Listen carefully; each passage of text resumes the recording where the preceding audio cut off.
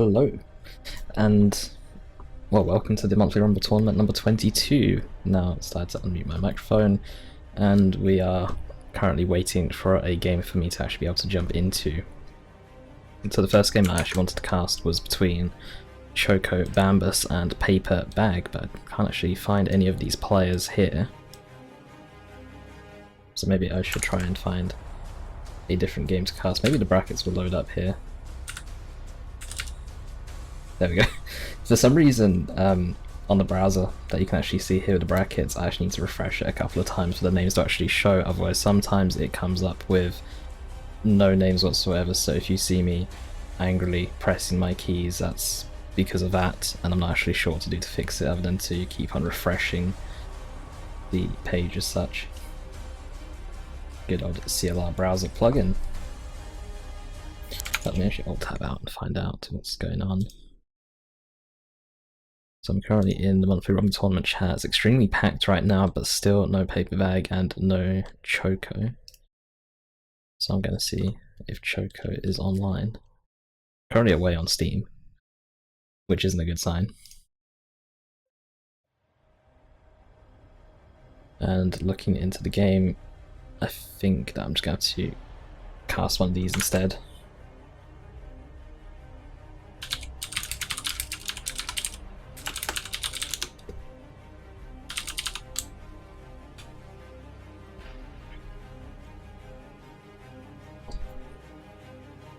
Don't even know what the Steam chat's all about. It's really random.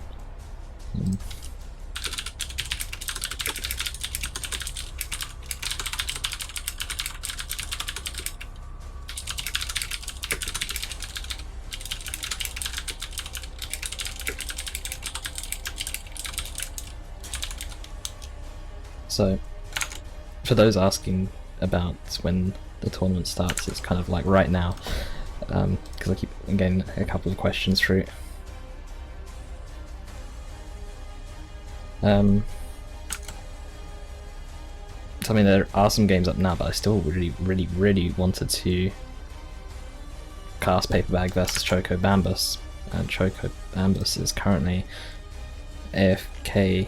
Let me message him. Tournament starts now, you still playing?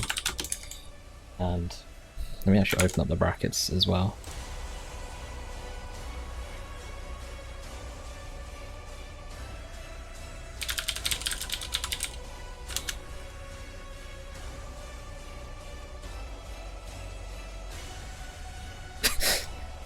Tournament starts now, you still playing? Sure, why not? Just such a... Okay, how's he got Paper Bag on his friend list? Oh, wait, I need to link him the tournament information. Let me go and give a link. Find a link, rather.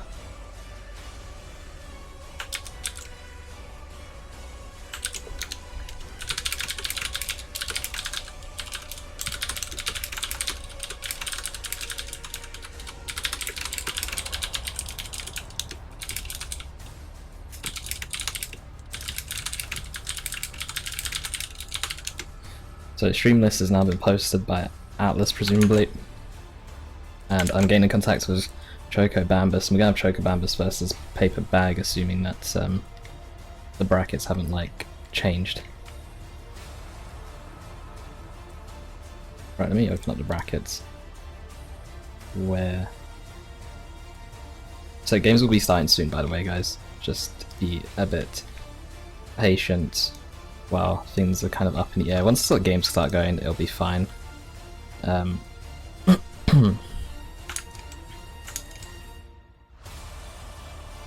Where's the chat gone?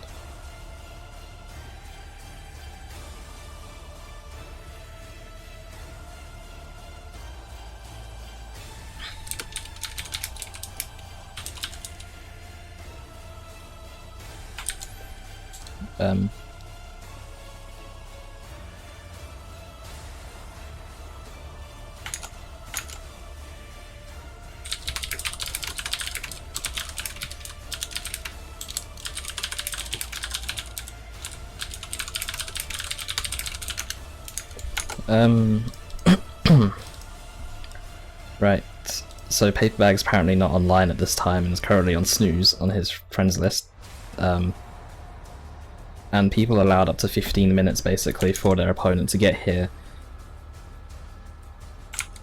So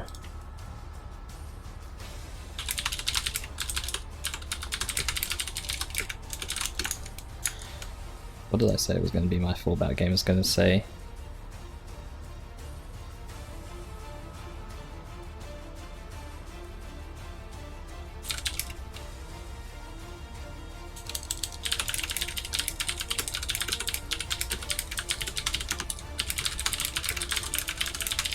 so as a fallback game, I'm going to be casting Asmund versus Adila, assuming Paperbag doesn't actually get here.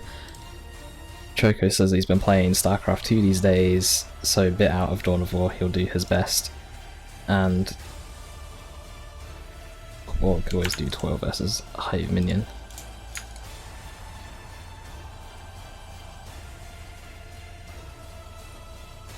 Nah, I'll do actually, you can't even see my lobbies, but you can see the screen now.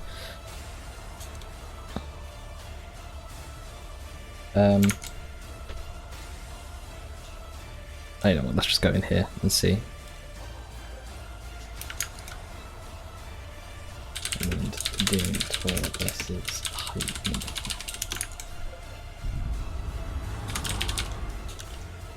So, okay, the first game's going to be Hiveminion versus Toilailee. It's just trying to find. It's because everyone's turns up late. If everyone turned up like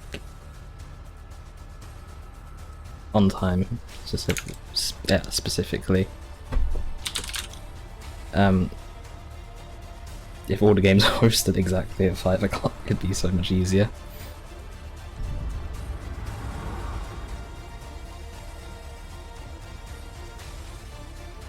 So guys, you ready for the very first game of Monthly Rumble Tournament 22, Hiveminion versus Toilailee.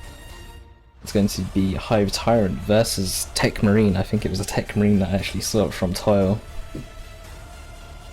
And map is also going to be Greentooth Gorge, which I am actually going to assume is the very first map of the tournament, and I'm going to assume that both the players, well, both of these players should know the rules.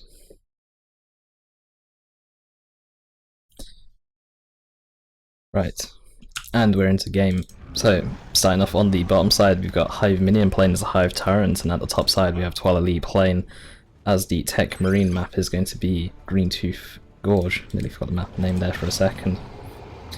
And, well, starting off, there's really not much to say, other than that this is like the very first map, but Toil going for some extremely early power here with his scouts. Going in for a double power cap. You normally see this quite a bit as Eldar, or you see a lot of Eldar players going for that kind of capping order. Meanwhile, Hiveminion just going to go for a standard capping order, going to get requisition and power at the same time. And wonder if Hiveminion is actually going to go for a triple Termagant build, or if he's just going to stick with 2 Termagants. A lot of Tyranid players of late seem to be going for both Raveners and Warriors in Tier 1, which are quite expensive Tier 1 together, especially when Raveners are 55 power with their corrosive, or not corrosive, with their Devourer upgrade. But still, it seems to be very much worth it.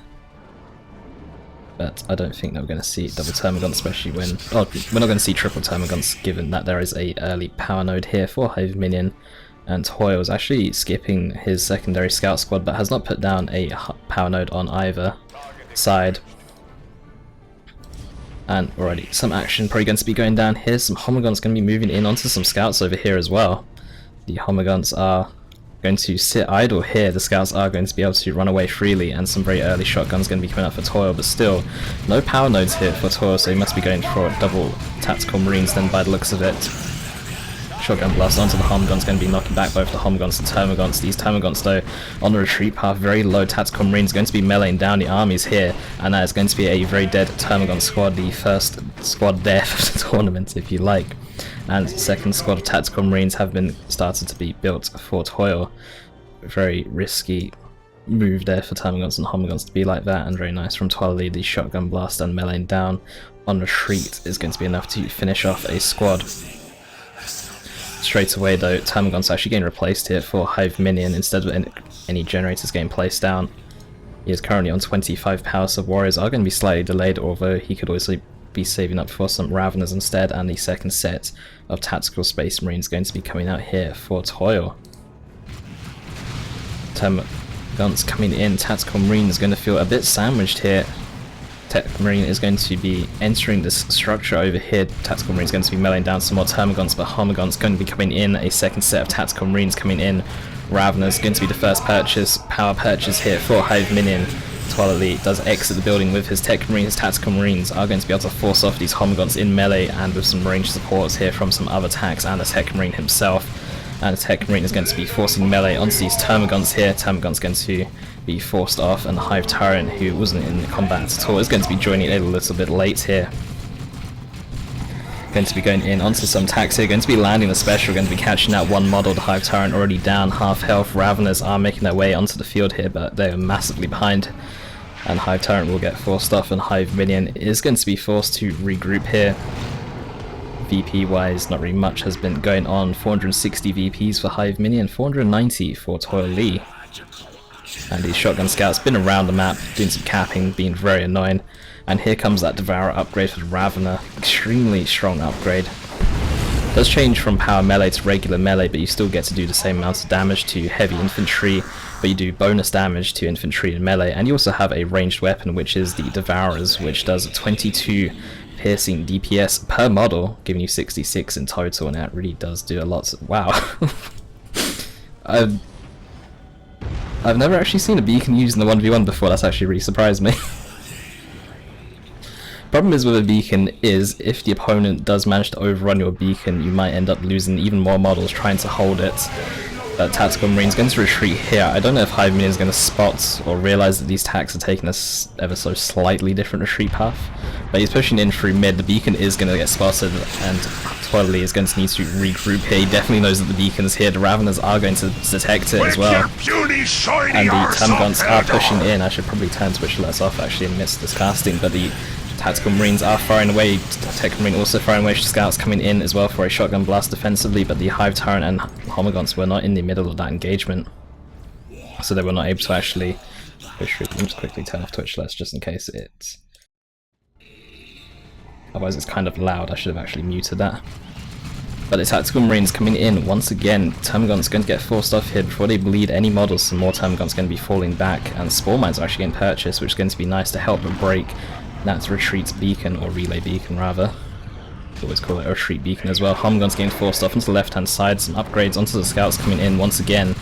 Going to beat the scout sergeant this time, giving him an extra shotgun, some extra DPS, and also the ability to throw a grenade as well. Hive Tyrant also getting that warp field in. Allows him to use his energy as a shield, very similar to the Iron Halo, similar to the DarkHero for the Chaos Lord, and similar to the Rosarius for the Inquisitor. Shotgun blaster onto the Spore Mine's going to be knocking them back. They tried to go in, trying to pop some models. The Bionics on that Tech Marine going to be knocking them back even further, and all the Spore Mines are now down, but Hiveminion is going to be flooding in here with some more units. Hive Tyrant will get forced off. Tactical Marine's going to be bleeding the model there to the Raveners and Termagants. Tech Marine still trying to force melee. Shotgun scouts pushing in. And looks like Hiveminion is going to back away here. I think the Raveners could force melee on these scouts fairly easily. Scouts though down to just 3 models. Grenade does get thrown down. The grenade will miss. Scouts going to be bleeding at further models down to just the sergeants now. Will be forced to reinforce all the models together. But that beacon in mid is going to give Toilailee such a good holding position here.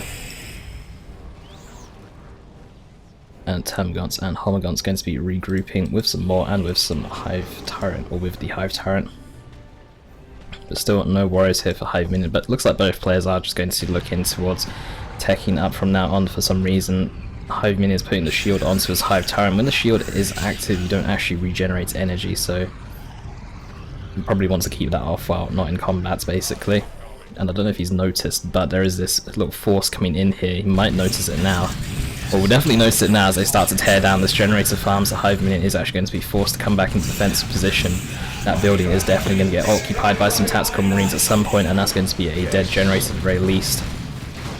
Could be a second dead generator, and after the second dead generator it might just be a full retreat here for Toil, fall back to the beacon and regroup. But it looks like he might actually decide to fight here instead. The Tech Marine putting out a lot of damage with his default bolster, about 33 DPS I believe. And Hive Tyrant going to be tying up some scouts. Scouts look like they might go in for the building. Instead, they're actually going to push up against these Termagants here. They're very risky or very prone to bleeding models. Termagants getting it forced off. Could see a retreat grenade here from the scouts, but the scouts are not going to get into position to actually throw one down. Hive Tyrant now by himself will get kited around, even with that warp field. Makes him very tanky, but he'll still get kited around a bit too much. And while all this was going on, Hiveminion has actually been busy keeping up with the capping on the sides here. Some Homagants on the right hand side, some Raveners on the top side have been capping, but Hiveminion unable to defend his generator farm. Did lose 2 generators, will lose a 3rd one here now. Shotgun Scout's going to come in for a defensive hit. The Homagants trying to bash some power here, will get caught out by some scouts. Scouts without their elite training are getting it now, however. The elite training is not just for the infiltration, does also provide health and energy regen when outside of combat, making your scouts able to just get into the fight a bit more often, really. And the Homagants going to get backed away here. Toilailee is now going to fully bash the generator of Hiveminion, finishing off the power node and the single generator that was left there before. Ravener's going to be burrowing towards the beacon blindly here. Really want to kill that beacon. Could melee it down. I think if you melee it down, it goes down a little bit quicker. I'm not actually too sure on that one. But Ravener's trying to whistle away the teleported relay beacon. Looks like Toilailee might let this actually fall, to be honest. For the advantage of capping the entire left side of the map. He's already decapped the power, he's decapping the VP, decapping the requisition point away from Hiveminion. Scouts are here to defend. Ravener's going to get slightly caught out here by grenade, only catching that one model. Scouts are going to try and defend. And you can see them trying to retreat, but they actually retreated back to the beacon instead of retreating back to base. They're now retreating back to base. Tactical Marines retreating in. This beacon will go down. Repairs are not available for this beacon at this time. And it's going to be a warrior drop on top of the beacon as well. Tech Marine decides to pause their mid-retreat for a short little break and decides to run away all the way back to base now. And it could be a counter bash here for Hiveminion. A Dreadnought's coming out for Toilailee. In the most recent patch, the zone front was changed so it no longer snares vehicles, making it even harder actually for Tyranids to actually deal with melee walkers as such. But we'll see how Hiveminion can deal with it. He does have the Hive Tyrant, could always buy a Venom Cannon, could always get a Venom Brood out, and we'll just have to put out a lot of damage onto the Dreadnought and basically force the Dreadnought away with lots of damage. But Hiveminion, not very high on resources right now, is lacking both requisition and power really for any kind of tier 2 unit. Ravener's going to get forced away here. Really can't afford to actually bleed in Raveners or Warriors just because of how expensive they are to replace the models. Tactical Marine model going to be going down here to the Warriors, but the Warriors now going to see this Dreadnought are going to be forced away. In fact, they're going to be retreating away. The Warriors will be able to get away though with 3 models. Termagants also going to take the same advice of the Warriors and back away. Ravener's even going to burrow away over here on the right hand side. Really don't want to lose any models to the Dreadnought. Termagant models not so much. You can bleed models like that as much as you want, but Raveners and Warriors, they do cost power, and with Hiveminion actually having no generators, or having these generators here about to get taken, he can't afford to spend any power unnecessarily. But this is going to be another dead generator farm here for Hiveminions. Did cancel that Tyrant Guard, is going to be buying a Venom Brood instead, or units in base going to be stuck there for quite some time. Homagant still on the left hand side, just been capping throughout the entire game, been very annoying here. Scouts are in the area, so could actually defend that power node, could try to repair it, but I don't think they could repair it in time. Tech Marine also in the area, won't be able to defend it, but if these Homagants retreat, could get in position for a retreat grenade, but there's not going to be a retreat grenade here. Dreadnought's actually giving the inspiration bonus to these Tactical Marines for killing a power generator. I didn't realise that actually happens, but Dreadnought does inspire on kill, but I didn't realise it actually affects it as well for power generators. You can see the little yellow glowing underneath the Tactical Marines. That does mean that they are inspired and do have extra damage. Tech Marine on the left hand side, just being very annoying, still only armed with that balance, but is level 2, getting close to level 3 however. And a Brood Nest is going to get placed down here for Hiveminion, costing 100 red. Although I do think that a lot of the red has come from his own units. Although he has actually wiped quite a few Tactical Marines, so could be wrong with that one.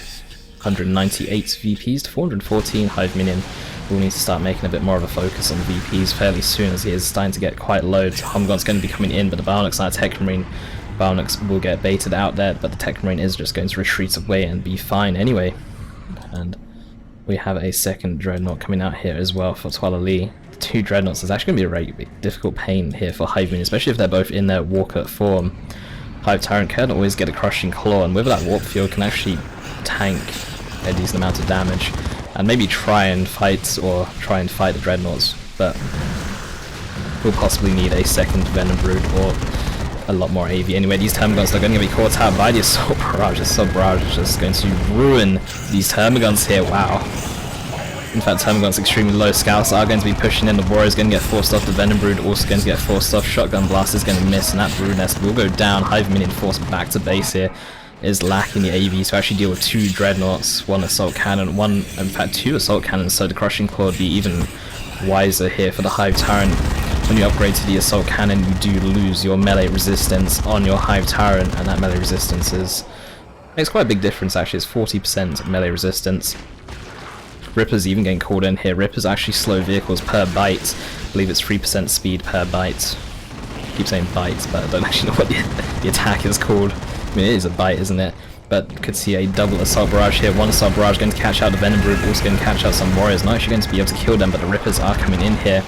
And the Rippers can slow the vehicles by 3%, but still nothing compared to the Zoanthrope Snare in the previous patch. In a second, Assault Barrage is going to be going down. And even Dive Turn TwichAlerts off, the noise still goes through apparently. But thank you to those who are following the channel midway through the game. Hive Tyrant is coming in, he's quite low right now. Dreadnought's getting inspired from killing these Rippers in melee. Ravener's going in a little bit too close to Venom Brood, trying to do what work it can, only on 2 models though. Are going to be bleeding another model, in fact that's going to be a Warrior bleeding the model, and you can see the Samus Bomb knocking the Tyranid army all the way around. The Homgun still on the left hand side, trying to do some capturing. Rippers coming out the Capillary Tower once again, but Hiveminion still lacking the AV to actually deal with these 2 Dreadnoughts. Is reinforcing all his units, but these 2 Dreadnoughts are so tanky, and with the Tech Marine, you can even see the Blessing of the Omnizai was actually called in that previous engagement. Both of the Dreadnoughts are repairing back up to full health without any repair support near them. The Tech Marine is global ability, the Blessing of the Omnizai, incredibly strong, keeping vehicles alive. We actually have a PDEF squad coming out now for Toilailee. Could actually go tier 3, could even finish off with a triple Dreadnought if he really wants to get a Venerable Dreadnought, even though it did get a cost increase in the previous patch. But Ripper's going to be trying to slow down this 1 Dreadnought in particular. Venom Brood are coming in. Still no War Gear onto the Hive Tyrant. I really think a War Gear onto Hive Tyrant would come in crucial, and Dreadnought even landing a special on the Ripper's just going to instantly mince all of them in the area. Shotgun Scouts also in the area to defend. Ripper's trying to go in once again, but the Dreadnought's meleeing it down, just doing so much damage. The Hive Tyrant is going to go into melee, but still no Crushing Claw. The regular default weapon is not going to do any damage whatsoever. And double Assault Barrage could be coming in here right now. Wow, that's going to actually tear down these Warriors. Plasma Devastator is going to knock back the Hive Tyrant, and that's going to get him killed. And the first game will be going to Toilailee. Well, the Dreadnought's going down quite quickly. Having a look at the unit score, commander level, Toilailee did have a higher commander level and also 1 commander kill at the very end there. 90 units for 11 here for Toilailee, really did mince down some Tyranids. But this is a best of 3, so Hiveminion does have time basically to redeem himself if you like. But a very strong performance here from Toilailee though. Let me get out of the player slot because I'm not meant to be playing right now. And now that Hiveminion's actually lost the game, it'll be his choice to pick the map as well. Let me actually bring up the brackets. Ooh, the brackets actually worked first time, then that's quite fortunate. I can't even see the brackets on the screen. Maybe if I actually open up in the Steam browser so it's actually on the screen closer to me. Where are these brackets? I know that you guys can now see the brackets. So Toilailee was on top, so he had to pick his commander first. I believe that's how the rules work, and then Hiveminion picked his commander second. So now it's Hiveminion's first choice, and he's still going to go with the Hive Tyrant. The map is also going to be Quest Heresy as well. And Toilailee is going to be switching up to the Commander Knob. Let me actually bring it back onto the screen so you can see what is going on. Commander Knob now going to be picked against Hiveminion's Hive Tyrant. Very strong performance from the Tech Marine in the previous game. Toilailee though going to be switching up to the Commando Knob, and Hiveminion is going to choose Quest Heresy, a very awkward map if you like, especially when you think about how a lot of the fighting is focused on mid and there's plenty of shot blockers to be used here. Starting off on the bottom side, we have Hiveminion once again on the bottom side actually, and at the very top we have Toilailee playing as the commando knob. And a lot of the action does take place in mid. There's a lot of shot blockers. You can see all these giant walls here. It can only be crushed by vehicles or heavy walkers if you like. I don't think Razorbacks can crush them. You actually need something like a Dreadnought, Tyrant Guard, or Death Dread actually to actually crush these walls. Just a lot of shot blockers. Makes it very annoying to play against certain types of playstyles really. But not really much else to be said. Both players are going to go for standard builds for now. Could even see some Spore Mines get built given that Hiveminion is now up against Orcs this time. Spore Mines are a bit more effective against Orcs compared to Space Marines. But we will see. It does actually need another 10 requisition for a Spore Mine. And we'll be getting those Spore Mines as well. Commander not going to be coming in here. Should be able to pick off some Homgun models fairly easily. What is the default weapon of the Commander not called? But his shooter anyway, his shooter does 100 damage per burst. Homguns actually have less than 100 health per model, so I believe the Commander knob is able to actually pick off a model per burst, roughly. But you can see that he's already picked off 2 models. He's gained quite a fair chunk of XP there that you can see as well. The Commander knob's default weapon is incredibly strong, which is very bursty, and also he has to fire 100% fire on the move accuracy, allowing him to not lose any damage while on the move. And Stun Bomb is going to go down, will land on the Hive Tyrant. Hive Tyrant will be stunned here. Slugger's going to be coming in, but the Spore Mines are probably going to scare these Sluggers away here, and you can see they're running away right now. Slugger's trying to bait out the explosion here from the Spore Mines. Spore Mines now going to be switching focus to the shooters, going to be catching them out big time. Hive Tyrant will be fighting some Sluggers as well, and Sluggers with only 60 melee skilled, Hive Tyrant with 70. Hive Tyrant will be able to land specials on a regular basis against these Sluggers. And even if the Sluggers could land a special against the Hive Tyrant, he is just way too fat to actually get knocked over or even care. But Hiveminion will be winning the first engagement here. The Spore Mine's playing a very big role in that. Termagon's going to be denied the capture here on the power, given that the power node has just started to get built. Looters going to be coming onto the field for Toilailee, and Warriors going to be purchased for Hiveminion. Spore Mine's going to be sitting around the shot block, and this is why the shot blocker is really annoying. So Hive Tyrant's going to retreat. We're going to heal back up to full health, presumably. But Toilailee will now have to be slightly cautious when coming through this little entrance here, because the Spore Mines can just come in. Well, the Spore Mines are designed to actually back away here.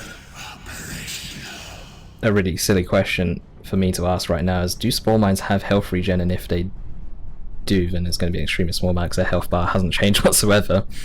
Okay, so Spore Mines doesn't look like they have any health regen whatsoever, so they can't just hide, regen up to full health and have a more successful attempt at coming in. But Warriors going to be coming in. Looters are set up though. Looters are set up in a bit of an awkward position there. Warriors might be able to flank around and actually catch out Looters, but the Warriors are just going to walk inside the arc themselves, armed with a Barbed Strangler as well. Need to actually fire that weapon though. Termagants also needs to be upgraded with Toxin Sacks. The Warriors going to get tied up here by the Sluggers. Warriors actually landing especially against the Sluggers. They don't lose any melee skill when buying the Barbed Strangler. And Termagant's going to get forced away here as well. The Looters providing so much dominance in this engagement here for Toilailee. The Hiveminion will be forced back to base, and Toilailee will be able to recapture mid and put down some generators of his own. Although he could have done that without having mid, but still, he will be doing that at the same time. That's Hive Tyrant going to be arming himself with the improved, well not the improved synapse, the extended carapace armor allows him to charge in. It's going to be used to interrupt these Looters. Warriors also can detect the Looters, which are currently stealthed up in here in mid, although they won't be able to detect it outside of this arc of fire though. But the Hive Tyrant is ready to charge in. Termagants are going to get knocked over by a friendly Hive Tyrant charge. He charges into the wrong unit though. But the Homguns coming in for a flank. Looters going to get tied up here by some Homguns. It will all work out in the end. Stun Bomb onto the Homguns. Commander knob is going to get forced off here. We'll retreat, and we'll have a safe retreat here since all the Homguns are stunned and currently can't do anything about it. Commander knob Stun Bomb only needs to catch out one model to actually stun the entire squad as well, by the way. So it can be really annoying for Hive Tyrant, especially with a lot of models. One Termagon model gets stunned, the entire squad gets stunned. Some Sluggers going to be moving over to the left hand side. Both the Termagants, or only one of the Termagon squads actually armed with the Toxin Sack upgrade. Normally do see that across. Okay, second one is coming in now. Toxin Sack upgrade does provide a large damage boost to the Termagants. I believe it's about 55% damage, isn't it? 45% damage, sorry. And extra health as well, which is always good. Very cheap upgrade as well, only 15 power, and provides a lot of stats and utility if you like. The Hummingon's going to be stuck onto the left hand side, doing some capping, meanwhile some shooters onto the right hand side. Hive Tyrant making his way back mid. Looters trying to set up once again, but the Hive Tyrant is charging in here. Going to be butchering these looters, going to be catching out a model here on retreat, might catch out a second model. The second model does actually live. The looters on 2 models, doesn't need any reinforcement. That's all. Commander not going to get suppressed here, won't be able to fire back really. These warriors going to suppress once again, we'll be able to get one burst out there. And warriors will just carry on firing as normal. The Hive Tyrant going to get forced away. Shooters here on a, well, not really retreat path, but doing some side capping here for Toil. Upgraded with the shooter knob. No bigger shooters for them just yet though. But Termagon's going to be coming in here. Shooters are going to be falling back. Might try and regroup up with some more units, although it's going to take some time for that to actually happen. Commander Knob also armed with a better combat kit, and some more Homagons actually getting purchased here for Hiveminion, which is an interesting purchase right this time. But maybe he wants a second capping unit and keep the initial Homagons for more combat purposes, since the initial Homagons do have the XP, or have a little bit of XP. Shooters in the end going to get forced off, trying to sit very valiantly behind some green cover, unable to actually hold off against this army though of Hiveminion. Unable to even fire back really because of the constant suppression from the Barb Strangler warrior squad here. Hive Tyrant going to be making his way though to mid. And going to be regrouping up, and another reason why the shot blockers are really annoying on this map, this brood nest, even though it's behind the wall, will still affect the units on the other side of this wall.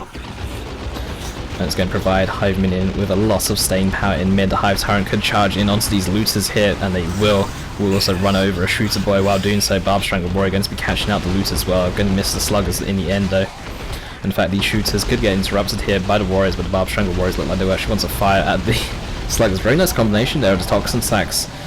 Normally you can try and dodge the Barb Strangler as it's flying mid-air by trying to move out of the way, but the Toxin Sacks or the Crippling Poison ability getting used there to slow the sluggers down to nothing, allowing the warriors to actually land a direct hit and forcing the sluggers to retreat in the end. But Toilailee going to be the first person to tier 2, 3/4 done. Hiveminion starting to tech up now. The Commander Knob next to some Homagons here. Don't know if they've noticed each other just yet. They have noticed each other now though. Homagon's going to try and tie up the Commander Knob in melee, doing to be careful of a stun bomb actually landing on the model at the back there. Needs to carry on running forward. We'll catch out some of the models here, and here's what I meant earlier. Catch out one model, the entire squad is stunned. You can see models without the stun debuff on them actually, well, acting as if they are stunned if you like. That Commander Knob taking a lot of damage here, should be able to get out there just fine, especially with that better combat kit, giving them an extra free health regen per second. It's very difficult to kill commanders in retreat when they've got a lot of health regen with tier 1 units anyway. The Looter's going to get interrupted. Did see the special shooter coming in for the Commander Knob, the Shotgun. The Shotgun Blast does a lot of damage with its Shotgun Blast. It's about 115 rending damage. And I honestly have no idea how rending damage scales, but you can see it pretty much forcing off a squad straight away. Barb Strangler Warrior is going to be coming in. A Slugger Knob going to get purchased here for Toilailee. The double shooters getting suppressed by the Barb Strangler Warrior. Homagon's going to be struggling to fight these sluggers. The brood nest is here. They are reinforcing at the same time, but only reinforcing one model at a time, which is not enough when this Slugger Knob is outputting so much damage. But in the end, Hiveminion is going to hold the area here. 423 VPs to 340. The Termagons and Homagons going to be pushing in through mid, going to be capping up. A lot of the map is actually very blue right now in favour of Hiveminion. Commander Knob, as much as he's been very sneaky off to the sides, is had all his work taken down by some side capping. Homagons Tyrant Guard getting purchased here for Hiveminion. Toilailee going to go for some stick bombers. Stick bombers with the ability to throw ranged grenades, also the ability to throw stun grenades, and also the ability to fight in melee combat. They do actually have 80 melee skill, which allows them to land specials very frequently, especially against ranged units which only have 50 melee skill. But here comes some stick bombs now. Termagon's going to get caught out here, but should be fine. But still a very good source of AoE damage. It looks like the engagement is going to go down. Barb Strangler Warrior is going to catch out the double shooters. Slugger's going to try and come in. The Hive Tyrant is going to charge in there, going to miss the Looters though. I do think they should have maybe aimed for the Looters a little bit, as there are going to be some dead Termagons though. In the end, some stun bombs or some stick bombs actually going to get thrown around, going to get cancelled to save on some red there, since they were going to miss, since Hiveminion did retreat away. Brood Nest could be in a bit of trouble. I'm not sure how much damage the stick bombs will do to the Brood Nest, but I'm pretty sure it can actually get taken down by some stick bombers though. Tyrant Guard is finally out in the field. And Tyrant Guard is super heavy infantry. It's wow. This is the shotgun blast. I mean, these Humguns were full health, and the shotgun blast just brought them down to a third health, and they're forced off the field already.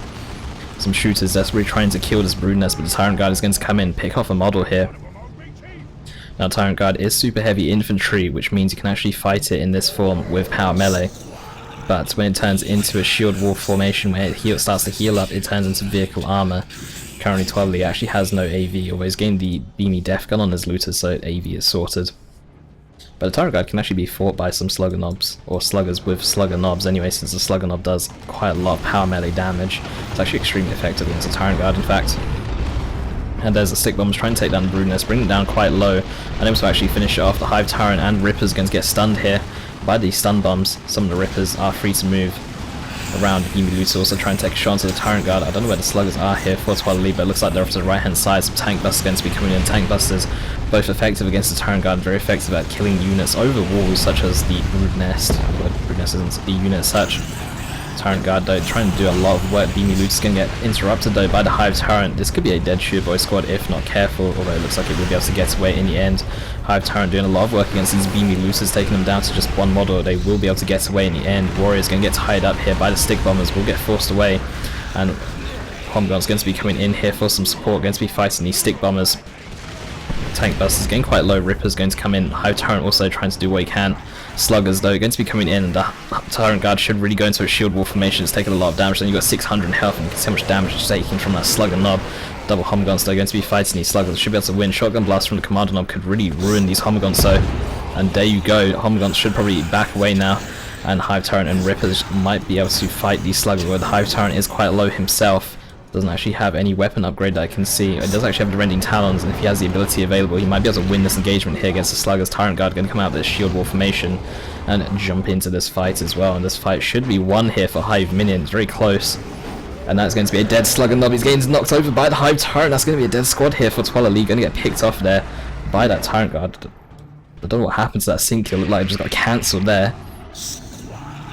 And the Commander Knob is just going to run away. The Tyrant Guard is also deciding to charge out of there. Both players are just going to leave each other alone and regroup for now. Commander Knob's actually going to go in for an aggressive cap onto the left-hand VP, already level 3 in fact. Doesn't have any accessory, but does have that special shooter, which is doing so much work throughout the game, especially against all these low health models and high model counts. The Shotgun Blast doing so much damage. Stick Bomb's going to get thrown, but it's actually going to get baited or dodged here by Hiveminion. Double Humguns trying to push in as well. Barb Strangler Warrior is able to land suppression onto the entire army there of Toilailee, and Toilailee is going to be forced to mass retreat away here. And with the loss of the Sluggers and the Slugger Knob, it's going to be very difficult to actually deal with the Tyrant Guard, or very difficult to do much against the Barb Strangler Warriors as well. Sluggers with their power melee from the Burners and the power melee from the Slugger Knob. It's extremely effective against these Barb Strangler Warriors, very effective against the super heavy infantry of the Tyrant Guard, but without stats, it's going to be kind of annoying to actually deal with. But Hiveminion not having that many more VPs than Toilailee. Toilailee is actually going to be the first person to take up to tier 3 here. The VPs 307 to 249.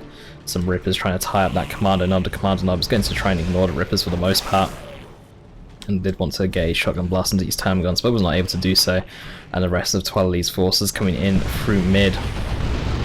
Hive Tyrant going to be taking a lot of damage. Rippers not going to take too much damage. They're so small, they don't actually take much damage from range, or they do take a lot of damage from that Shotgun Blast and do get knocked over. The Rending Talons though from the Hive Tyrant going to be spreading the army of Toilailee here, but the Hive Tyrant unsupported other than Rippers is going to get forced off by the entire army here of Toil. And the Tyrant Guard's almost up to full health as well. And that is going to be a very dead Brood Nest. Tank Buster Barrage is going to tear that down.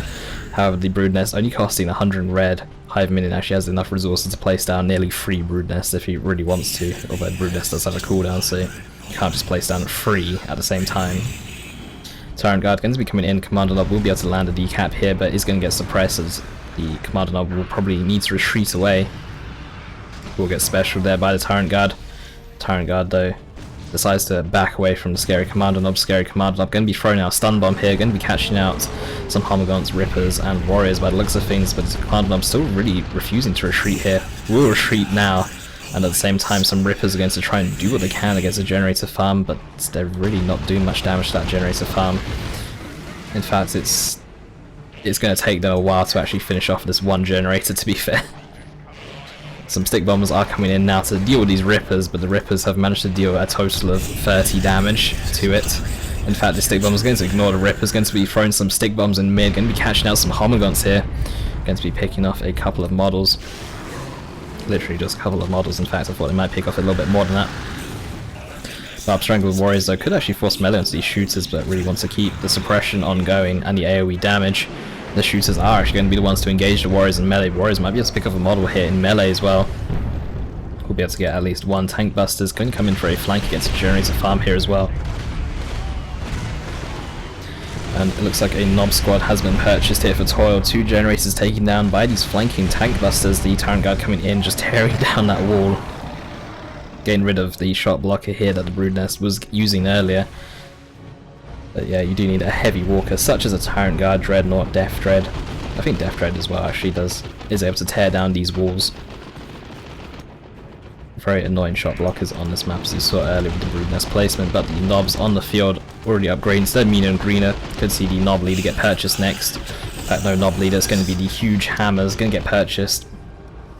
Huge Hammers do insane amounts of damage, and also with each swing they gain momentum, and you can see orange rings around them when they attack, and each orange ring represents an extra 33% damage, I believe. Hopefully the description will actually tell me. There's so much to remember in the game. Oh. Huge Hammers. Each swing increases their weapons in height, sends it increasing damage by 8% for 12 seconds. Yeah, not 33%, that'd be kind of ridiculous, wouldn't it? But still, no Nob Leader for them just yet. I think that's going to be the next purchase here for Toil, or maybe you get the Nob Leader if the Nobs actually do well in melee combat. It looks like he might be saving up for a second tier 3 unit with the amount of resources he's got stacked up and with the lack of Nob Leader here.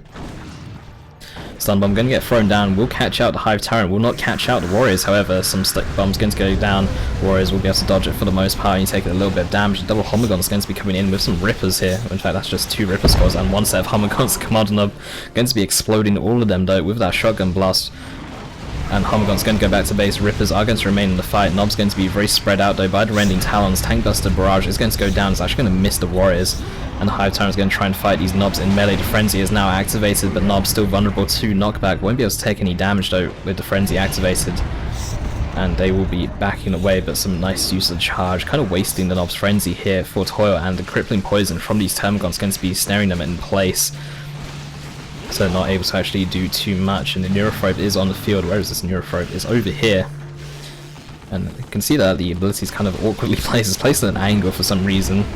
And some more Stick Bombs going to be going down. It's going to slightly miss actually. It's slightly falling a bit too short here. Neurophobe trying to do what it can. Will miss against the Nob squad. Tank Buster's still sitting around the wall. Some Stun Bombs going to get thrown down. Stun Bombs will be able to catch out the Warrior squad, but there's nothing to actually follow up that stun.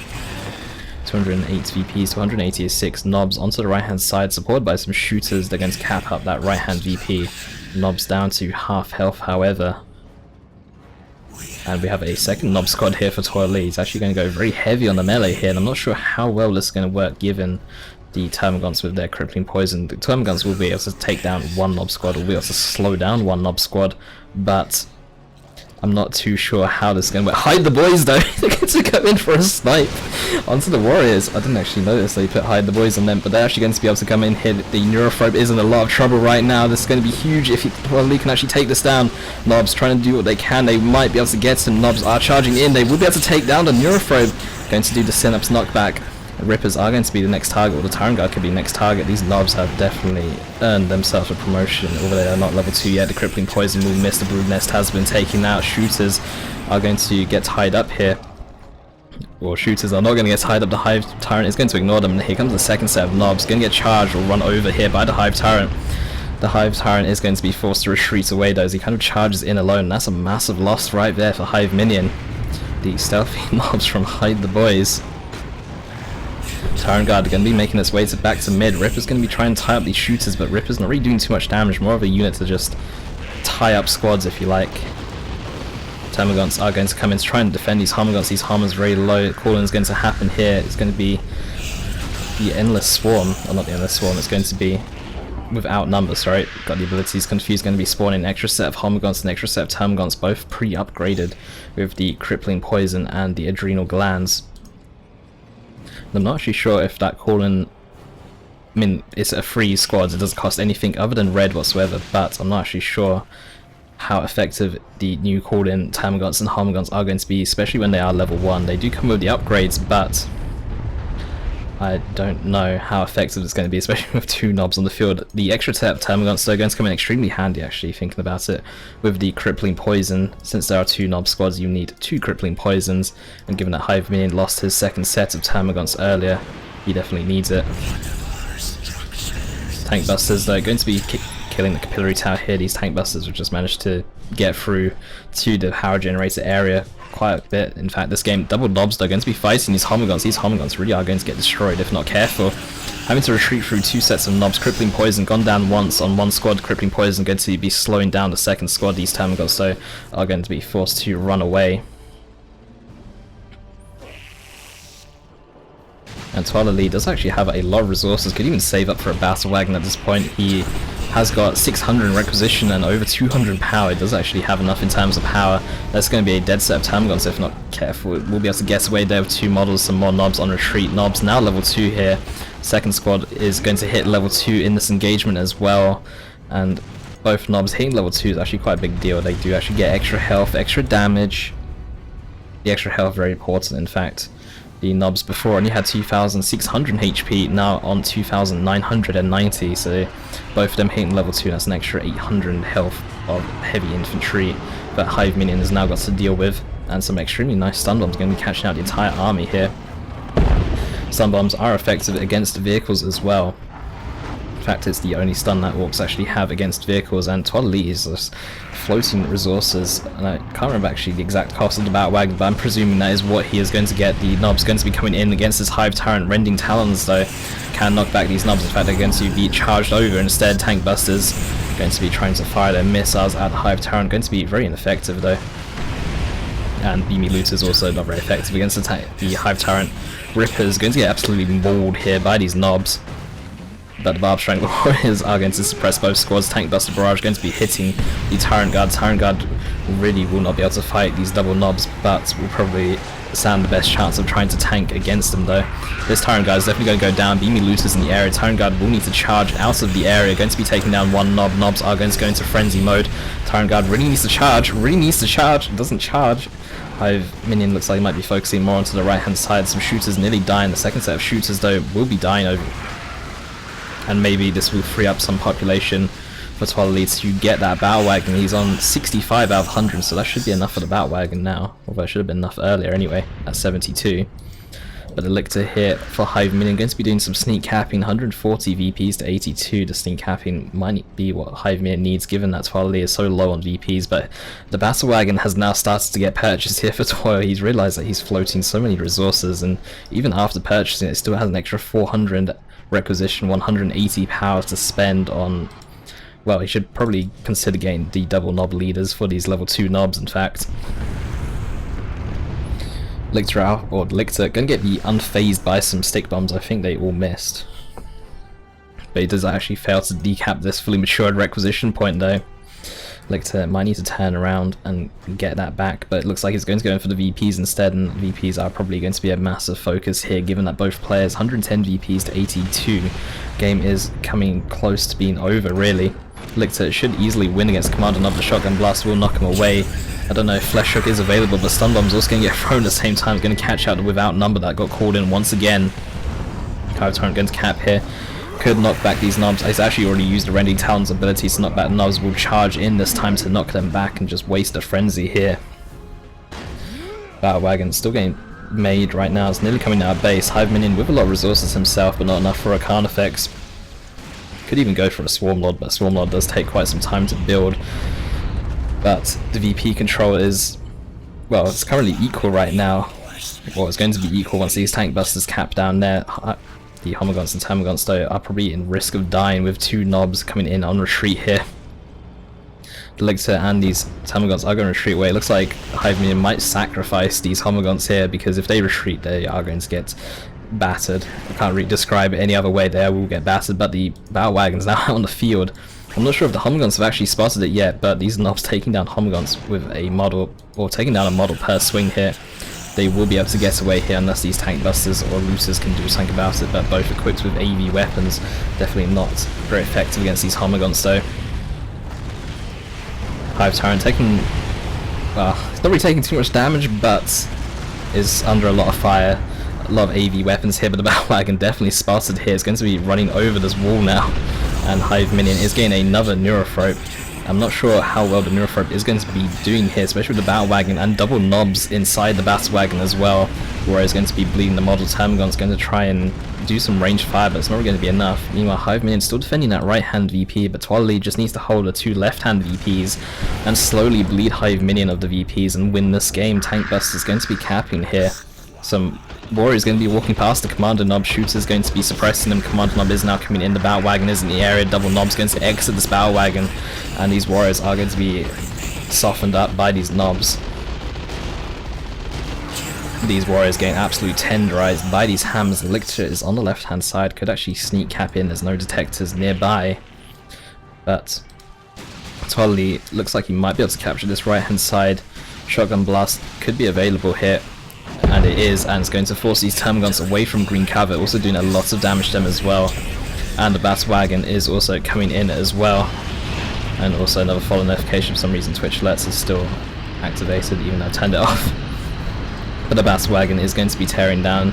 I'm trying to run over these Termagants. Looks like Hiveminion has actually forced off what units were left defending the natural of Hiveminion's VP though.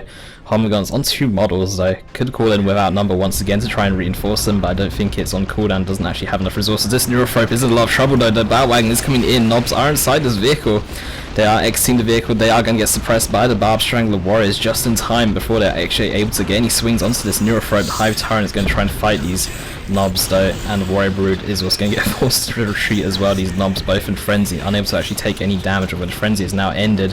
Hive Tyrant actually landing a special, and then going to be following up the Rending Talons knockback, going to try and stop these knobs from capping. 79 VPs to 53. The game is so close. Hiveminion, if he loses this game, he's out of the tournament. If he wins this game, he has another chance to stay in and even up the score against Toilailee.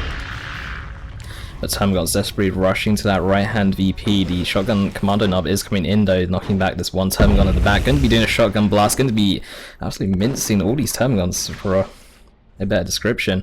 Level 6 Commander Knob, very close to level 7. Termagant's going to be forcing melee. Another call-in going to be coming in here. I don't know if it's without number or if it's going to be Warriors, but these Termagants are probably going to be reinforcing. In fact, he's nearly killing his own Termagants with it.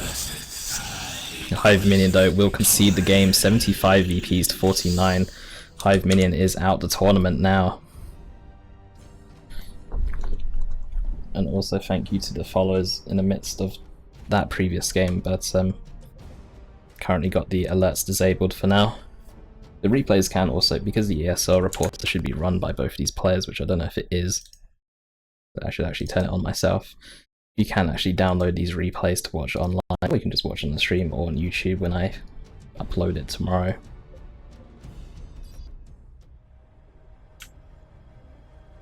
Right. So let me see if I can bring up the brackets. There we go. So let me actually open up brackets myself because I can't actually see it even though I've brought it up for you guys to see. So VindicareX is advanced versus Quantum, Wise Windu is advanced 2-0 against Evil Marriott as well. Toilailee will be up against VindicareX in the next round. Aguxyz is versus What the Fudge, but they have not actually started their games as of yet. Yaay versus Crewfinity, I'm not sure if they're in game right now. Ace of Swords versus DarkHero, and that was meant to start in about 7 minutes, or 6 minutes actually, so might try and jump in and see if we can actually watch that. And there's also Adila versus Aswan, which we could actually jump into now. Although I think that might be game casted. Wait, Riku versus BbBoS. Where is Riku on my friends list?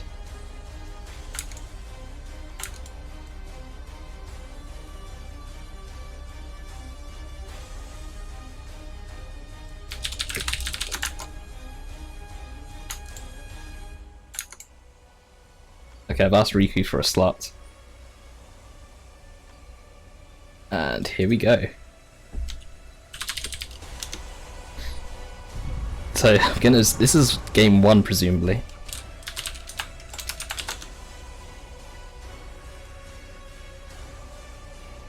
Okay, game 2. Riku's won the first game versus Choco. It's now going to be game 2 between Dark Riku and Choco BbBoS.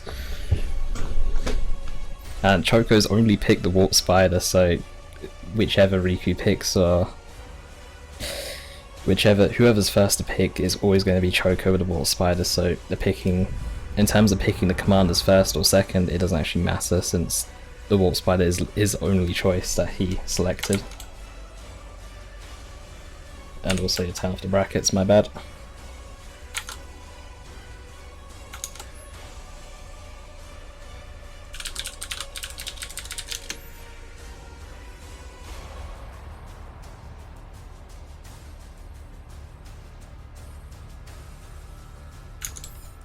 So it looks like it's going to be Greentooth. What was it? It's not. It's Greentooth Jungle, isn't it? Greentooth Jungle Redux, I believe, is the map name.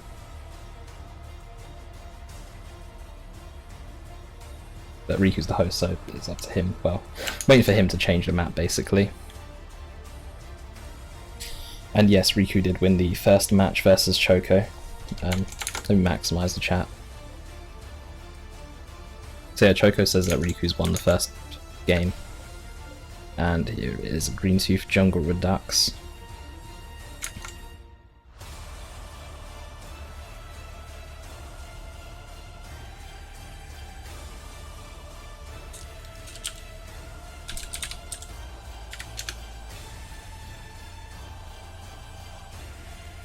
So, yeah, no, well, people don't like observers and stuff, so they're going to get removed or told to go watch the streams. Well, I'm the only one streaming this game, so it's kind of forced to watch me, I guess. Right. While this is going on, I'm going to sort out some stuff in the background, so I'm going to be a little bit quiet.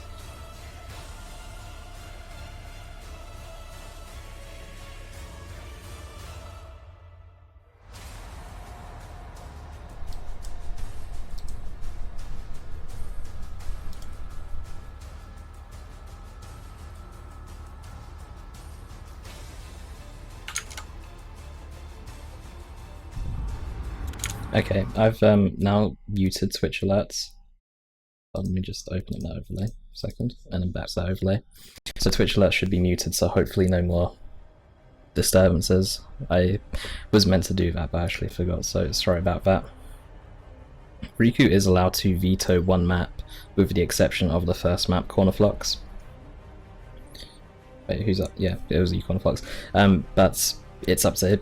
Well, if he does veto it, then he can't veto any other maps. Although, I don't think there'll be a situation where he will veto twice in a row anyway. It looks like he was just deciding on what commander he wants to pick, so he's going to be picking the Chaos Lord. And Choco obviously going to be stuck with that Warp Spider because that is his literal only choice. Right. Can minimize the chat anyway. So, checking the map pool has to be this version. Oh, it's the fixed version. So there's a Redux version and then there's a fixed version, and I'm honestly not too sure what the differences are between the two, so please don't ask me about it. But anyway, game 2 between Dark Riku, Choco BbBoS. The map is going to be Greentooth Jungle Redux fixed version. And it's already a bit too late for me to go and cast Adila versus Asmon Chadix. But starting off on this bottom corner, we have Dark Riku, and on the top side of the map we have Choco BbBoS. And BbBoS says shit bug, so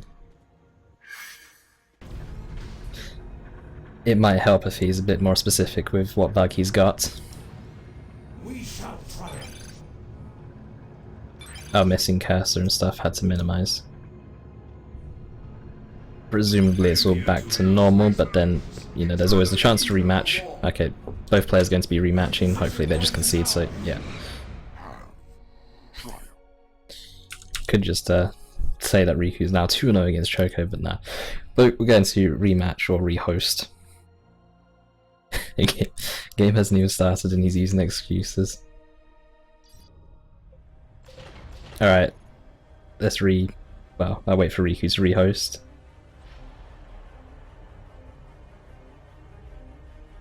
too easy. Yeah, I don't know how long the game lasts. I should have checked the replay, but it's probably like 30 seconds. That does actually count as a ranked game as well. I mean, you can always speak to the mods and get the game removed. So, once one of the players exits and once one of the players hosts, we can get started. But let's have a. Oops. Also, thank you to MC Tiger for the follow. Let me actually. Okay, Riku's restarting his game. Here's the brackets, and nothing's really changed in the brackets since I last looked at it, so let's actually just go back to this instead.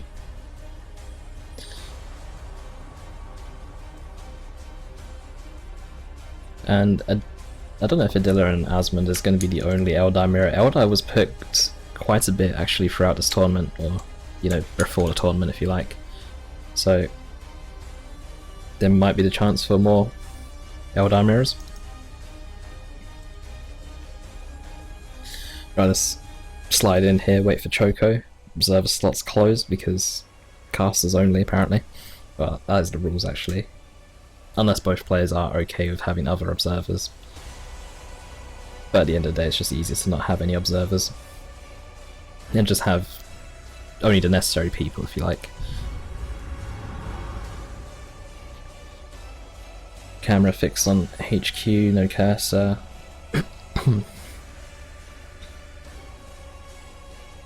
Alright, everyone's ready, we can just jump straight back in because it's literally just a rematch. Once Riku hits that play button. Any second now. So other than that, I'm going to assume that a lot of people are enjoying the tournament, and also I believe I actually hit a new stream milestone as well in that previous game. I believe I saw the view counter actually jump up to about 130 at one point, which is an new time high, so thank you for all watching at the same time for me to hit such a number. And that's only the first game, so in the finals when normally there are more people watching, that might even hit 150 later if we're really fortunate. But anyway, the game's starting once again. Riku in the bottom side of the map and Choco on the top side of the map. Chaos Lord versus Warp Spider on Greentooth Jungle Redux fixed version. Very long title for a map there. And other than that, there isn't really much to say other than normal standard Eldar things, which you do see, which is Eldar going for both the power nodes or both the closest power nodes with their first two units, the Commander and Stein Squad. Damn to GU, she murders your eco. Oh, two Guardians. Two Guardian weapons, or two Guardians, or Dire Avengers as they're now called from Elite to Retail, or Retail to Elite. So I reckon that Choco's kind of just revealed to himself that he's not going to go to Dire Avengers, or maybe he has baited it out, but he's definitely not going to be going to Dire Avengers given that he's actually put down two power nodes very early and probably follow up the power node with a power generator on one of these points as well. But so far both players just capping around, but some CSM going to be meeting some Dire Avengers capping the VP here and will probably force them off. Dire Avengers will actually just retreat away instead of just backing away. Choco really not wanting to bleed a single model here. Dire Avengers are not exactly cheap to reinforce, so I suppose want to avoid that as much as possible. Batch is going to be coming in with an extremely early aspect of strength weapon upgrade as well. Heretic's going to be trying to tie up the Warp Spider. Warp Spider going to be teleporting away and is going to be kiting them around. One Heretic model going to be going down, a second one might go down in melee here. The Warp Spider will not be able to land a special against these Heretics just because Heretics have 75 melee skill and the Warp Spider has less than that. But Warp Spider though, very effective at bleeding away the models in range, not so effective in melee though. Well, with his default weapon anyway. But will still win in melee nonetheless, but you still want to try and avoid taking so much damage from Heretics in melee when you can just try and kite them around with the Teleporter Pack and the Death Gauge Spinner. But the Warp Spider still kiting around these Heretics. These Heretics will need to back away. I think Riku's trying to buy as much time or trying to weaken the Warp Spider as much as possible so he's less of a pain later on. And Riku already gained some Noise Marines on the field. Choco, still with just his tier 1 units, is going to get a Guardian Weapons team as his first tier 1.5 unit. Heretics are actually going to be the ones to force the Warp Spider off, which is quite interesting actually. Heretics with 140 have the Warp Spider off 90. Heretics will probably win that engagement actually. Banshee's now going to the right hand side, getting chased down by the Chaos Lord. Could see a combi flamer come in from later, giving him 31 range DPS and I believe 100% fire on a move. Makes him extremely effective at picking off Banshee models. Banshees will retreat, looks like they will be able to get away without a single model loss here. And the map is looking incredibly blue actually for Riku. These double heretics capping up the top side of the map, Chaos Lord and CS7 down the bottom side of the map, and you got Noise Marines coming in as well. It's actually looking quite bad for Choco straight away. So he's going to have to sit quite defensively here with the Guardian Weapons team, wait for even more upgrades or a second Guardian Weapons team to come in. But the Noise Marines are here, the Guardian Weapons team is moving away actually. It's going to be very bad here for Choco. He's got his Warp Spider nearby, he could try and force melee onto the Noise Marines and buy some time, but where's the Guardian Weapons team gone? Oh, it's here. Banshee's Guardian Weapons team and Warp Spider might be able to defend against these three here, or might be able to buy some time, but that's 2 generators down already, that's quite big. Banshees are going to be coming in, Noise Marines are going to Cacophony to knock these Banshees back. Guardian Weapons team gets tied up though by the Chaos Lord. Cacophony is going to go down, CSM moving to avoid it, and they can just sit at range and keep firing away at these knocked back units without any repercussions whatsoever. And that was very misplayed there by Choco. And GG is called already actually. Okay, GG, I can't play Dawn of War 2 so bad, I mean I am. And that was a very short-lived game, but you guys did ask for it.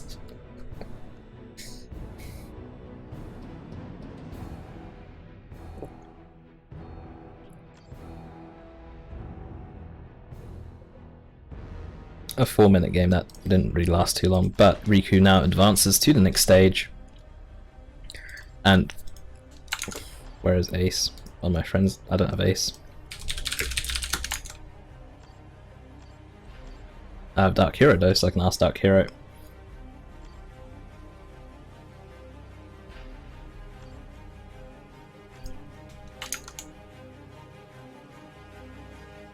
But let me just add Ace.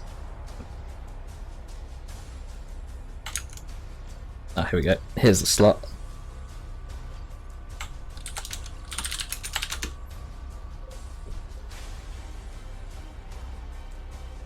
Let's ask if this is game 1 or not. I'm not really sure.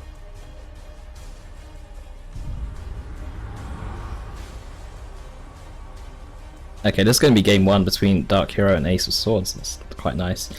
So I did, or Alice did tell me that this game was going to be an hour delayed. And, well, here we are now. Game 1, I'm not sure if DarkHero is here or not. Although I'm assuming that he is here because he did, or I don't know, maybe Ace just heard me screaming on stream for a slot.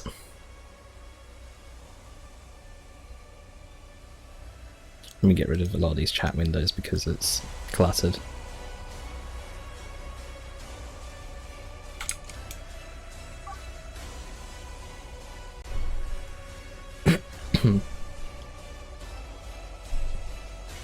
Anyways, looks like we're moving into game 1 between Ace of Swords and DarkHero. This is the very first game. This is still a round of 16 game. And it's going to be between Ace's Brother Captain and DarkHero's Chaos Lord, 2 very tanky commanders, both unable to actually get suppressed. And both come with a starting ability, the Brother Captain in particular having Weird Hammer, which is already activated to give these IST an extra 1 move speed and damage resistance. The damage resistance won't be needed as of yet, but the +1 move speed allows them to go in for a quick capture. Also have I zoom this camera out. The Chaos Lord starting off with the Kill the Weak ability, which allows him to knock back all surrounding melee or all surrounding units in a very small radius around him, and allows them to heal up as well per model hit or caught out by it. And Ace of Swords probably going to be going for a, well, he's going to be sticking with the single IST squad here, and it's probably going to go for a strike. Actually no, he's going for double IST, I'm wrong on that. But a bit of Corn Worship going down here. DarkHero is actually going to go sticking with a single heretic squad this game. However, Chaos Lord is actually quite good against Brother Captain in the sense, or very good against the double IST squad as well. And Combi Flamer is very effective at picking off models. IST having 100 health per model. Combi Flamer doing 30 DPS, can pick off a model very easily. And everyone harassing Choco in the chat. Let's put an end to Choco violence, or harassment. That's not violence, is it? But put an end to Choco harassment. And DarkHero are going to be going for a double CSM. Probably in tier 2 going to be going for a double Mark of Zinc CSM with the Inferno damage, extremely effective against heavy infantry, which Grey Knights do have quite a bit of. And Ace in tier 2, I think he might go for a Razorback against Chaos, given that Chaos are not the most mobile, although the Chaos Lord with the Mark of Corn Worship can get Plague Marines or can get units around the map very quickly in a small radius. Grenade Barrage going to be casted as soon as the grenade upgrade has been finished. Double CSM are now fighting Strike Squad, knocked out of the green cover. In fact, their cover's just been destroyed by that Grenade Barrage. Going to be forcing melee onto the CSM. They will win in melee against CSM, although not at this health, but they do have an extra 10 melee skill on top of the CSM's 60, allowing them to actually land specials fairly frequently like that. And their specials really are annoying. Landing even more specials here, the CSM are going to be forced off and back to base. Not a single CSM model has gone down, very fortunate there for DarkHero. And again, not a single Strike Squad has gone down for Ace, so very fortunate for both sides.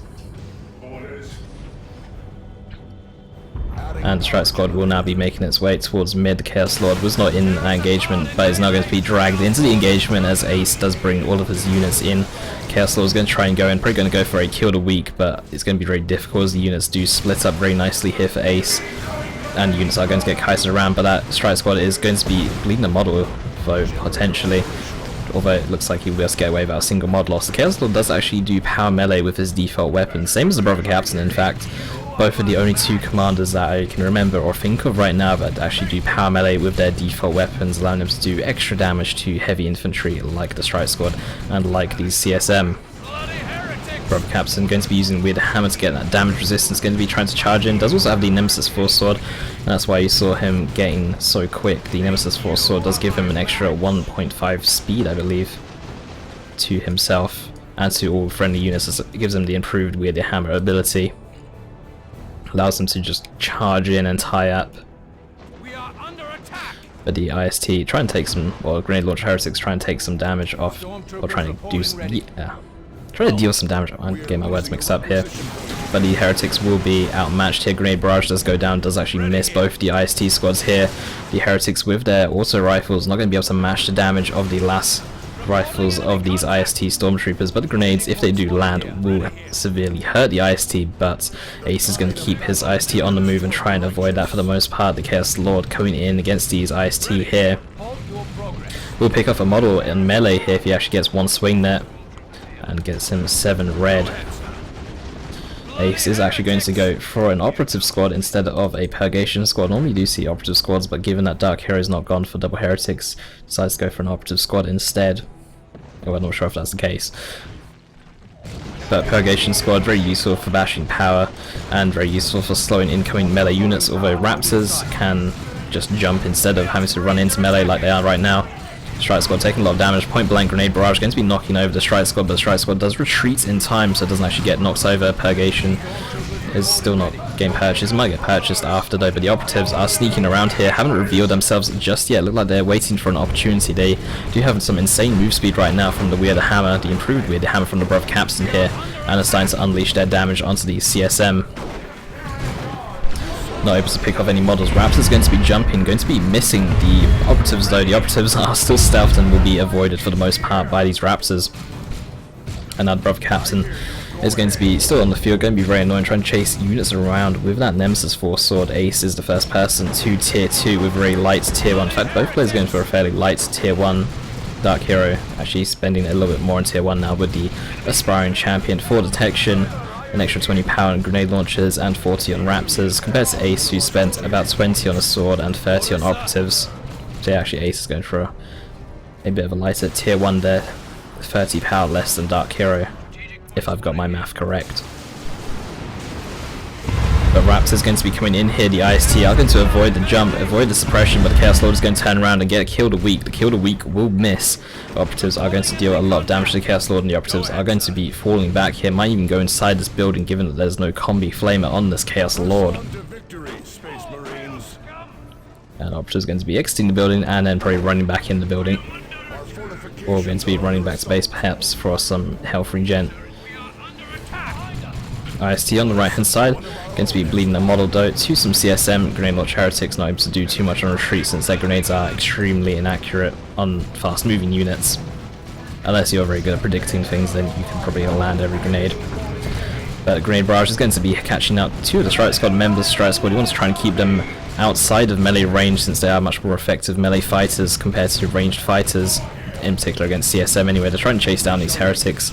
Strike Squad will not land specials against the heretics unless they land a special against the Aspiring Champion in particular. Regular heretics have 75 melee skill and the Aspiring Champion has 70. So Strike Squad could potentially land one against the Aspiring Champion, and the special, since it does AoE, it might be able to knock over the surrounding models. But straight away, Razorback, or Rhino, sorry, has been purchased here. That Rhino has been detected here by these Raptors, and DarkHero will be able to react accordingly once he finishes his tier 2 upgrade. CSM going to be entering the building here, some CSM entering the building over here as well. Double Mark of Zinc upgrades will need to be put on hold in favour of some Plague Marines or potentially some Havocs for a source of AV against this Rhino. Havocs might be a bit overkill in their last cannon form, but some Havocs with an autocannon might be extremely effective. But given that there are Operatives on the field and Operatives do have access to a stun bomb with an upgrade, Havocs might not be the best choice and Plague Marines might be the favoured choice against a transport. And Rhino is going to be upgraded with the Assault Cannon, and with that Assault Cannon, not Assault Cannon, Heavy Bolter Turret, sorry, with the Heavy Bolter Turret, it gives it a lot of piercing DPS. I believe the Heavy Bolter does, okay, it does 55 there, along with the Storm Bolter as well at the very front, which you can see him armed with. There's an extra 25, giving you 80 piercing DPS, which is actually extremely effective against infantry. And we'll be able to take down this generator fairly quick as well. Your Rhino in 2.5 now allows you to reinforce as well. You can still have 2 units inside the Rhino as you did before. Allowing you to reinforce is quite a big change here for Grey Knights, for those who don't know the differences between 2.4.2 and 2.5 as of yet. And yes, I don't know how to pronounce Zinc Lupus. But right now, DarkHero in favour of VPs right now, 458 to 329.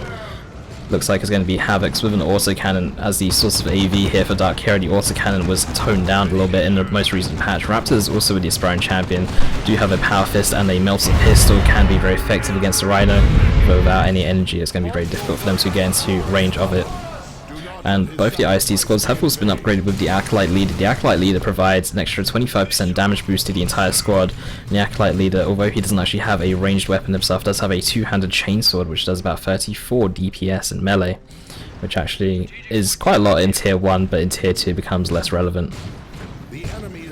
But Heretics, Brother Caps are just running in here, and will be running away and running back in here. The Raptors with the Power Fist are going to be quite effective against single targets, or with the Brother Captain is extremely tanky. You don't really want to be fighting him in melee. If you can avoid it, you want to just try and keep him at ranged, and then you try and melee him down if he's very low, or if he's retreating away, and he's just going to be extremely annoying here as he's just a one-man army. Rhino is coming in. Rhino will be able to do quite a bit of damage. The Havocs are unset up. The Brother Captain was there to thank for it. The Havocs are setting up in the incorrect direction. That's actually a bit of a bug.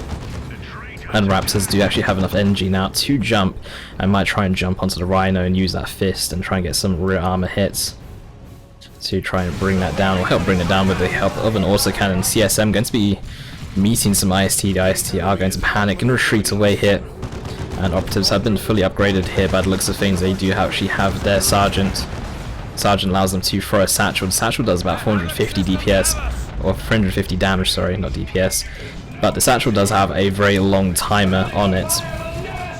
CSM, if they have their Slaughter available, should be able to win this fight against the Strike Squad, especially when they're a model up, but the CSM are not moving, decides to just retreat away instead. DarkHero is going to be setting up on this side though. Satchel could be extremely effective against this Mark of Horn Shrine, and the autocannon is going to be tearing down generator farm. Bloodless is getting spawned. This shrine provides a 10% damage boost to all chaos units surrounding the area. Brother Captain though needs to be very careful. The lightning claws doing so much damage that Brother Captain is actually going to get caught out here. You can see him get lifted up and tossed aside. Shrine Squad is going to prevail on the left hand side, forcing off the CSM and going to go in for a capture onto the natural as well. And a Grey Knight Dreadnought is going to be the purchase here for Ace of Swords, and this does mean that DarkHero will need to react with some more AV. The melee upgrade is coming in onto the Dreadnought as well. All the more reason for some sorts of slow, some Plague Marines with a 40% slow or a Last Cannon with a 50% slow.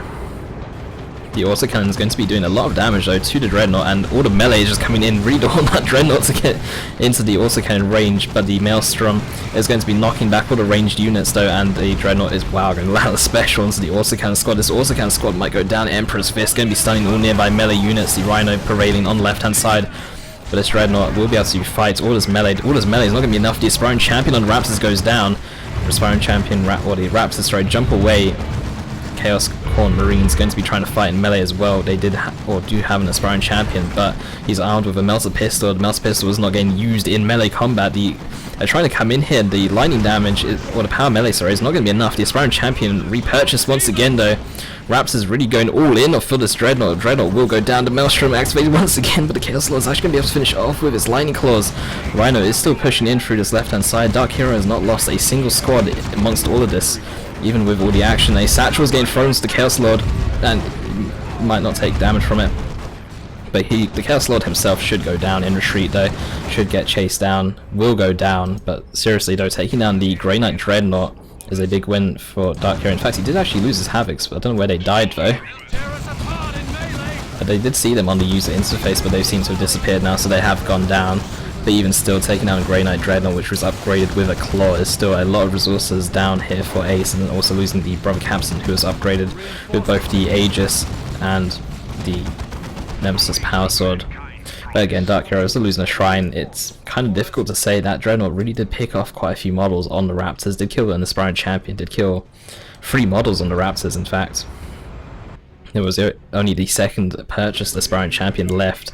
It's kind of difficult to say who won that really, but DarkHero did actually take down Ace's generator farm at the same time, so DarkHero could probably sit quite confidently knowing if Ace does go tier 3, he won't actually have enough resources to call in some Terminators or Paladins. So yes, I'm going to be forced off here by the Strike Squad, down to just 3 models, but still have the Aspiring Champion on them, but the Rhino coming in. The CSM should just retreat away. Slaughter is activated, but Slaughter is not going to be enough to allow you to stay here, DarkHero. It does retreat away, but does lose the Aspiring Champion. That's quite a big loss there for that CSM squad in particular. Grenade Barrage going to get tossed down here, it will miss.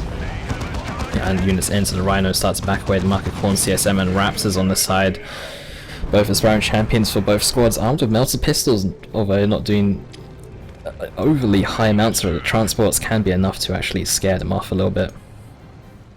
Chaos Lord also armed with the Marker Corn, also repurchased as well in fact, because he did die in that previous engagement. Raptors could actually jump in behind the Rhino, but that Rhino though with 575 HP is level 2 now, so does actually have that health boost.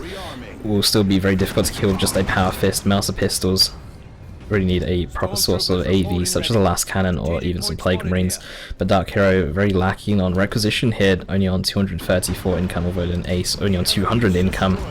It's a bit difficult really, but Ace with a second Dreadnought coming in though, DarkHero is really needing a second source of AV and is actually building some Havocs right now. And I think a Last Cannon would be the better upgrade choice over a also cannon. So yes, I'm going to be forcing down melee onto these operatives. These operatives have really done a lot of damage actually to these CSM before they're able to time up in melee. And I don't know if Ace is paying attention. Why did the CSM back in the way? They could have won that engagement. I think DarkHero pressed Alt X to retreat everything, and that also included the CSM who are winning against the operatives on the right hand side there. That was a bit of a blunder for DarkHero there, but it looks like it's going to be a Last Cannon, which is a good choice, given that there's a second melee Dreadnought, and given that this Rhino has been so annoying to kill. The the Last Cannon will not be able to hit the Rhinos. It does get behind a shot blocker in time, but the Marker Corn CSM Raptors coming in. The Rhino's going to be forced to drive down this left-hand half in order to avoid getting inside the arc of that Last Cannon, and that Rhino having limited seating as well is going to force the IST to actually walk part of the journey away. The melee Dreadnought is sitting in mid. Ace is below on VPs right now. DarkHero does have that VP lead. But this Dreadnought and Rhino together are going to be quite a fearsome force. And I'm not sure if the last cannon is going to be enough. It was, and also cannon was enough before, but we will see. Last cannon setup, going to get some free shots into this Dreadnought. The Dreadnought isn't moving as of yet, but the Dreadnought will take a bit of damage. 2 shots have gone in, brought it down to 1,100 health. The Rhino now getting hit as well. Smoke bomb has been dropped, but I don't know if the Rhino is affected by that. It is definitely not affected by that. One more hit and that Rhino is going to go down. Repairs are not going down, but the Rhino is going to actually get outside the arc in time and avoid it. Brother Captain's coming in here with the Nemesis Demon Hammer. Very nice counter to mass melee. Is able to actually knock back all the units. Very similar to how the Demon more works on the Chaos Lord. And look at that knockback radius.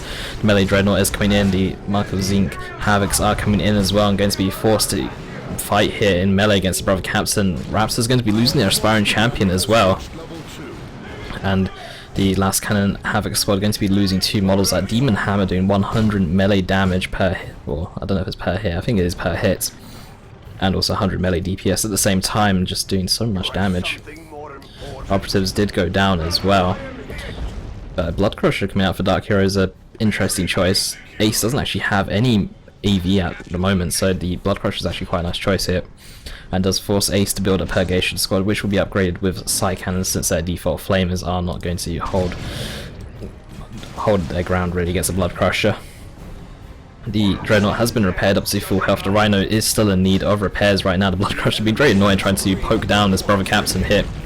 Dreadnought does land a special there. The Chaos Lord is getting hit by the Malignant. Oh, I forgot what the ability is called now. It's one of the globals.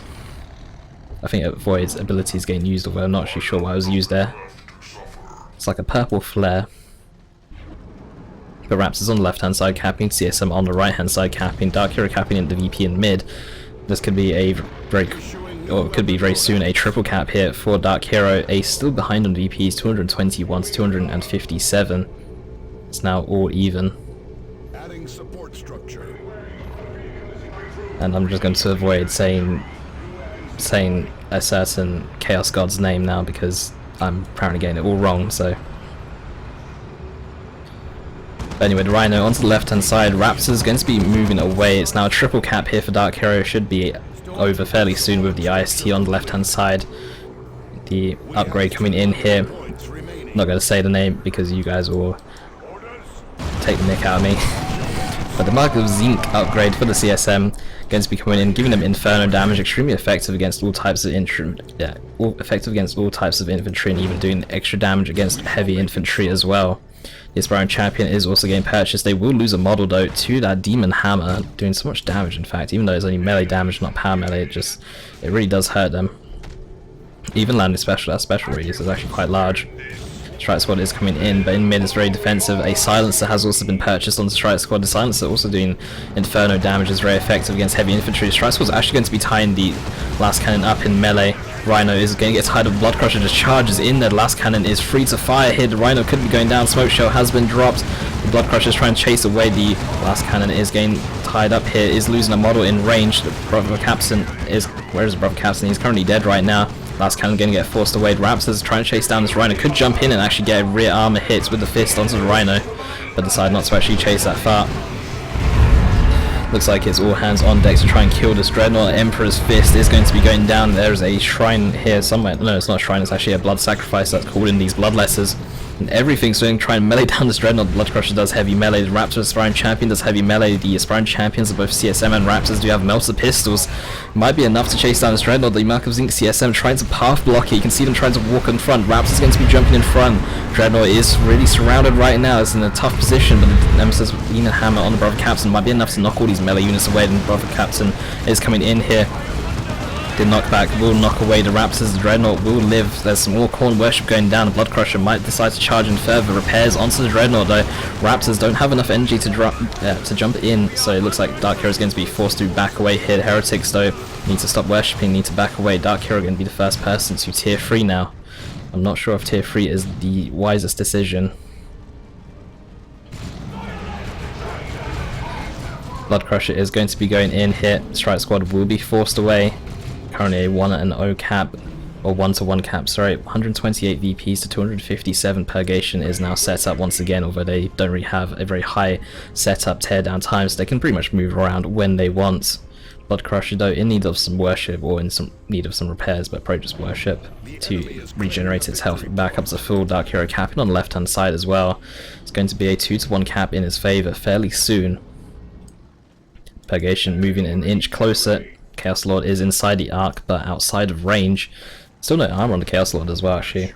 I think the initial armor, the tier 1 armor, which gives energy on hits, would actually be really nice to sync with these raptors. Even though they're level 2 and do actually have extra energy, the jump is still 65 energy, which is very costly. And also, it does also grant the Chaos Lord extra health. I believe it's the Harness of Rage. It does also grant health regen, extra health, and might be quite beneficial to the Chaos Lord. Last cannon trying to get in some shots against the Brother Caps, and the Brother Caps are just going to be walking forward and ignoring, but the Chaos Lord coming in with the Blood Crusher. Blood Crusher doing a lot of damage, charging in, knocking over the friendly Raptors here. Nemesis Demon Hammer is going to be swinging there, knocking back all these units. Raptors are extremely low right now and might even be wise to send them back to base and let them fight another fight. Last cannon though is unset up. The Dreadnought is coming in here, going to be tossing a Heretic on the ground there. Blood Crusher will get fisted, will go down. Raptors coming in here as well, going to be armed with their Melter guns, in fact, actually throwing a Melter bomb onto that Dreadnought. That's actually a very interesting thing, which you don't see too often, but that Dreadnought is going to go down. Aguxyz CSM going to be losing here. Psy Cannons and Silence on the Strike Squad is going to be a bit too much. The Chaos Space Marine so low, just down to 1 model at 44 HP. Grenade Launcher Heretic's going to be coming in here as well with Grenade Barrage. That Silencer is really doing a lot of work. Marker Corn Space Marines coming in armed with their Chain Axes and Melter Pistols and Plasma Pistols, going to be tying up that Strike Squad. Will even kill it if they're not careful, but they're taking so much damage. Double Purgation with Psy Cannons is just a bit too much, and it looks like they will get away, but with 4 models. We'll be able to get away here. That's quite a good win here for DarkHero to take down that Dreadnought. Blood Crusher also going down. There's just so much AV from these Psy Cannons. Psy Cannons do explosive damage, which is the same as auto cannons, and they do quite a lot of it. So even if the Blood Crusher was alive, it would have to tread so carefully against 2 squads of Psy Cannon purgations. And Bloodless is getting purchased here for DarkHero. Even though he's gone tier 3, the only thing tier 3 purchased is currently these Melter Raptors, which that's a lot of resources spent in terms of taking up just for Melter Raptors. But the thing is, if he gets a Predator, I'm not sure how well a Predator would do against these double purgations. Although if he does have Raptors and Marker Corn CSM, although Raptors with their Melters are not very effective in melee anymore. So I don't know really, but the Bloodletter purchase will be quite good, especially against double purgation. 190 power melee damage from Bloodletters. The Demon Hammer ability was used there, but it doesn't actually work against the Chaos Lord. And the Chaos Lord should easily dominate this fight. Lightning Claws with 100 power melee DPS against 100 melee DPS. On top of the fact with the Icon of Corner, you're healing 1.5% of your health per swing or per strike, which does play a big part. Malignant Blindness is actually getting used, and DarkHero has no... Ace of Swords has no idea where DarkHero is coming in from. Marker Corn CSM going to be leading the charge in here. These Melter Raptors should probably try to focus down this Rhino now.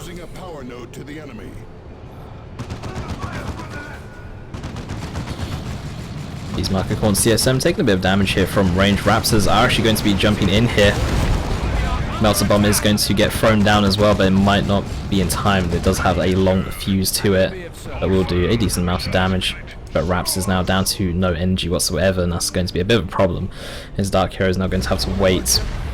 Melter Guns are going to be tearing down this generator farm very slowly, but we'll still be able to tear it down in a decent amount of speed.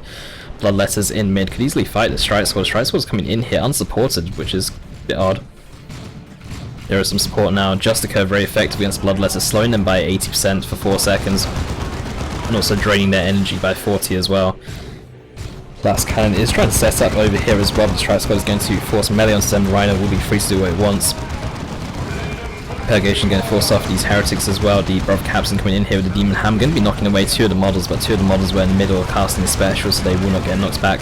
Purgation Squad gained very low, down to just 1 model. Both Purgations going to be forced to go away. The Rhino is taking a lot of damage from these Melter Raptors, but the Melter Bomb is available actually, and this Rhino is going to go down. DarkHero is actually going to take this game by the looks of it, as The VPs are just bleeding down here for Ace. He does have a unit on the left hand side capping. The brother captain is about to go down though as well. By the looks of it, he might go down. Or the unending purge doesn't look like he would. But Ace is going to call GG, and DarkHero is going to win game 1 between DarkHero versus Ace of Swords.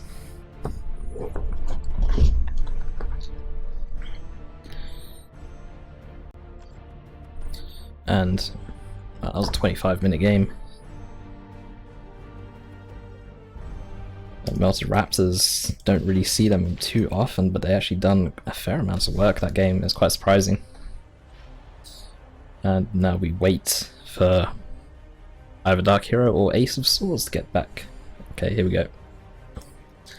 Let's just jump into the observe slot very cheekily.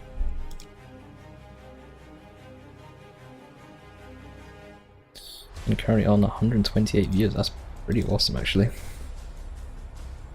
Didn't expect so many viewers for the tournament today, I must admit.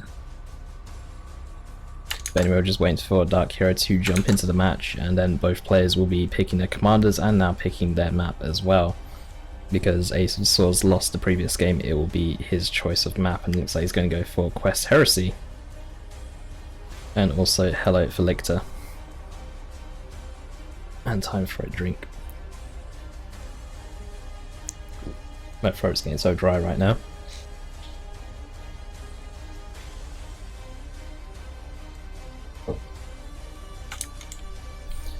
And I'll just wait for the next game to begin.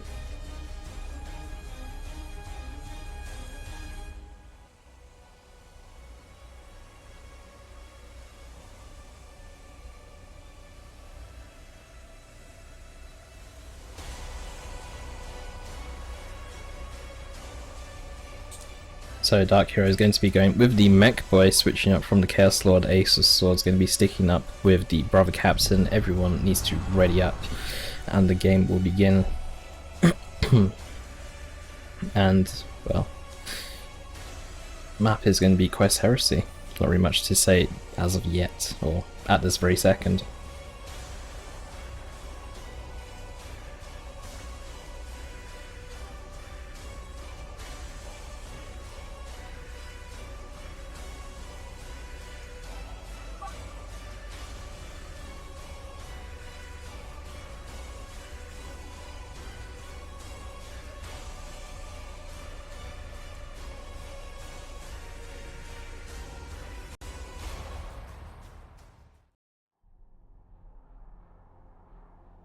I hear you. Go ahead.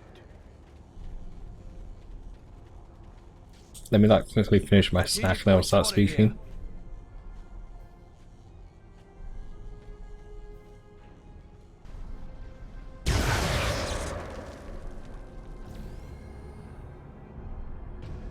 Okay, I'm back. I was eating something real quick.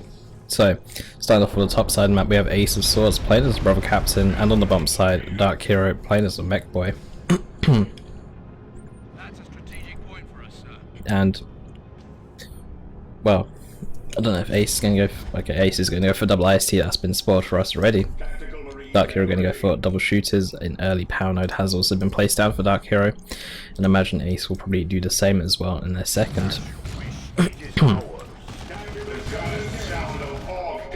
Mechboy teleporting in very aggressively here, going to try and flank the strike squad of the Brother Captain coming in to ruin that Mechboy's flank. Going to be teleporting behind some different green cover instead. Shooters on their way to mid as well. But I think the strike squad, actually strike squad's going to back away. I thought it might try and stay and fight that, but decides to just back away.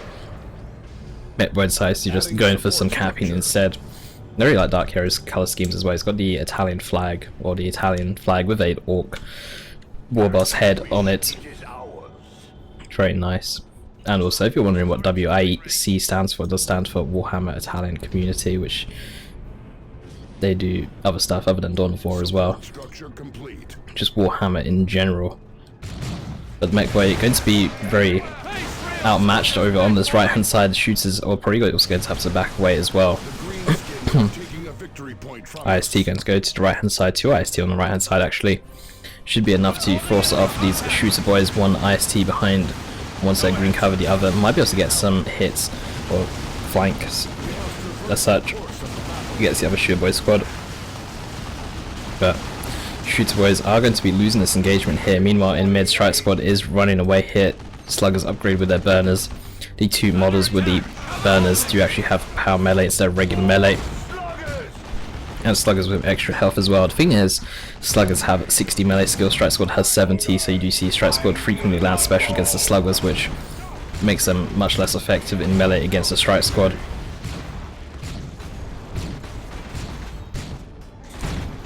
But the Sluggers are actually able to force off the Strike Squad here. Will retreat away themselves. The Rough Captain is a bit too much for them to actually handle, so given that he's got 1000 health of commander armor, and already the death gun onto the mech boy. Very fun weapon to actually use, very annoying weapon to go up against as well. You do remain set up when you teleport, however, depending on the direction you teleport to, depends where you are set up to. IST instantly retreating there, don't want any of that point blank suppression damage, just gets out of there as quickly as possible. And Bruv Captain is going to be upgrading himself with the Nemesis Force Sword as well, giving him the improved Weirdly Hammer ability, allowing him to also use the, or allowing him to get the speed boost on himself as well, landing a special there. Don't know if you'll be able to pick off any models though, but a Purgation Squad has been purchased here for Ace. Didn't see a Purgation in previous game, but we've seen one now. Does suppress with its flamers. Does also have an ability to char a bit of ground and also slow all the units inside of it. But the Shooter Boys are going to try and, or are going to be able to get away from that Purgation. Sluggers will actually have a difficult time of tying up the Purgation as well, given how much they can slow. You can see that ability getting used now. The Sluggers getting slowed by quite a bit, but the ability now on cooldown by the looks of it, it doesn't actually cost any energy, which I never realised. We're going to be setting up in mid. We set up a bit of an awkward angle, but can always change the angle of which he set up in by the angle of which he teleports to. Kind of difficult to make sense of it, but say if he teleports upwards, the arc will now be facing in this direction. I don't know if I've explained that correctly, but some of you will know what I mean, and that's good enough. That's going to be a dead IST squad here. The Shooter Boys with their knob trying to melee it down, but the IST do get a nice retreat path. It's not going to be enough as they're very low on energy, but very low on health, sorry. Will get interrupted. Mech Boy will get interrupted here. Purgation gets suppressed by some Shooters. Sluggers, they also actually tied them up in melee. Purgation is on the move with the hammer ability, giving them so much speed, but the Sluggers will still be able to chase them down. They try to fight some Shooters there. Sluggers though very low, do need to retreat away. Strike Squad were trying to force melee. IST forced to force melee onto the mech boy because he did actually able to get set up again. Some Storm Boys have been called in though to help out DarkHero, and they will be jumping in onto this IST squad, although they do change to the Strike Squad. I thought they might be trying to jump in on that IST, but we'll be trying to fight the Strike Squad. We'll be backing away now though. And really don't want to bleed any models on them, but that model at the end here might bleed. Mech Boy going to be resetting up in mid. Storm Boy is going to be jumping onto the IST this time. Ace did lose that one IST squad to the Shooter Boys at the very beginning of the engagement. Will be replacing the IST squad with another IST squad, and Shooters in mid going to carry on fighting these Strike Squad models here as well. Mech Boy does teleport in, will be able to get the suppression onto that Strike Squad, will be able to force them away, and that fight going to go into the favour of DarkHero, I would say.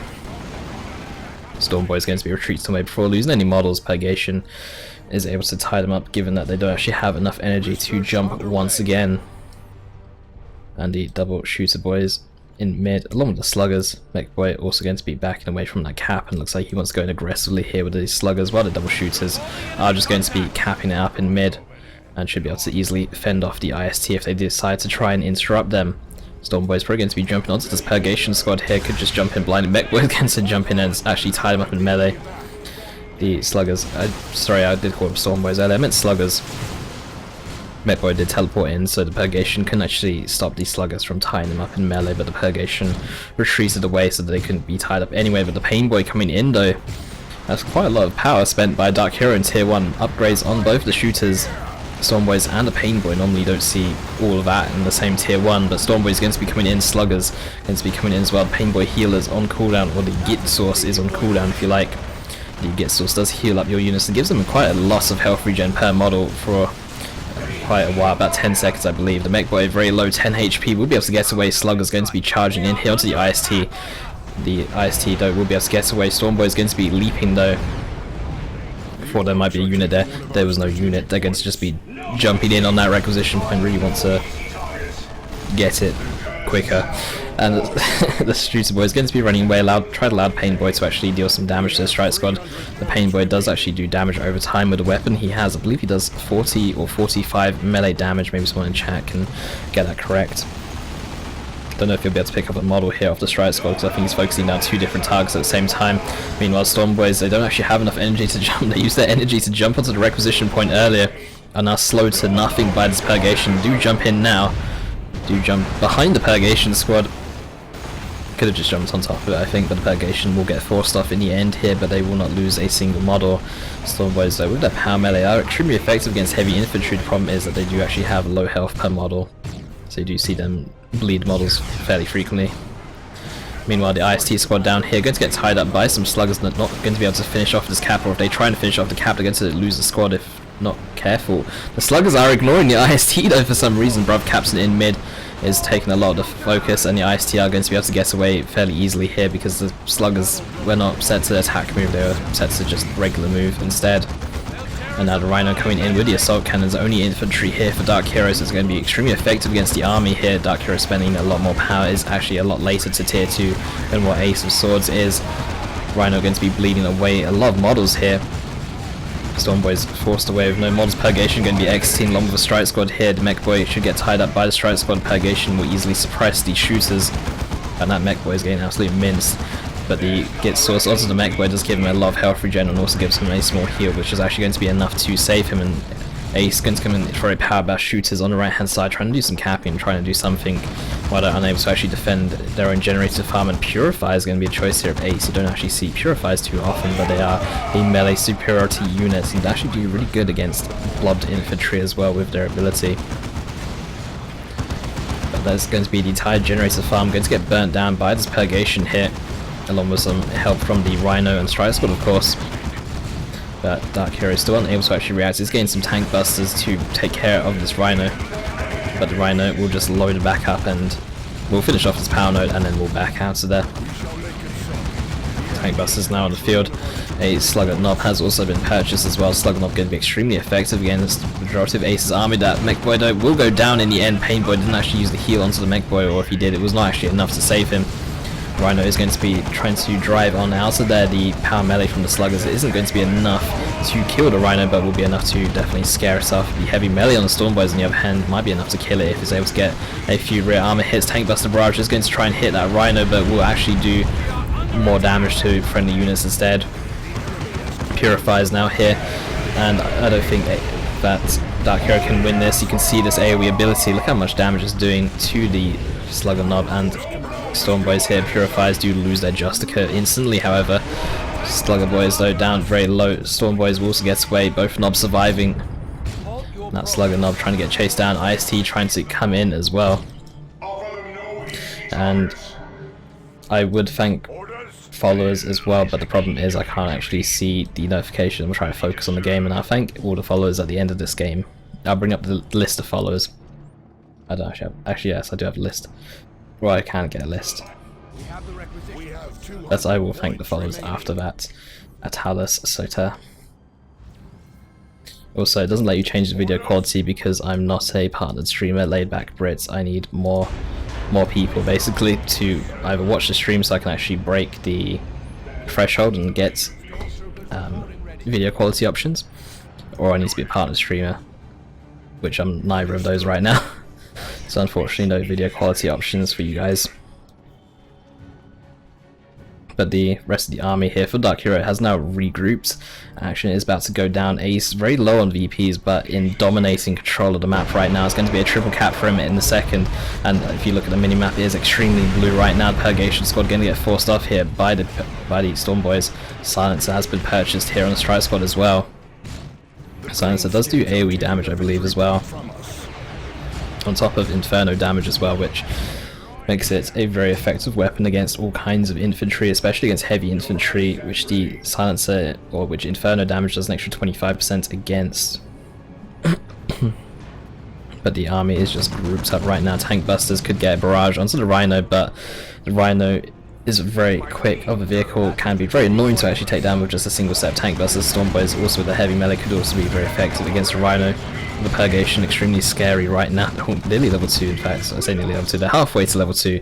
DarkHero looks like he's going to slowly be pulling out of here. He's getting a truck of his own, or a transport of his own sluggers, and everything's going to be going in here. Stormboy is going to be jumping in onto the Purifier, is going to be stunning the Sergeant, is going to be focusing down the Strike Squad by the looks of things.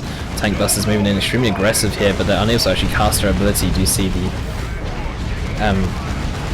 I can't remember what the global is called, maybe someone can correct me, but Painboy is going to be going down, Slugger's barely escaping out there, the Strike Squad is also going to be getting out there. Why am I clicking on this unit? Stormboy is going to be jumping to safety here, going to be retreating away from these Purifiers, Brother Capson, trying to do what he can, but that Nemesis Force Sword not really having much of an impact in tier 2.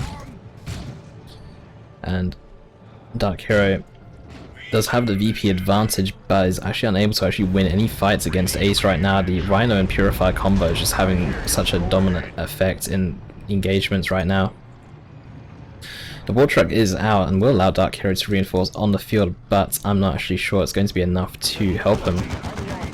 Potentially something like a Death Dread could have had more of an impact, just to try and fight the Purifiers in melee. I know that they do actually have a heavy melee Justica, and Purgation is already on the field and could upgrade to Psy Cannons very easily, but I think that Death Dread may have been a better choice. Just to try and fight these Purifiers and help fight these Purifiers, but everything is going to be kicking off right now. Purifiers do enter the Rhino and decides to back away. Looks like Ace doesn't actually want to fight in this exact spot, might wait for DarkHero to use this little choke point here. Purifiers have been upgraded with their side cannons now, so will be AV. IST will be able to get away. Tank Buster Barrage is actually going to kill this Rhino if not careful. Some more shots will be able to finish it off.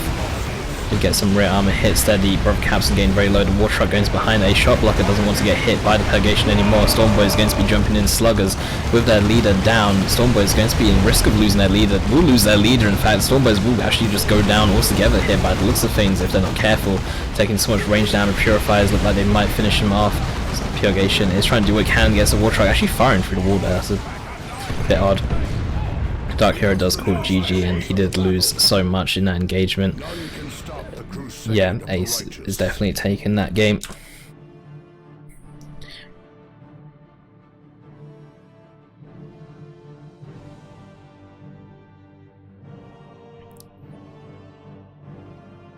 Purifiers are underpowered according to Forest. Oh wait. But yep, Ace will be taking that game, taking it to our third game. No. Yes. This is the first game to go to a third game that we've casted today. Nearly forgot. But yeah. It will now be DarkHero's map choice this time. And I think that DarkHero is going to go for Ashes of Typhon. Is it Ashes of Typhon? I think it's called Ashes of Typhon, is it?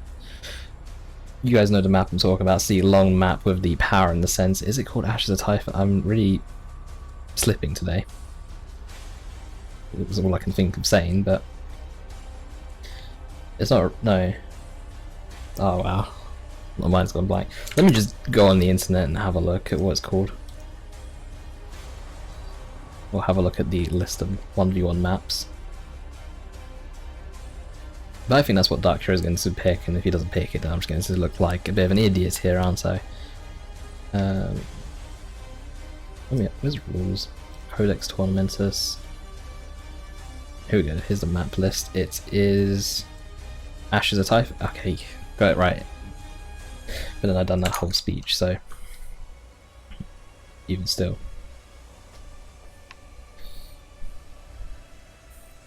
Yeah, okay, I did say that I'd actually thank the followers while we're waiting for this next game to start. So let me bring up TwichAlerts and see, because I've actually gained quite a few followers today. So thank you to Mr. Tao, Warp Dust Lover, MG Tiger, Nox907, FX_XF, Spix Talon, Jacob E11, Ugly Mutt, Manuel O, Lord Nook, Marinar, and Skeleton Temple for the follows. I really hope that I pronounced these names correctly. But thank you to all of those who have followed today. You can, well, I would normally read them out Twitch alerts when they come in, but the thing is, because of the tournament, I'm trying to focus on the games. So yeah, DarkHero does call Ashes. I did get that right. but Ace does veto the map. I know that DarkHero said a few times that Ash of the Typhon is his favourite map, and that's why I sometimes find it annoying playing against DarkHero, because I like to play a Plague Champion, and Ash of the Typhon is quite a large map, and Plague Champion is very slow, so large map, slow hero makes it kind of annoying. DarkHero goes for Fedred Folly. Don't know what he said. They're both Italian, so they're speaking Italian presumably. You know, maybe they're speaking Russian, I don't know. But Fedred Folly is going to be the map. Ace of Swords going to go for the Apothecary. DarkHero are going to be going for the Force Commander. Force Commander is very annoying for the APO to deal with. APO's support ability is very annoying to deal with. Be interesting to see how this game plays out. But Ace of Swords at the bottom here with his purple colour scheme, and DarkHero at the top with his Italian colour scheme. You can actually see that, similar to how he does the Orcs, he does have this Italian flag on the skull and some other stuff around it. Both players with their custom skins going to be jumping into the game anyway. And, well, both players starting off with some Tactical Marines. The only difference here, the Force Commander is just going to be running to mid, whereas the APO is actually capping the natural requisition. In fact, DarkHero is actually rushing towards his power. And DarkHero does like his double fully upgraded scouts, so we could actually see that very well in this match. He does like both scouts to be upgraded with Scout Sergeants, Elite Training, and the shotguns.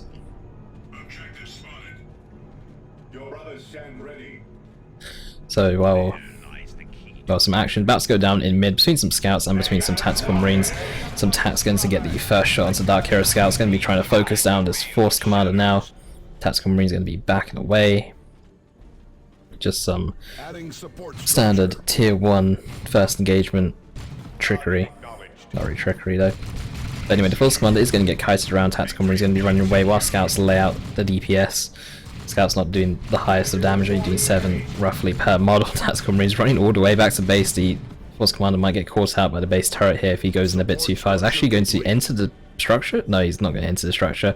Just going to hide around the area and come around the corner and surprise these Tactical Marines, but the base turret actually getting in some shots. The APO is now coming in. Force Commander is going to hide in that building again. Just been very annoying with the Force Commander. Meanwhile, DarkHero is actually capping a lot of the map right now on the left hand side, or on the higher ground with that, or with the rest of his blob even. But the Force Commander will get forced away here, but DarkHero gain a lot of map control here with these double scouts and also Tactical Marines as well, going to get a decap onto the nearly fully, or now the fully matured requisition points of Ace of Swords. That's actually going to be extremely annoying, but DarkHero will be forced to actually send all his units to base. Tactical Marines gain special there, it won't really matter too much. But a lot of map control has been given, or has been taken here by DarkHero. Even capping everything on the upper ground and on the left hand side, but will still be forced all the way back to base. Generator has been placed down for Ace. Meanwhile, DarkHero has not put down any generators of his own. Or it looks like he's actually going to go for some ASM. It does actually have enough resources to do so in a second, not right now, but 450 and 50 power does have enough, and ASMs have been purchased here for DarkHero. Ace of Swords probably going to be going for a similar thing, but does have that extra generator though. So it's going to be ASM versus ASM, double scouts versus double scouts, and double or single tax versus single tax. The only difference is the commanders, which will play in a bigger role later on, especially when War Gears come into effect as well. But DarkHero scouts versus Ace of Swords scouts. Ace is behind yellow cover, DarkHero is not behind yellow cover, and did take extra damage trying to get behind some yellow cover just there. Force Commander very low in mid, APO is full health right now. Tax fighting Tax, Force Commander fighting Scouts, APO fighting Tax. It's just a Space Marine versus Space Marine army versus Space Marine army. Or Space Marine versus Space Marines. But these Tax taking a lot of damage here. Can't be healed up by the APO because DarkHero is a Force Commander. Any damage done to these Tactical Marines will get healed up by the APO, and Ace of Swords should be able to win this engagement fairly handily. In fact, the Force Commander extremely low right now, 10 HP, 9 HP. The jump is going to miss out a couple of the models here. The APO is charging in here, might be able to finish him off with his sidearm. 1 HP, so low. The APO is not firing, he's going to fight. He's going to finish off the Force Commander though in the end. That's going to be quite a big loss there for DarkHero. ASM going to be jumping onto ASM. Tactical Marines should be able to get away without a single model loss here. DarkHero does actually jump away defensively here, jump away onto the APO here. But the Apo does actually heal himself. He's taking a lot of damage from range, but does actually have a loss of health, and DarkHero decides to start focusing down these ASM instead. The Apo barely scraping out of there with that heal. The ASM scouts trying to run away here. ASM trying to get kited around, but the ASM actually very effective at bleeding off scout models in range. This ASM actually do the same damage as scouts in range, surprisingly. So they are able to pick off the occasional model. They did actually pick off 2 models on the scouts here as well. And picking up those 2 models does give the ASM the XP advantage over DarkHero, who didn't actually bleed any models in that engagement, didn't kill the APO, so his ASM are still stuck on 0 XP, and it does actually come into effect later, especially when one side has leveled units and the other side doesn't. The Force Commander has been repurchased and comes back even stronger with a Power Sword and also with an Iron Halo. Power Sword doing power melee very effective against heavy infantry, and the Iron Halo giving the Force Commander a lot of tankiness as well. ASM going to be jumping in here. ASM v ASM Battlecry now activated though. ASM do need to be careful. ASM taking a lot of damage. The APO does actually have enough energy, or doesn't have enough energy to heal. It needs another 5 more. The Force Commander though doing so much damage to these ASM. The ASM going to be forced away here. The ASM barely gain away 1 HP.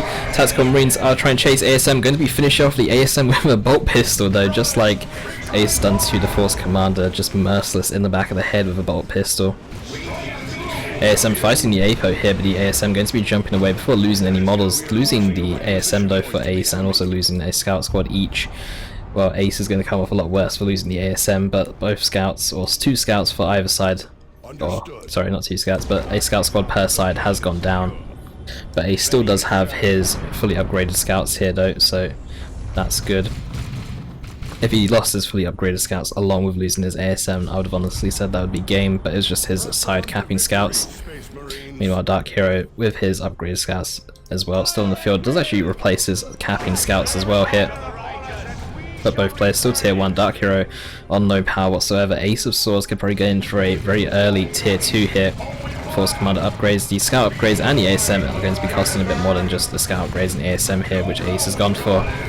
But the Shotgun Blast going to come in at the very last second here. We'll be able to knock off down the Force Commander since Battlecry was inactive and the Iron Halo had run out. Scouts here for DarkHero very low.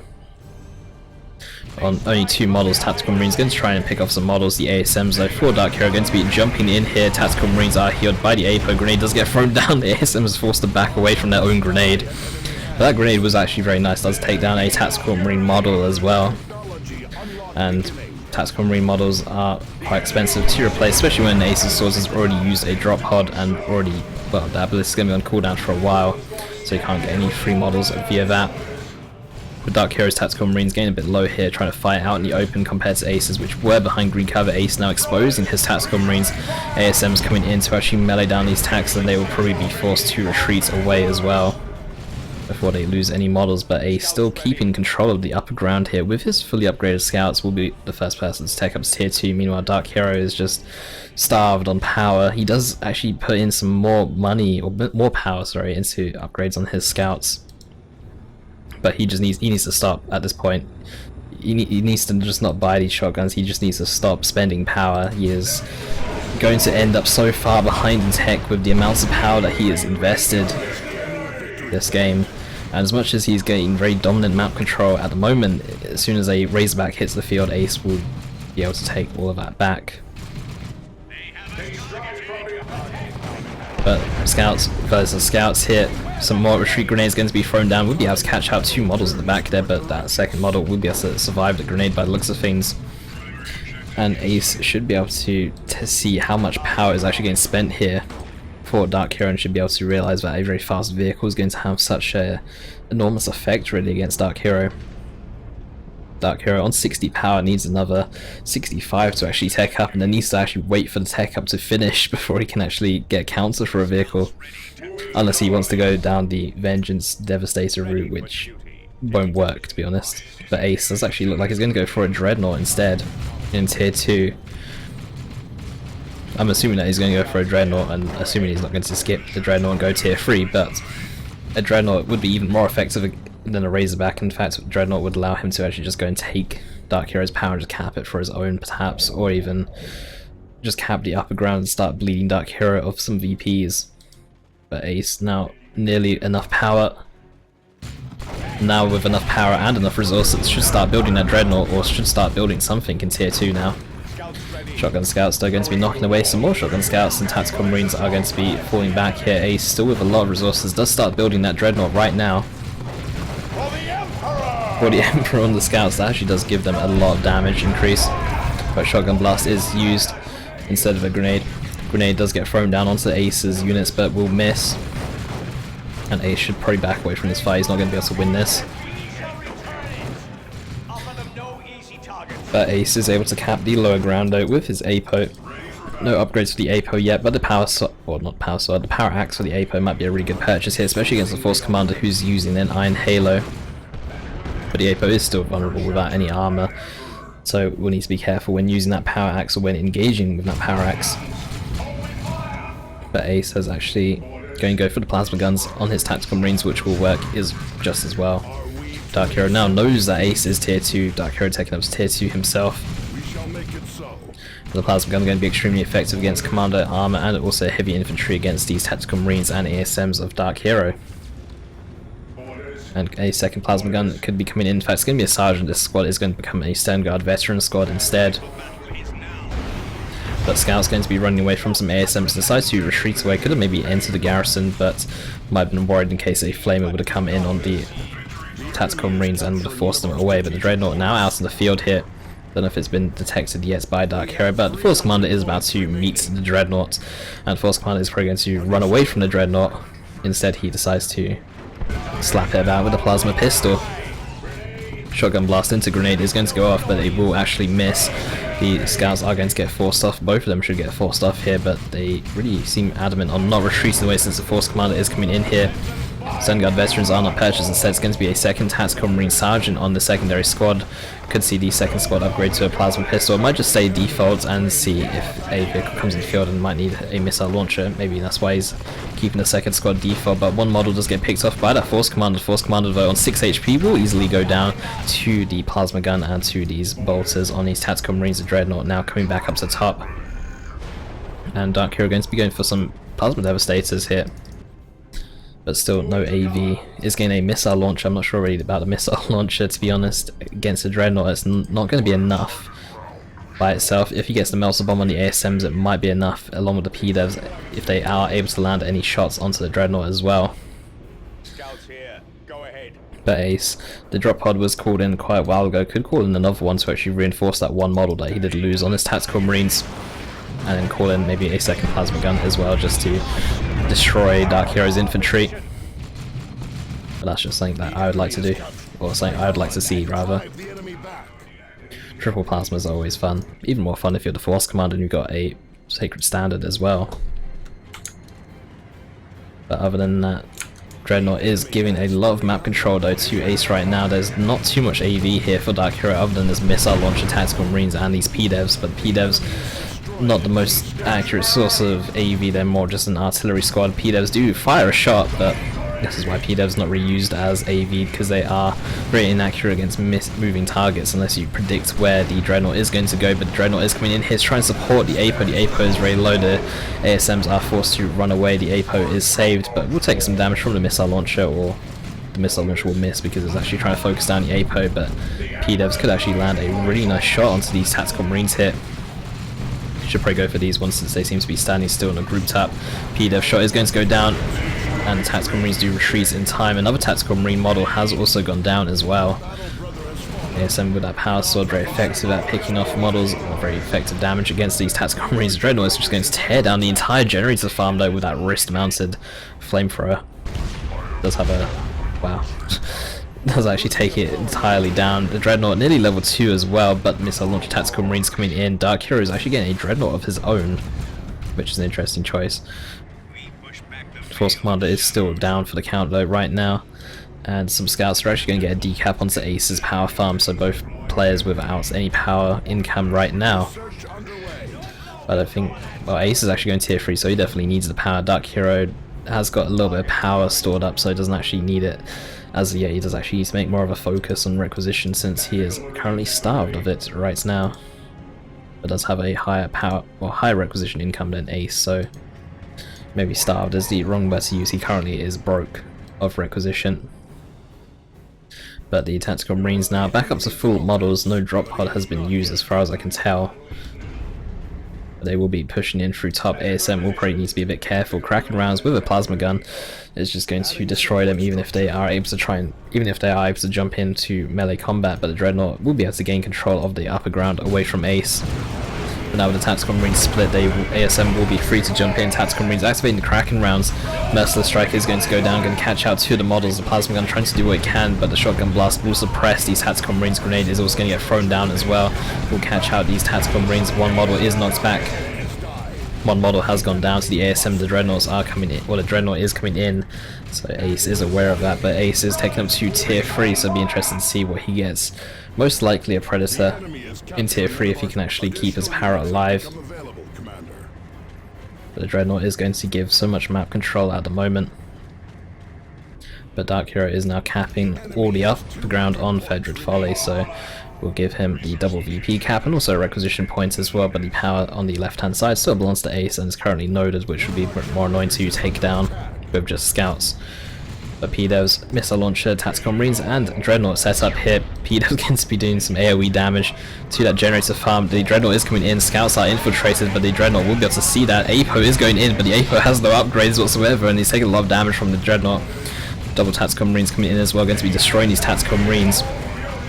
Scouts as well. These PDevs could actually go down. Emperor's Fist going to be stunning them as well. ASM jumping onto the double tax. None shall They shall know no fear is activated on one squad, so they should be able to land 50 specials against these ASM, but DarkHero's got his scouts coming in as well.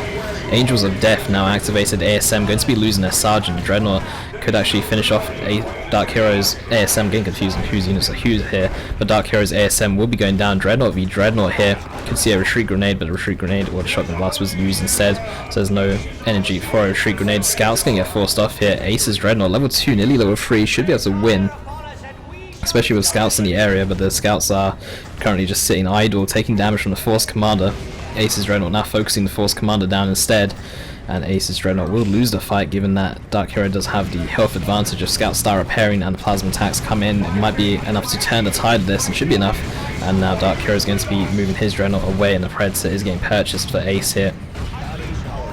And DarkHero is starting to fall behind in VPs as well. Ace about to be the same VPs as DarkHero.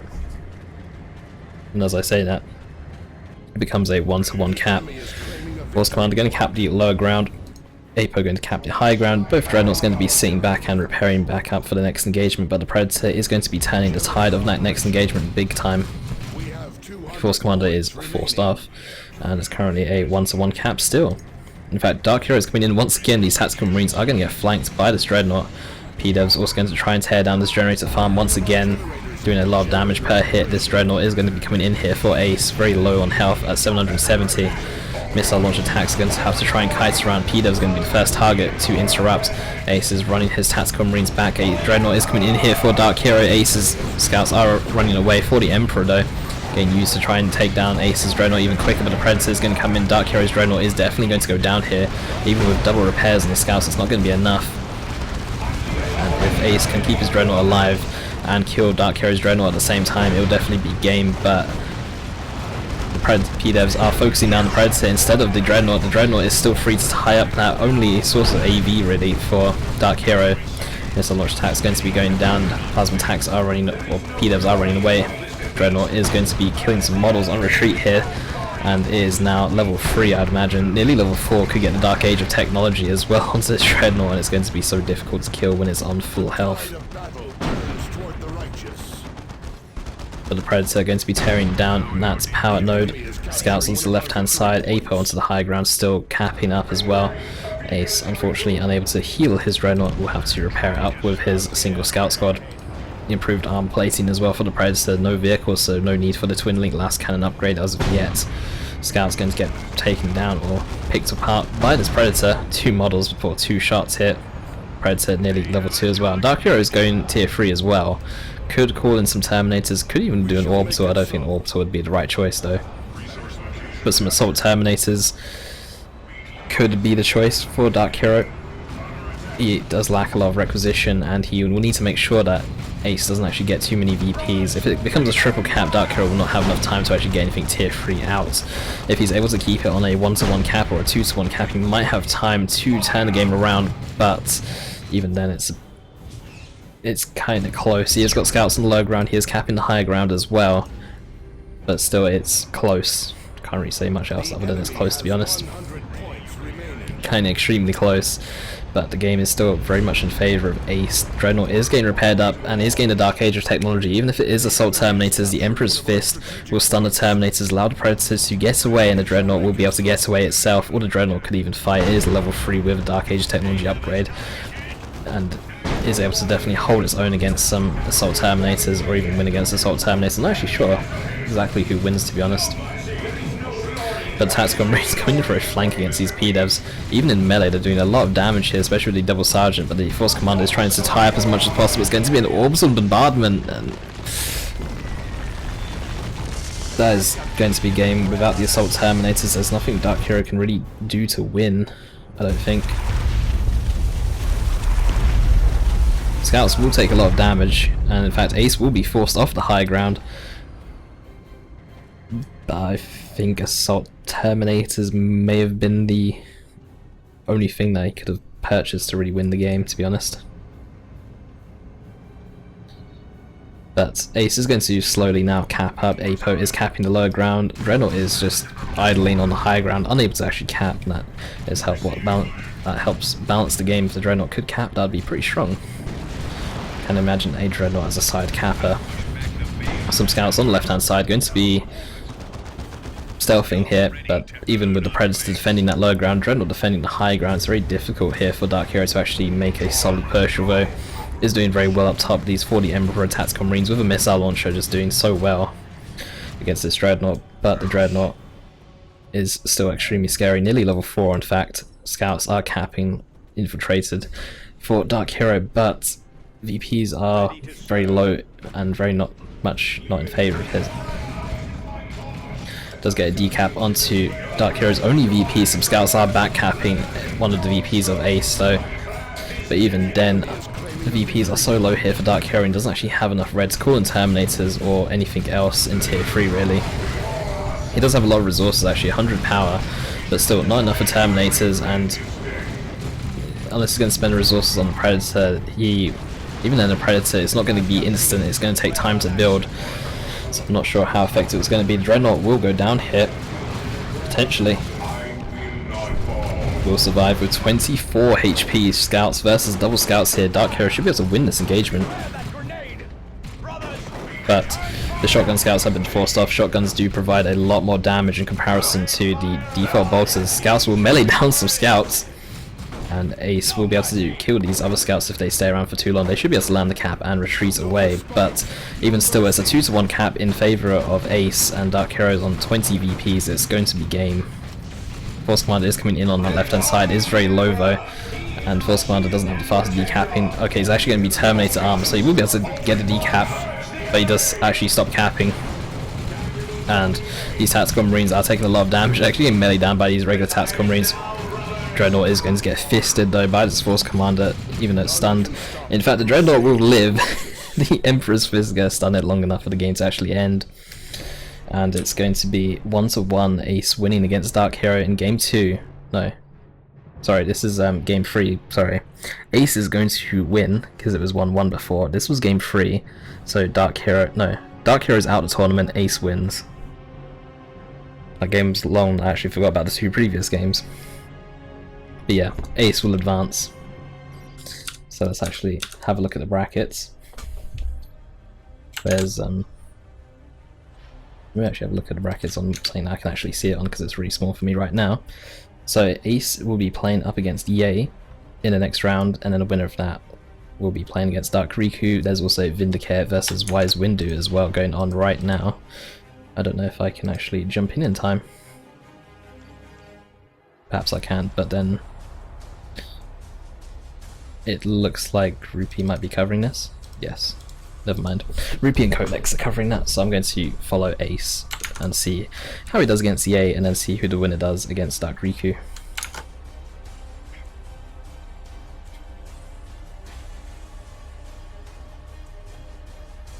So, wait, no. So, yaay versus Riku. I did see that yaay started to load up his game. And Ace has asked for a 5-minute break while waiting, so we'll wait 5 minutes for Ace to be ready, basically.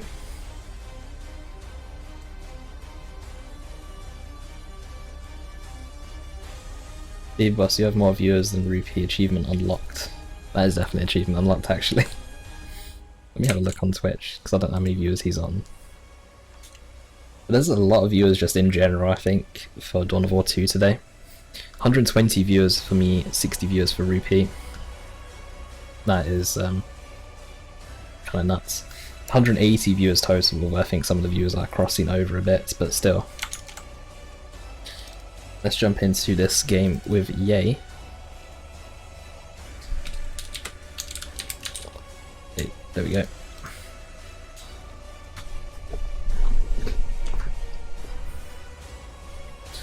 But anyway, chat seems to be chatting about standard stuff, really.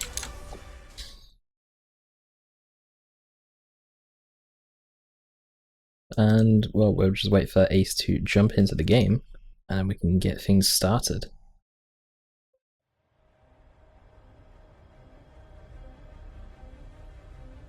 As Attalus is here, what's it called? Rupee is streaming that game, so I'm going to be streaming this game, so we've got a bit more coverage. So Ace says 5 minutes, just quickly eating, alright. At BbBoS, overconfidence is a slow and insidious killer.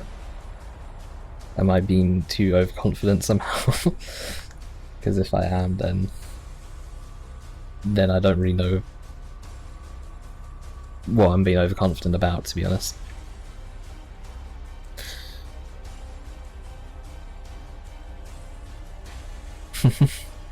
Ace is not SM master. I blame that loss entirely on you, Noisy. Yep, so, well, yaay versus Ace. What is the first map actually of this bracket? So the first map is actually Ashes of Typhon. You know, I've not actually casted a single quarterfinals game today. This is the first quarterfinals game I've casted. It's literally just been a round of 16 games until now. So we'll pretty much be following, well, if Ace wins this next series, we'll be following him once again up against DarkHero. If yaay wins, we'll be following yaay to the next semi-finals, all the way to the finals. We're going to be casting the lower bracket into the finals when, well, everyone's just going to be covering the same game.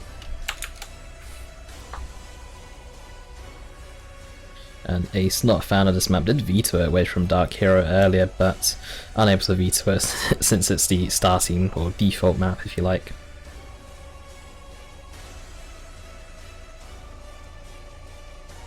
So, currently waiting for 5 minutes, and I don't really have anything to play in the midst of a break, so guys will just have to kind of entertain yourselves or carry on listening to me ramble on about nothing for now. So Ace is not going to be going random, by the way. He does have to pick either the Apo, the Brother Captain, or the Warp Spider X, like I believe was his third choice. But I'm sure you guys can see it in Fred, or maybe I should just check on Fred myself since there's not much to really say or do right now. Let's have a look at the tournament Fred. Scroll down, down, down, and Ace of Swords. Apothecary, Brother Captain, and Warp Spider X arc. So maybe Ace will play some Eldar. I don't think he will. But he might do. I really don't know actually. So yaay is going to be sticking with the Hive Tyrant. Ace is going to be picking his commander. yaay has been practicing a bit of Tyranids of late. So he does have the Hive Tyrant as well as the Mech Boy and the Warp Spider X arc as well. And presumably Ace is going to react to the Hive Tyrant. I think yaay does have to pick his commander at first.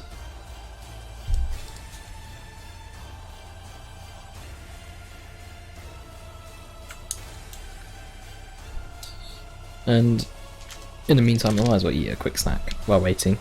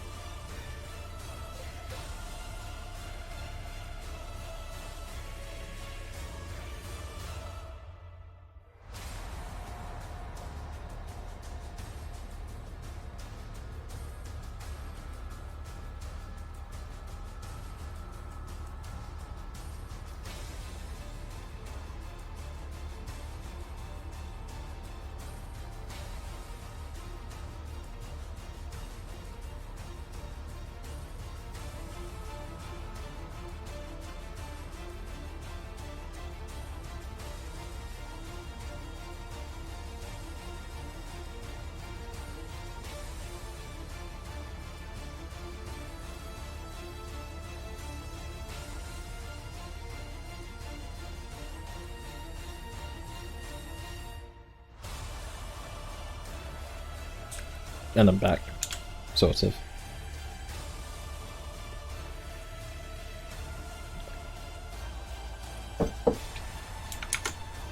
So, Ace of Swords going to be picking up the Apo here.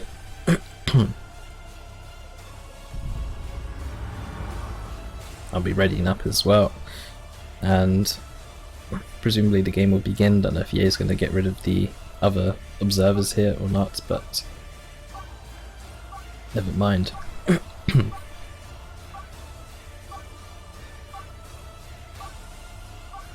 So, this is going to be the first round of 8 game that I cast. It's going to be between Yaay and Ace of Swords. The map is going to be Ashes of Typhon. This is the first map, so it's unable to be vetoed by Ace, even though Ace probably wanted to do so.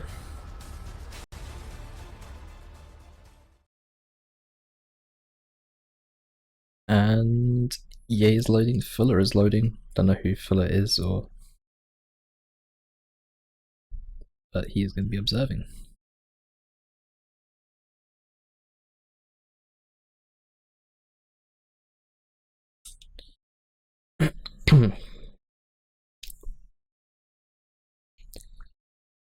So, once the observer is done loading, we can begin.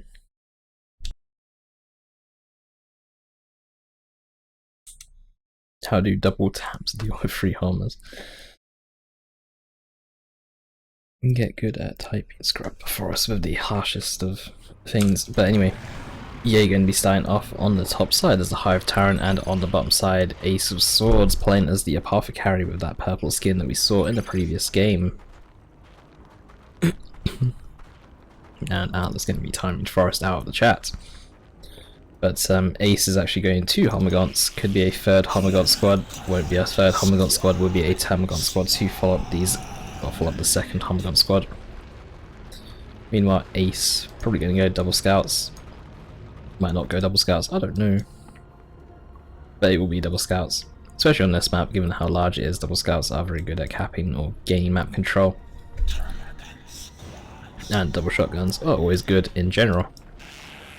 Homagant's going to be capping the VP, Scout's going to be capping the VP, and so far everyone is just capping in general. Some standard tier 1 stuff other than the second Termagant squad replaced with a second Homagant squad, I guess. Might even be a second Termagant squad later, but I doubt it. I think it's just going to be sticking with the single Termagant squad for now. But Tactical Marines making their way through mid.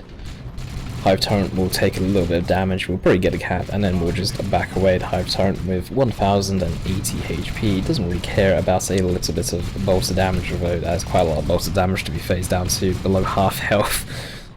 Down to nearly a third health in fact. And on the left hand side, some scouts going to be kiting some Homagants around. But the scouts are running away here. Homagants will be moving elsewhere. The Hive Tyrant doesn't engage in mid or in the contested VP side. Will land special against these Tactical Marines, but Tactical Marines don't really care too much about a single special. Homagants though are going to be flanking Ace. 2 Homagant squads even in flanking Ace. But Ace taking a different path around. The second set of Homagants are forced to, well, not in such a flanking position anymore. And Shotgun Scout's going to be coming in here. Shotgun upgrade has just finished for 1 set of Scouts. Tactical Marines though are down a model, but that can always be replaced with a drop pod later on. The second set of Scouts do not have any upgrades on the way. There is no Shotgun Blast. The Homagants are going to carry on chasing in here. Meanwhile, the Apo is also fighting some Termagants on the side. There's no Crippling Poison to stop that Apo. And Ace pretty much forced them back to base. The Homagants will be forced off, and Ravener's going to be first purchased here for Yaay. Raveners with their Devourers extremely good against Scouts as well. With the amount of damage they're able to put out, 66 piercing DPS with the Devourer upgrade, but it does cost 55 power in total, 40 power for the Raveners and 15 power for the upgrade itself. Apo, no upgrades on him yet, and none for the Hive Tyrant, I'd imagine, after that Ravener purchase. Be interesting to see if Ace does actually get double Shotgun Scouts, or if he just keeps one fully upgraded and one unupgraded. And he's actually going to get some Devastators. These Devastators might get cancelled if the Raveners do make vision, or not make vision, but get inside of Ace's vision range, but it's not going to happen anytime soon. Well, it's not going to happen soon enough, rather. Raveners have now been spotted by the Apo. Devastators are now finished building. But Devastators are always good against Hive Tyrant, especially with the Vengeance rounds. If the Hive Tyrant tries to get into melee combat, the Vengeance rounds at point blank do an insane amount of damage to single targets, such as commanders.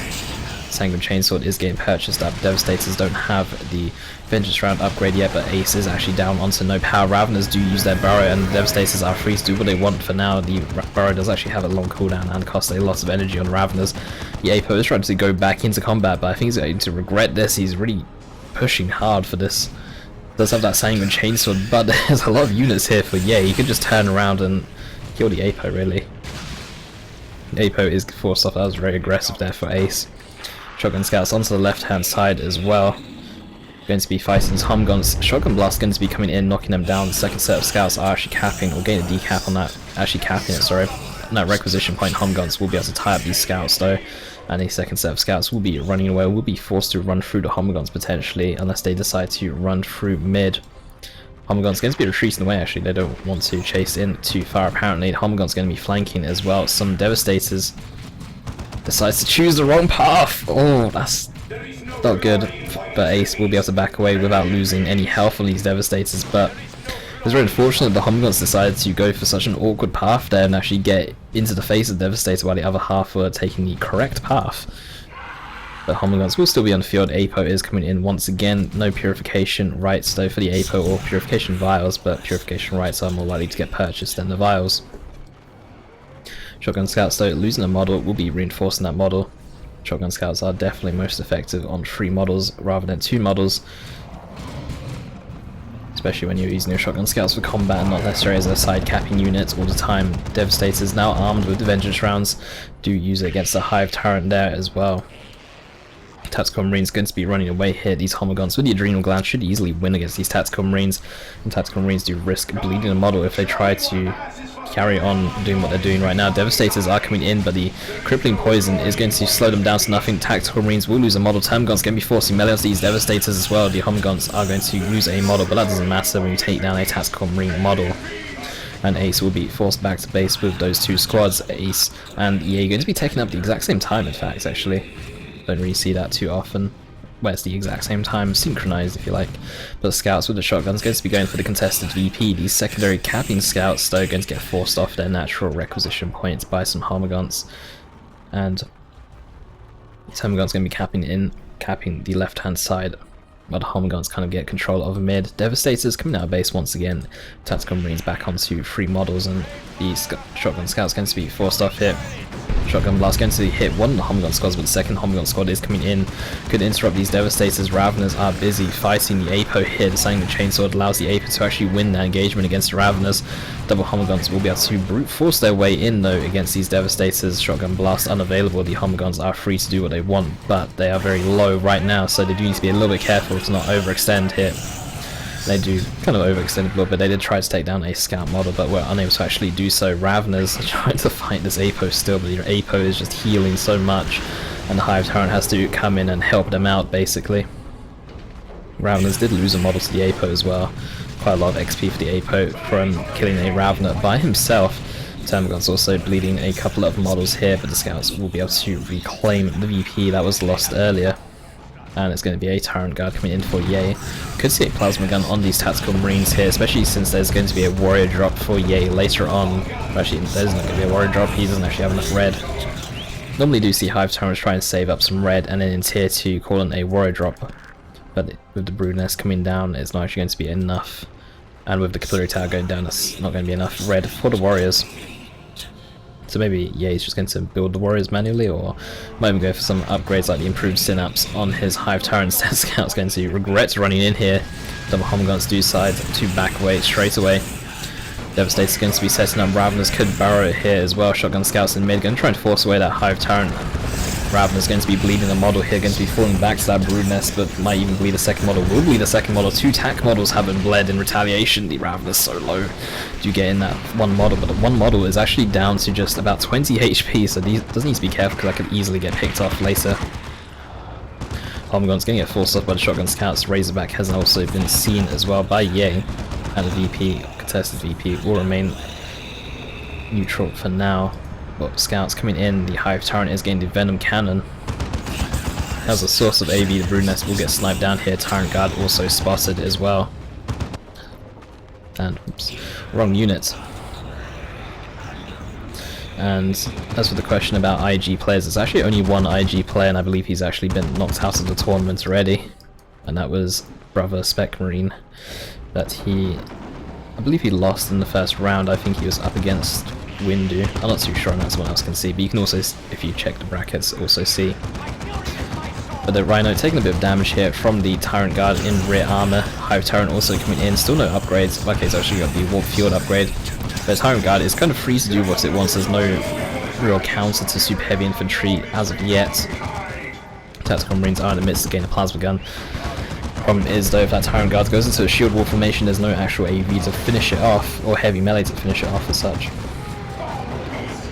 Although the double scouts with the grenades could actually do quite a lot of damage. Tyrant Guard going to be tying up these Tactical Marines, going to be unable to do any damage, or the Tyrant Guard now moving away. Tactical Marines could actually turn around, use that plasma gun, and do a lot of damage to the super heavy infantry of that Tyrant Guard. Apo is going to go down here. We'll get pops there by that Tyrant Guard. We'll get instantly purchased. I don't know if that was true, Lauren's Blessing or not. I believe it was. And Tyrant Guard is taking a little bit of damage here. And down to 1,600 health, might even fall back and actually go into shield wall formation to heal up. And Ace is actually going to be pushing in here with the double shotgun scouts. Capillary Tower has been placed down as well. That Hive Turret is very low. The Warp Field is not activated. Does activate now. Grenade is going to get thrown. That Hive Turret is so low. We'll need to retreat away. The double home guards are pushing in here a bit too aggressively. We'll get forced off. The Tactical Marines getting tied up by that Tyrant Guard.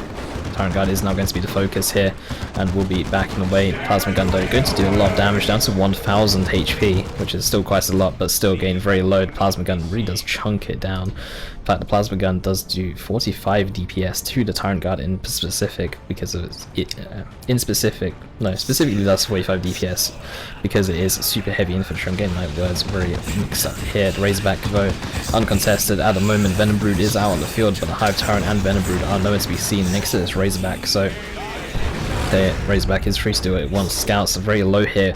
We'll need to retreat away before the Raveners are unable to actually fire back, and the Scouts will be able to force off the Raveners and will be able to cap up that natural VP. And Tyrant Guard is just sitting here healing up. Capillary Tower is going to get popped here by the Tactical Marines and the Razorback, and that's just 35 red, which also gives 6 red. I believe it gives red to Yaay as well, so he does get a partial refund for losing the Capillary Tower, even though the Capillary Tower does cost red. But Ace going to be calling in a Dreadnought. There is the Venom Cannon on the Hive Tyrant and the Venom Brood on the field, and a Tyrant Guard with heavy melee. So that's going to be, or should be, enough counters for a Dreadnought. In particular, the Razorback taking a lot of damage. Razorback really needs to back away here, down to 50 HP. Very low, very risky in fact to keep it that far ahead for so long. We'll need to go back, and the double scouts will need to come in and repair it. Homogons will be able to get a cap onto the left hand side, but the Apo is actually coming in to stop that instead. Apo is going to be the side capper. Purification Rites and the Sanguine Chainsword should be very effective here in melee. We'll pick off a Homogon model. We'll not be able to pick off a second one though in retreat. Plasma Tactical Marines. Hive Tyrant really needs to activate that Warp Field. Doesn't actually need the energy for anything else, and there you go, the Hive Tyrant does activate that shield. But the Dreadnought is coming in. Ace might look in to do a push. Razorback is nearly back up to full health. Guns are backing away. Guns are pushing in instead, sorry. Raveners are going to be burrowing in here. The Dreadnought does need to push in. Okay, it's actually going to do the Assault Barrage. I don't know if the Assault Cannon was the best choice here, given that there's a lot of melee here for Yaay. Dreadnought is getting tied up by the Dreadnought with no melee resistance because of the Assault Cannon. The Tyrant Guard is going to be doing a lot of damage. That Razorback is going to go down. Shotgun Scout is going to be able to push in here. The Venom Brood very low, should probably back away here. Hive Tyrant also backs away. I think the Hive Tyrant can maybe stay. The Tyrant Guard goes into a shield wall formation. That Tyrant Guard should go down. The double Homogon's taking a lot of damage. If there's a retreat, actually a retreat grenade isn't going to be enough. The Homogon's extremely split apart though. We'll be able to do a decent amount of damage and brings it down to just 2 models. Dreadnought could just melee down the rest of the Tyrant Guard here. The Tyrant Guard, if it enters its regular form, it's going to die very quickly before it's able to finish off the Dreadnought. If it stays in the shield wall formation, it will be able to buy a fair amount of time. And currently the game is 0-0 for now. The Dreadnought is going to live. The Tyrant Guard is going to go down.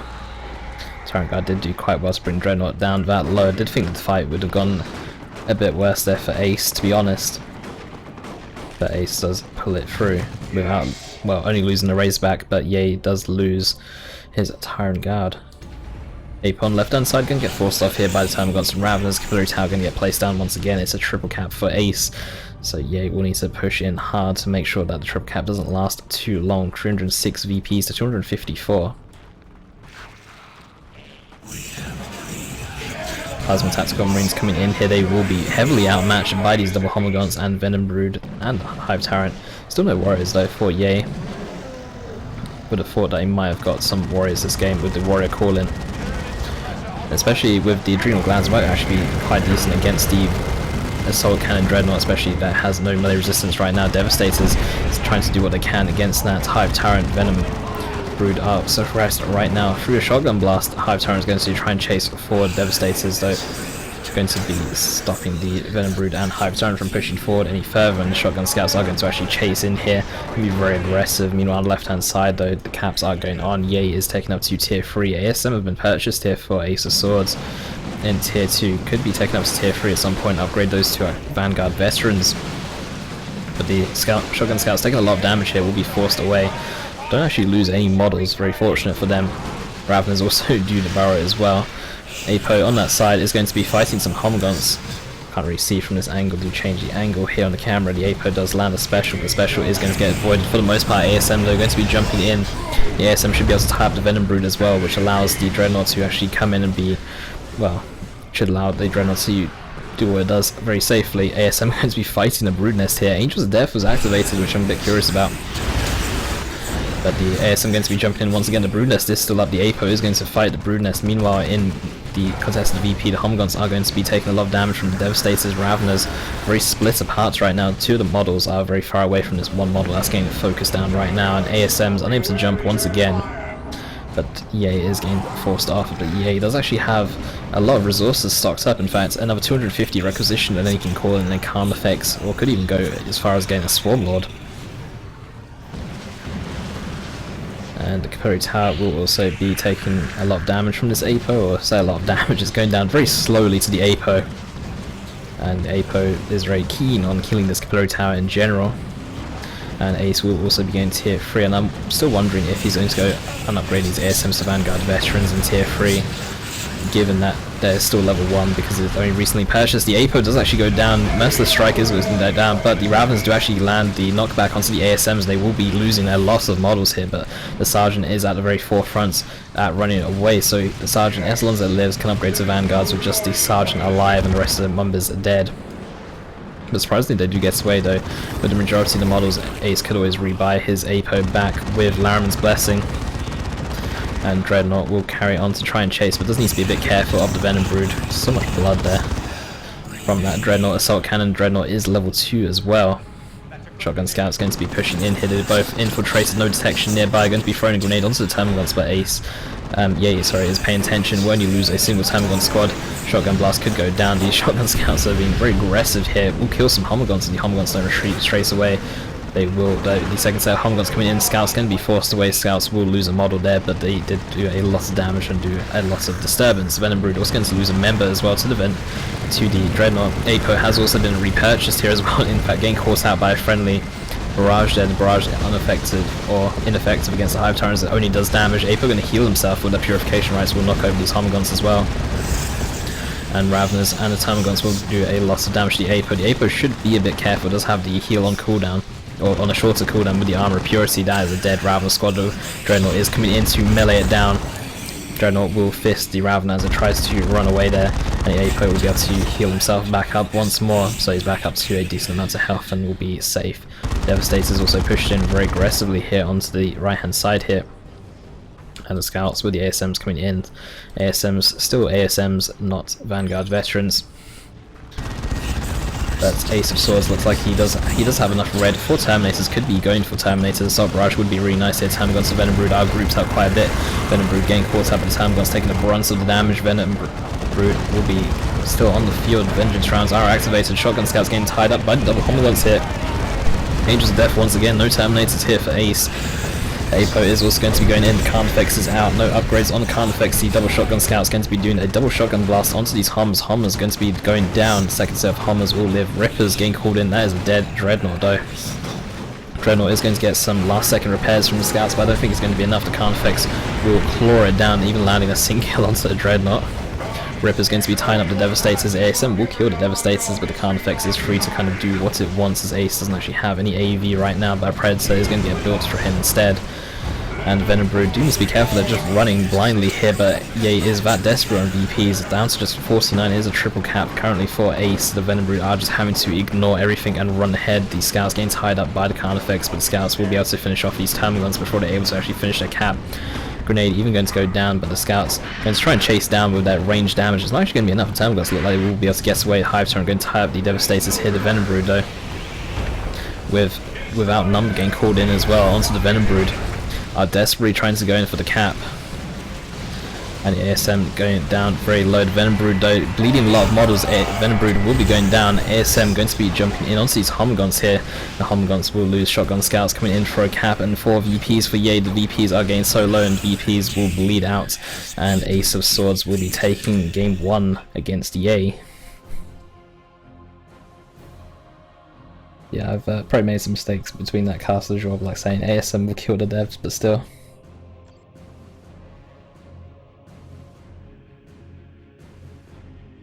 But yeah, how many units were killed? 149 units killed for 17.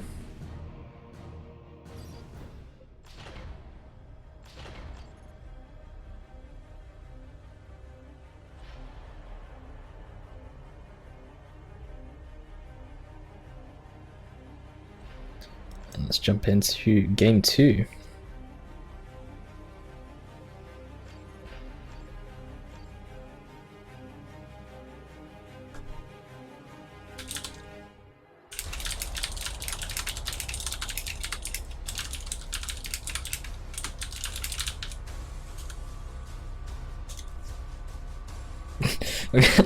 I feel like such an arsehole for saying no observers, to be honest. And also thank you, Freeman, about the overlay. But to be honest, there shouldn't actually be observers in the games anyway, unless everyone agrees to it. Or if there are observers, they ideally shouldn't be chatting, just because it makes a sound when they do chat and stuff like that.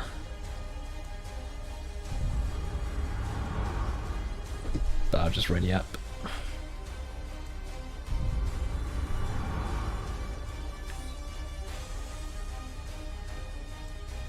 Oh, it's a tournament rule.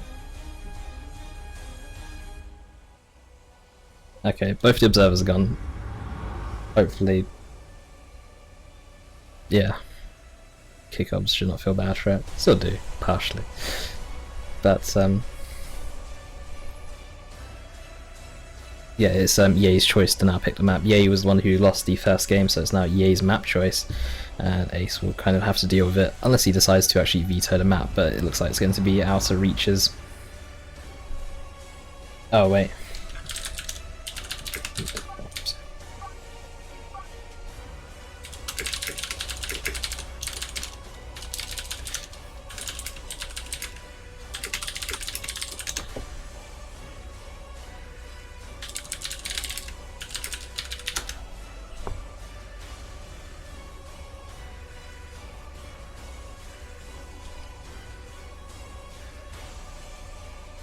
Okay, so...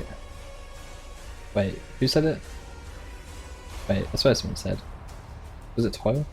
Yeah.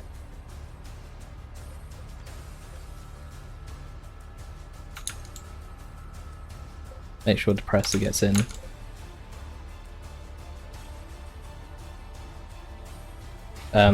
Where are Rupee and Codex then?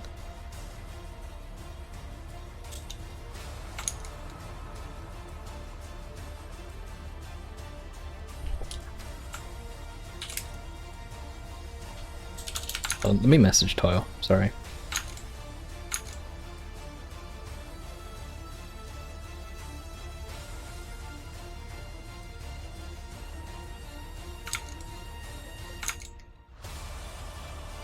I can't find Toil.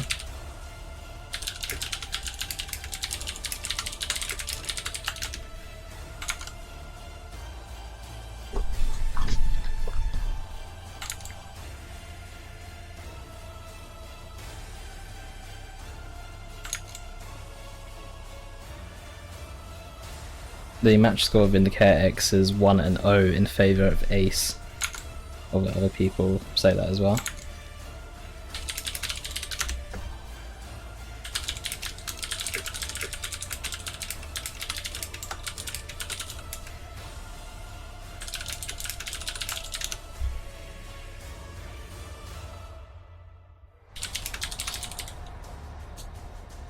This is currently not the finals, this is currently the round of 8. Because every other game has been played. Hold on, where's the brackets? This is the quarterfinals, or the round of 8. Even though we already have our first finalist ready. Okay, so everyone's going to be casting this game because, well, this is the only tournament game that can be played at this time.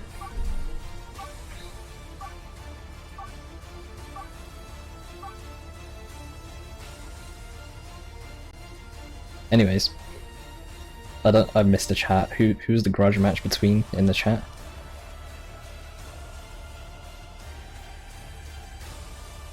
Depressor is meant to be part of the observers. I've been told Adeptus. He's not a random observer. No, Alice just said make sure Depressor gets in there.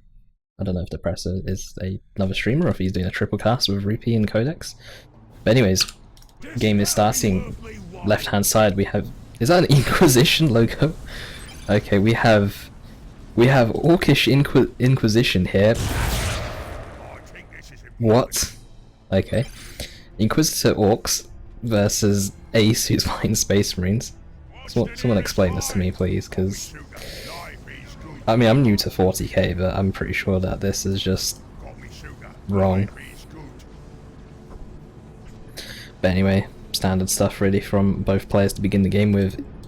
Ace going to go in for an early cap on that power. The power, or the natural power, is actually quite far away from the natural, to be honest. It's kind of annoying how far away the power is, or the natural power is, on this map, or I just find it annoying to be honest. The mech boy going to go in for the power in mid, while Ace went for the power at bottom, so both powers going to be belonging to either player. Scouts in mid going to get forced away because the shooters are starting to make their way in, and shooters will really destroy scouts out in the open. Tactical Marines going to be coming in, scouts are behind some green cover, but the mech boy is going to teleport in aggressively there. Tactical Marines a bit scared, might not want to melee down the shooters because they don't know where the sluggers are right now. The APO is also making his way in to join this fight. Tactical Marines behind yellow cover, shooters behind the green cover. Scout's going to melee down the mech boy there. Attack's getting very low, going to be behind some green cover where the scouts were going to get healed up by the APO. These meleeing scouts going to be forced to back away. The shooters are actually backing away as well.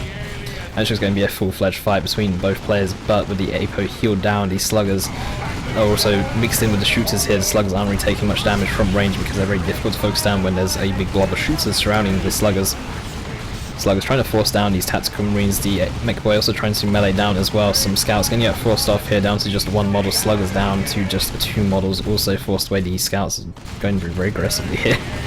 Shooter boy is going to try and do what they can from range. The mech boy teleports very defensively. Another slugger model gets picked off by the APO, and yaay will be forced off in the center of the map here. Tactical Marines and the APO should easily be able to deal with the double shooters here left on the field. And yaay, for those asking, is currently ranked 1 on the ladder. Meanwhile, Ace of Swords is currently ranked 5, I believe, on the ladder at the moment.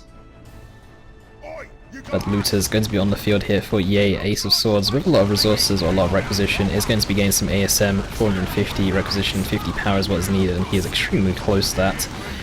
And ASMs will also act as a very nice counter to these looters as well. Mech boy very low, should be able to get away though in time away from these tactical marines, and here come the ASM. Tactical marines will be able to get a very quick decap onto that VP, and we'll go for that VP, and then we'll probably go for this requisition point there. And then scouts in mid just instantly see the orc army retreat away. There's down to just one model, no point trying to engage an entire orcs army here. And scouts, both scouts in fact, look like they're just going to be doing some capping since neither are getting reinforced to full models and neither have any shotgun upgrades or sergeants on them at all. Although this scout squad is getting fully reinforced, so it might be upgraded later on here. ASM's now on the field, but nothing to actually detect these looters as of yet. Scouts could actually get a sergeant to detect, but the ASM's going to be jumping in, the shooter's going in very aggressively, and here come the looters instantly killing the scout model, going to be taking down a second scout model, but then both squads now outside of that looters arc. Looters going to be retreating away, the double shooters pushing in, scouts forced away, tactical marines also forced away. Generator is unable to be forced away and will stand there and eat bullets and die. But ASM do have enough energy to jump once again. Do need to be careful though, because sluggers with their burners almost done are in the area and could try and fight the ASM, but the APO does actually have the heal available, and the APO with the heal and the APO in melee should actually be able to do very well here.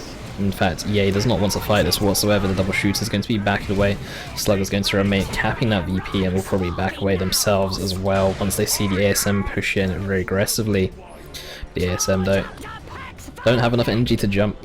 You can hear mech ability getting called in. It's going to be the battery pack for the mech boy, which will allow the sluggers to actually fight in melee a little bit better, giving the mech boy a heal of his own because he feels a bit left out of the APO as they only got the heal so far. Mech boy going to be teleporting in behind some green cover. Some scouts going to be taking a bit of damage here from him. Now they're exiting green cover, these scouts will take a lot of damage. This one scout in particular down to just 70 HP. The mech boy could push in here. Some sluggers going to be fighting the APO. The APO does look like he healed himself, well that was just a tank with chainsaw, but the sluggers are unable to actually kill the APO in retreat there, and sluggers now fighting the ASM. Mech boy actually has to teleport away once again, wasn't able to finish off that scout squad on just one model in mid. ASM though taking a lot of damage, will lose a model though to these power melee, or the two power melee models of the sluggers and the rest though, which are just regular melee. Mech boy going to be teleporting in once again, no energy to actually use that battery pack. Not that you can use it on your own, but no energy at all, so you can't teleport again and can't use a heal or anything at all really.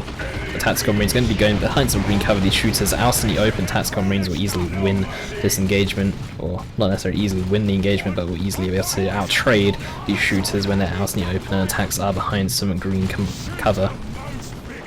And at the same time, some sluggers with burners are also going to be starting to tear down this generator farm up top as well. Yaay with a lot more power saved up than Ace. Yaay should be the first one to actually take up to tier 2 and could see an early truck or an early death dread. Maybe an early death dread given us the mech where you can actually use the cult of speed and get it across the map almost instantly. Not instantly, but can get it across the map extremely quickly and actually burn down the generator farm once again from Ace and prevent him from having a nice tier 2 power income. But sluggers forced off, looters also forced off, the double shooters pushing in through mid. Scouts with the shotguns going to be forced off in that APO. We'll need to be careful about trying to go into ranged combat. The ASM unable to actually do that jump, could actually get suppressed by the double shooters with the big shooters and actually be prevented from getting into melee range. But tactical marines behind some green cover here will be able to try and do what they can over there quite low.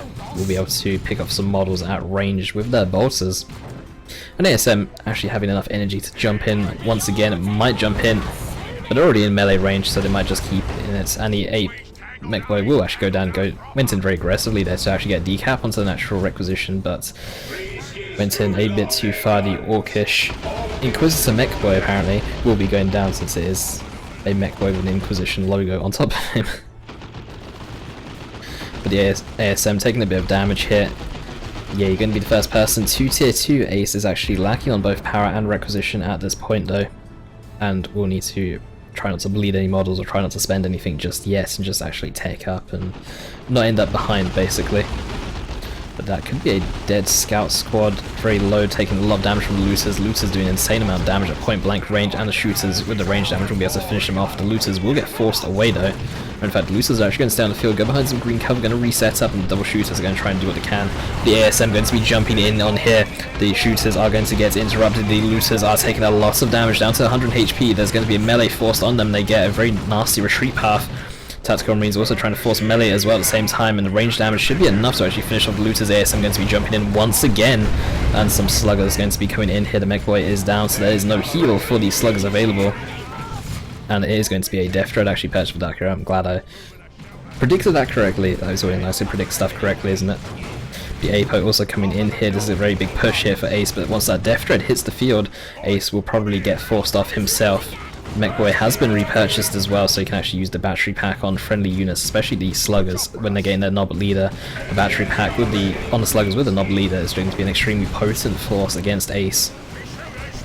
And this death dread with the cult of speed should be able to get in and stop the generator bash here of Ace before anything Before they're able to take down the entire generator farm, 2 generators will go down. They can probably prevent the 3rd generator from going down. And here comes the Death Thread. And the yaay does have a lot of red, maybe he doesn't want to actually use the Cult of Speed since it is quite heavy. And in fact the Sluggers are already tying up in melee range as well. Shotgun blast with the ASMs jumping in. The ASMs actually do miss jump, or they look like they jump defensively there. And Death Thread is coming in. In fact, the 2nd generator is actually able to live there for yaay. I did think that the 2nd generator might go down, and I think Ace could have probably taken it down if he committed just a little bit more, but that generator is very low and could be killed later on. 371 VPs to 340 here. Death Thread has not got any burners or bits yet. If it does upgrade to that generator farm that Ace has just recently finished putting up once again, could go down. In fact, he didn't lose any generators, or only lost 1 generator before, I believe, but still, this could go down again, basically. Especially with the double shooters doing a lot of range damage. The Death Thread is still not upgrading to its burners. In fact, he might even bother upgrading to the burners. He might just use it as melee deterrent, melee support against the ASM and against the APO as well. But ASM going to be jumping in here. Sluggers are on their way. The mech boy is also in the area, but probably doesn't want to teleport in. Probably wants to save the energy for that battery pack though. Angels of Death is going to go down. The ASM not taking as much damage because of the Angels of Death damage resistance. The battery pack, or not the battery pack, the mech boy does use his energy though. Once again, it's going to be missile, I was going to say bazooka. It's going to be a missile launcher on these tactical marines to actually be the counter for this Death Thread. Sluggers though able to fight the ASM and take away a model without losing a model of their own. That Razorback is dangerously low. Did actually get melee down by the Death Thread. Death Thread is going to be chasing in, is gaining its burners and bits upgrade now, and the Cult of Speed is helping it to actually tie up these tactical marines with a missile launcher even quicker. And this generator farm will be going down. The shooters and the sluggers should be able to take him down itself. And burners and bits not only provides you with the burner upgrade or weapon upgrade, does also provide you with an extra 300 health, allowing your Death Thread to be a lot more fortified in an engagement. Oh, fortified is the correct word, to be honest. But Devastator's going to get called in here for Ace. The Devastators will probably be upgraded with the last cannon. That will be the counter for the Death Thread. Might even keep it with just Vengeance rounds actually, and try and use it as a soft AV counter along these tactical marines with the missile launcher. And then with the Vengeance rounds can actually use it on the rest of the army. Mechboy has also upgraded himself with the BB Death Gun, and since he can teleport around while remaining set up, the Razorback will need to be extremely careful against it. And some stick bombers also getting called in. The stun bombs do work against vehicles, and at the same time the stick bombers will be a really good choice against these Devastators to actually interrupt them. But Death Thread getting repaired up by some sluggers. The mech boy is not actually repairing because he wants to remain set up for now, just in case Ace does push in. Some stun bombs going to get thrown. Stun bombs will miss. Mech boy does teleport in. Should get some rear armor hits. The stick bomb's going to lose a model. That Razorback will go down. 2 rear armor hits. That's nasty. That Razorback did not stand it coming. And here are the Vengeance rounds here for Ace. I did mention early, he does actually go for it, so it's a lot of soft AV. As long as the Death Thread doesn't sit too close, but the mech boy will teleport in, will actually interrupt these Devastators. The Death Thread is free to kind of do what it wants really. There's no AV. Okay, the tactical marines with their missile launchers are still in the area. And the ASM with the mouse bomb, that's why this Death Thread is so slow. Cult of Speed seems to be unavailable. The ASM's taking so much damage, you have to jump in once again. The ASMs are so low, even losing a model mid-air. You just saw a dead model land on the ground. And the APO will go down, but the Death Thread should also go down at the same time. Missile launcher should be enough to finish it off. But the APO going down. APO should be able to be repurchased with Laraman's Blessing. The Ace does actually have enough resources for it, and you did see him just use it right there. But even still, that's 175 red, I believe, spent on just the APO. Shotgun Scouts getting tied up by some stick bombers here. The stick bombers are going to be able to chase down these scouts fairly easily. Scouts did use their shotgun blast earlier. But still losing the Death Thread, but at the same time losing ASM models, losing the Razorback, and losing the APO. The APO can be kind of like freely purchased back with enough red. The trade on paper definitely went better for yaay. But still, a dead Death Thread is always nice. Yaay is probably going to be taken up to tier 3 by the looks of things. He's not actually spending any more power in tier 2 or spending any more on tier 2 really, even though he does have enough resources to do so. Ace is just down to nothing. He does actually lose his scouts. The scouts do get killed here somewhere. Looks like they got killed on retreats. That's actually another big loss. They were upgraded with the shotguns and were used as a side capping unit. Ace no longer with a side capping unit now. And losing an ASM model here as well. And yeah, he's going to be pulling back now, but the Devastators with the Vengeance rounds have been set up. And it's a good thing that he didn't buy the last cannon, because the last cannon Devastators would have been useless right now. But at least with the Vengeance rounds, they're still extremely effective against infantry and also make very good soft AV. And here comes the tier 3 from yaay. His generator farm still hasn't been finished yet as such. It did lose a generator earlier. And that generator is still on a sliver of health at 14 HP and it would die to a shotgun scout squad sneezing on it, but still. But the Tactical Marine's going to be forced away here. The double shooters doing so much damage here to these Tactical Marines, down to just 600 HP. They are behind some green cover now, you can actually see that because the arch was in the way. Some scouts have been repurchased, might even regret repurchasing them if they were to go down here again. But yaay still stuck in tier 2, yaay is going to be tier 3, and yaay could get a tank or some knobs or well, anything tier 3 to be honest, could even be flash kits or commandos. But the ASM going to be chasing down these shooters. The stick bombs are nearby. Stick bombers with their 80 melee skill could land some special against the ASM, but yaay decides to do a full retreat instead. These shooters having an extremely unfortunate retreat path, having to retreat through the ASM. APO is going to be running the opposite direction, but the ASM and the APO with their bolters or bolt pistols are going to be doing enough damage and actually finish them off. And the Devastator is going to be doing some capping over there. The Slugger's also taking a bit of damage as well from the ASM and yaay. That shooter boy going down is nice, but at the same time with yaay being tier 3, it's actually going to be replacing the shooters with flash kits, which is much more scary than a regular shooter squad. I can see red popping up on my chat constantly, so let's actually have a read of it. Some lot of love for me by the looks of it in the chat, having a quick look at it. The APO though taking a lot of damage, will get special down here by the stick bombers, and with the slugger knob coming in here, the APO really should just leave, and it is leaving right now, but it's going to take a lot of damage here. But the slugger's not able to tie up the APO, they could have used Swamp him, but still the APO would have been able to live. He was on 400 HP. Devastator setting up at top. Stick bomb is going to be landing some shots here against the Tactical Marines. The generator farm has actually gone down here for yaay from these Tactical Marines. Could be instantly repurchased though, since the power node is still available. But at the same time, flash gears on the field, upgraded with, or upgrading right now to their Git Finders. Git Finders do give them an extra bit of range. Could upgrade with the blasters, which are very effective against heavy infantry and super heavy infantry, since the blasters do psychic damage. These Devastators, they are definitely going to go down, taking so much damage from these flash kits. I mean, I think even at range they might have gone down. The flash kits deal an insane amounts of piercing damage, about 100, well yeah, about 100 actually piercing damage. Mech Boy has been teleporting around the map, is going to get forced off here. The Beamy Death Gun is very effective against generators. Does have a slow rate of fire, but does actually do a lot of damage per hit. 160 damage per hit, which is quite a bit. Not as much as regular Beamy Luces, which I believe do 240 damage per hit, but still. ASM's jumping in here onto some shooters. There's no melee. Okay, there are stick bombers in the area, but stick bombers not really the best melee fighters other than the high melee skill. And it looks like yaay will be forced off from mid. yaay with a lot of red, with a lot of requisition, but not actually that much power. He has rebuilt his power farm, and we'll just have to wait until he can get some more power. And the Dreadnought is coming out for Ace, and I'm not fully sure the Dreadnought is the right choice here. Flash gets getting healed, or not Flash gets getting healed, the APO getting healed up as he attacks these Flash gets. So Stick Bomb's getting thrown down, but he's actually hitting his friendly units on retreat. But the Flash gets, they're heavy infantry, they're tier 3, they have 1200 HP, they can tank it. And some stun bombs going to get thrown down on these scouts. Scouts are still going to be able to cap, even though they are stunned, so they're kind of unaffected. But Ace is going to get in with another power bash here. And shooters are trying to do what they can against the looters. ASM are going to be fighting some sluggers here. Merciless Strike though will be knocking them back. That Swampum is usable, there's no range damage for them to really be avoiding, but still, Swampum does give them +1 speed. The ASM actually going to be losing a model, could lose a second model. Stick Bombs coming in here as well. The APO now fighting alone. We need to be extremely careful. That Slugger Knob is going to be doing a lot of damage. A special is landed onto the APO. The APO might go down here. The heal is not going to be enough. Down to 18 HP, will get picked apart. The scouts are running away. Slugger landing a sync kill there. Tactical Marines, and they're trying to hold their little position there, but I don't think it's going to be enough. The Flash gets doing a lot of damage, and Sluggers on retreat. Tactical Marines are bound to lose a model here at the very least. You can see him picking a model with that huge chopper there, but the Dreadnought is coming in.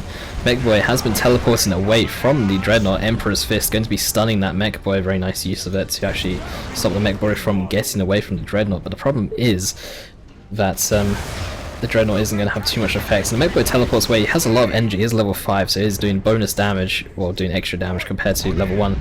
Very nice stun bombs, but like, it does actually have vision of it, but the Dreadnought does move away. The MechBoy is going to teleport in aggressively here, going to hit that Dreadnought. Going to not hit that Dreadnought, he actually unsets up here and retreats back to base. And a second flash kit squad here for Yaay, giving him so much range damage right now, or so much DACA since we are orcs after all.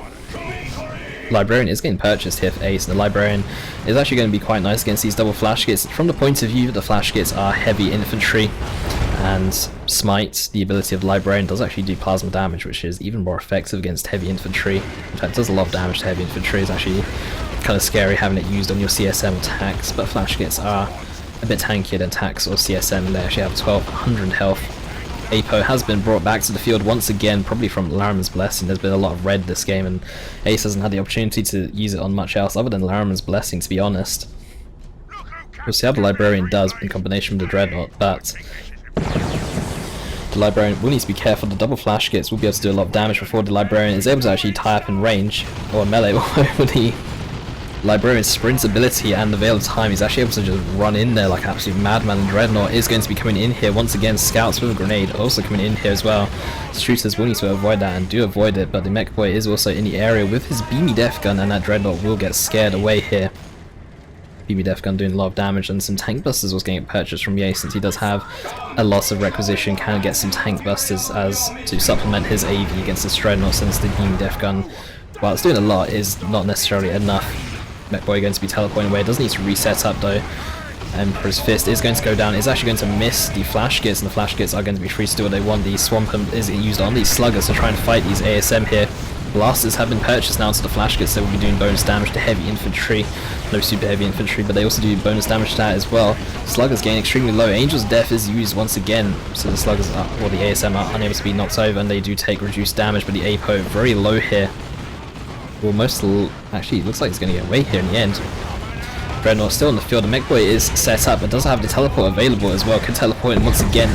So low, the Dreadnought. No one's going to tie up the Mechboy, but the Shotgun Blast will knock him onto his feet and unset him up. Mechboy could go in for a really aggressive teleport, but he decides not to, and it's probably the safer option to not overcommit to a Dreadnought. But one flash kit squad actually went down in that engagement. It was the second flash kit squad. I didn't even notice that actually.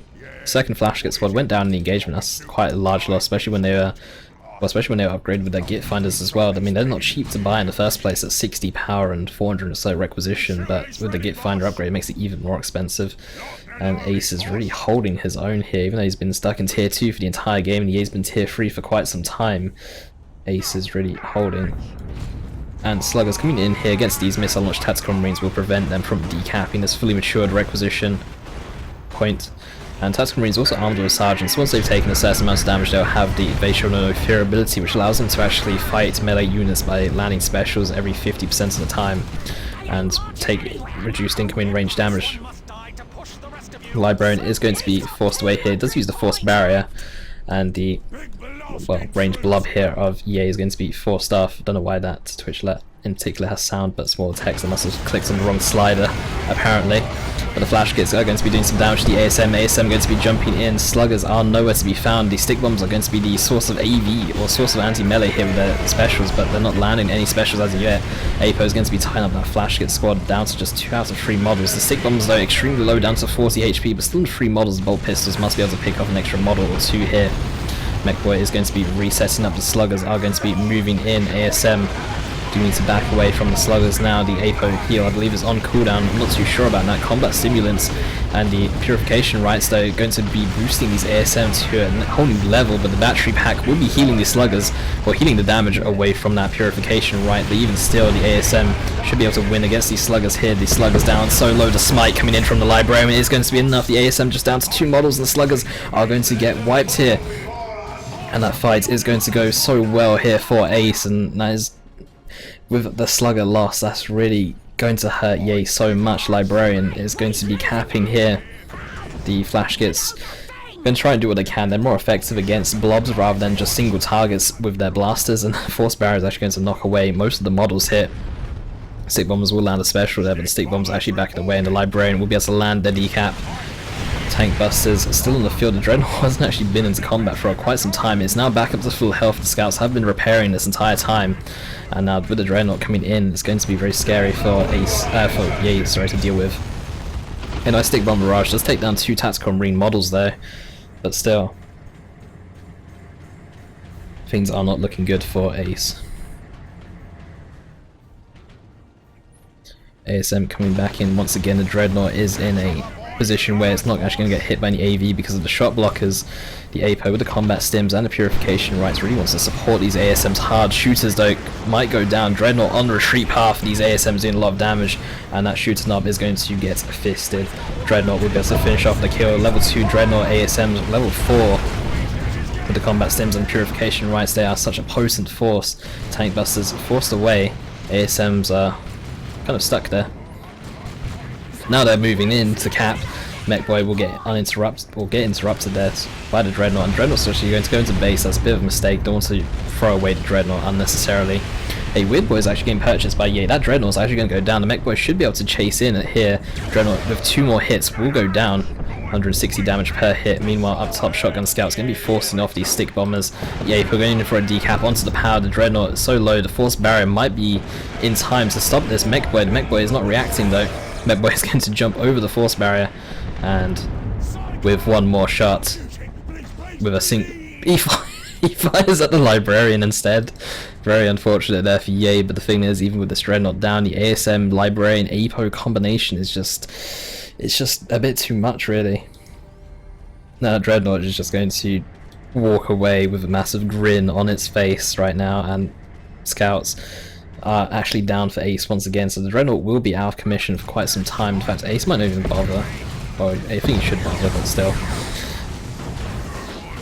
Actually no, sorry, his scouts are still alive. I thought they were dead. Misread the user interface there. The scouts will need to go back to base. Even though they're fully upgraded, they're going to have to be out of commission for a while just to repair the Dreadnought and put it back into commission. The Weird Boy is getting chased down by the APO here, and Sluggers have been repurchased here for yaay, but the problem is they are level 1, and the ASM, the APO and Librarian are all leveled. I think the APO Librarian is level 2, APO level 5, ASM level 4. yaay is going to be losing the VPs here. 31 VPs, and it's going to be a triple cap for Ace, so the game was going to be over at that point anyway. And thank you Paranoid Kami for the follow, and I did see the follow notification go off a couple of times, so let me actually read off the list once I'm out the loading screen as well.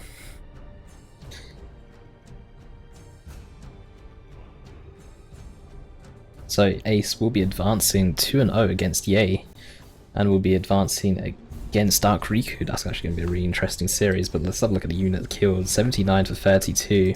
Commander levels, both commanders level 5.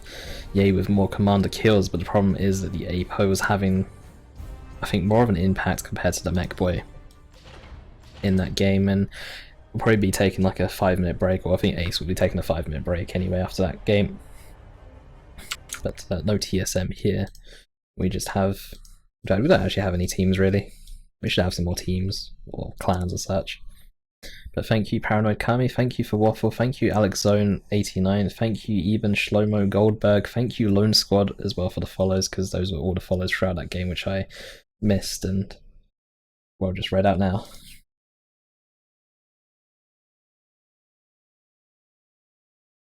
So let's have a look. Well, let's actually back into the game just in case someone's hosted.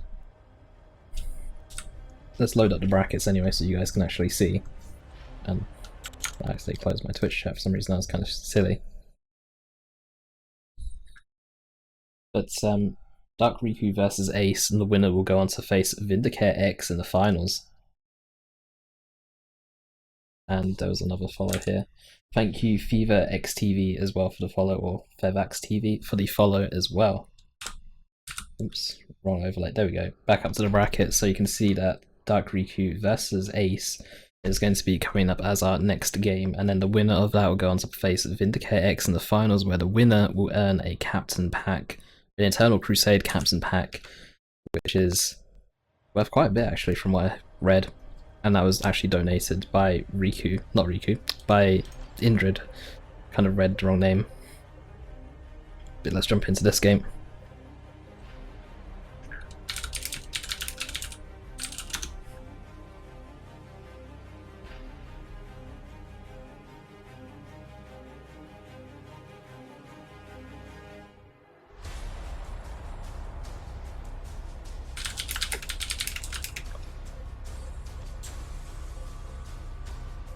I'll swap with Depressor.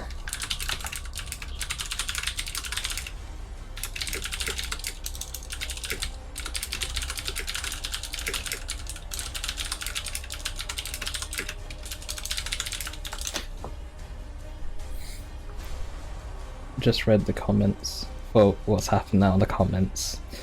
I know I got told I need to breathe more, so I'll try to attempt it today.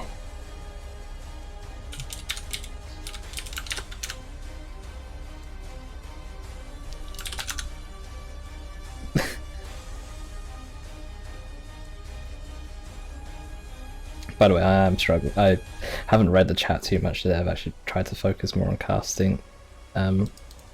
So keeping up with chat and casting at the same time is a bit much, and I think Rupee and Codex probably want to go on the same team as well, because I think they're casting together, aren't they? So they kind of need it to be the same team. Well, it's nicer if they're on the same team. Let's have a look.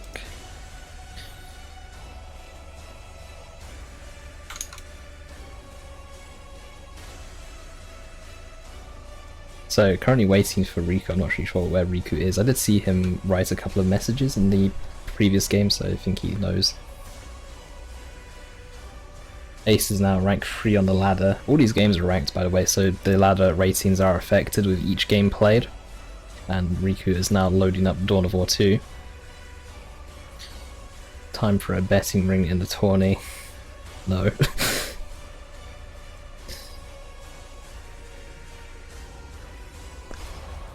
So yeah, Riku's on his way, and this will be the semi-finals. The winner of this will go on to face VindicareX in the finals.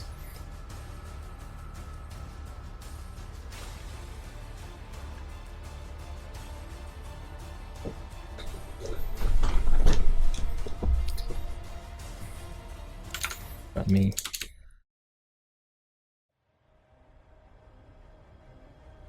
Right.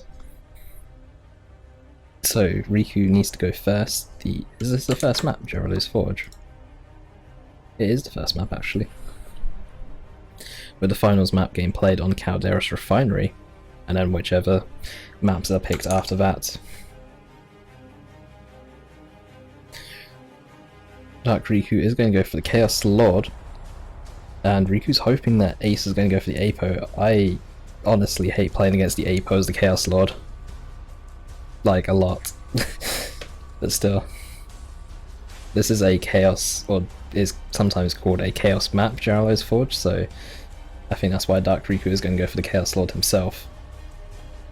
Ace, very tempted with a WSC Warp Spider Exarch. Looks like he's actually going to go for it.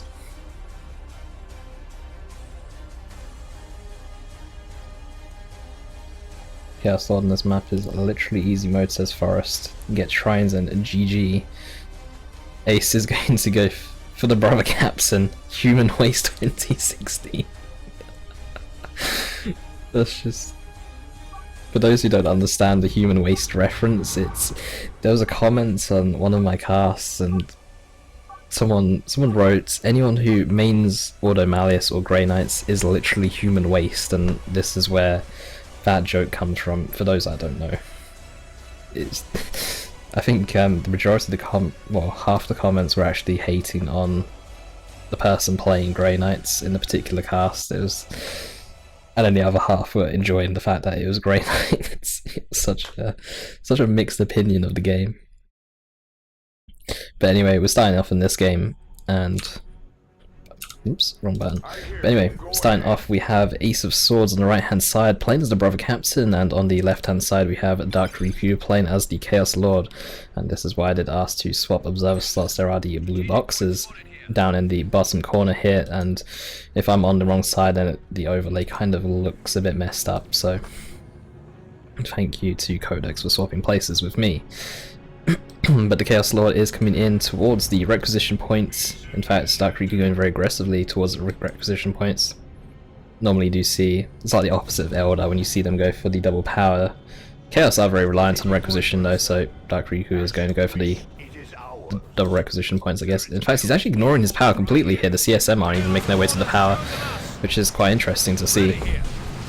I know that Chaos probably wants requisition more than power, but this is, you still want power in the early game.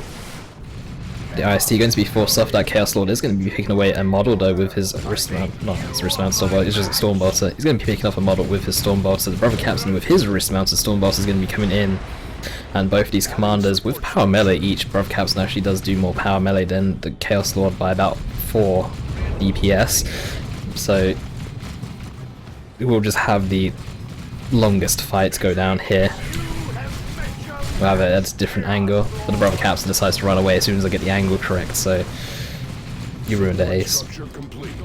But the IST going to get forced away here as well. The Chaos Lord's actually charging in, double IST here for ace. The IST are going to try and kite around that Chaos Lord, but he should be able to pick off a few models though with that Storm Bolter. Could even try and enter the structure onto the left. The Strike Squad is coming in for some backup though for these IST.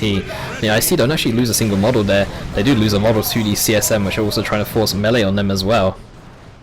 Strike Squad is coming in. A lot of the map is red right now. The Chaos, or the CSM, sorry, are going to get forced meleeed on by the these Strike Squad here, and the CSM decides to back away. Strike Squad with 70 melee skill do land specials fairly frequently against CSM with only 60. Heretics coming in here will be forced away because they're taking so much range damage here, bleeding 2 models there very quickly, and will be forced off. Heretics in mid, a lot of the map red. Riku does have his power, is getting some Noise Marines, and Noise Marines very heavy on requisition at 350 and 30 power, but Riku should put down some generators, is putting down some generators in fact, and Strike Squad is capping bottom while some IST are capping mid and also going towards the top. Brother Captain coming in towards mid as well. Purgation is going to be the choice here for Ace as his tier 1.5 unit. And Noise Marines and Purgation, who has the better flame damage, is going to be the question. That is going to be asked by someone, surely. Personally, I prefer Noise Marines over Purgation just because they are louder. The Noise Marines have a slightly different role to Purgation and different upgrades in tier 2, making them different units and not the same units. But I do like Sonic Blaster and Noise Marines. But the IST getting tied up here by some Heretics. Heretics will be able to take down a few models in that IST, but the Purgation are here, and Purgation are going to be doing a lot of damage. The Chaos Lord needs to tie them up, and will tie them up in fact. Even game worships, the Chaos Lord does have extra skill, or not extra skill, extra speed to go tie up that Purgation. Brother Captain is going to get surrounded by Heretics. The Strike Squad is coming in to assist in melee. The Brother Captain though, very low right now, but is staying in to the very end, does have that Nemesis Force Sword as well, so does have the improved Weirdly Hammer ability.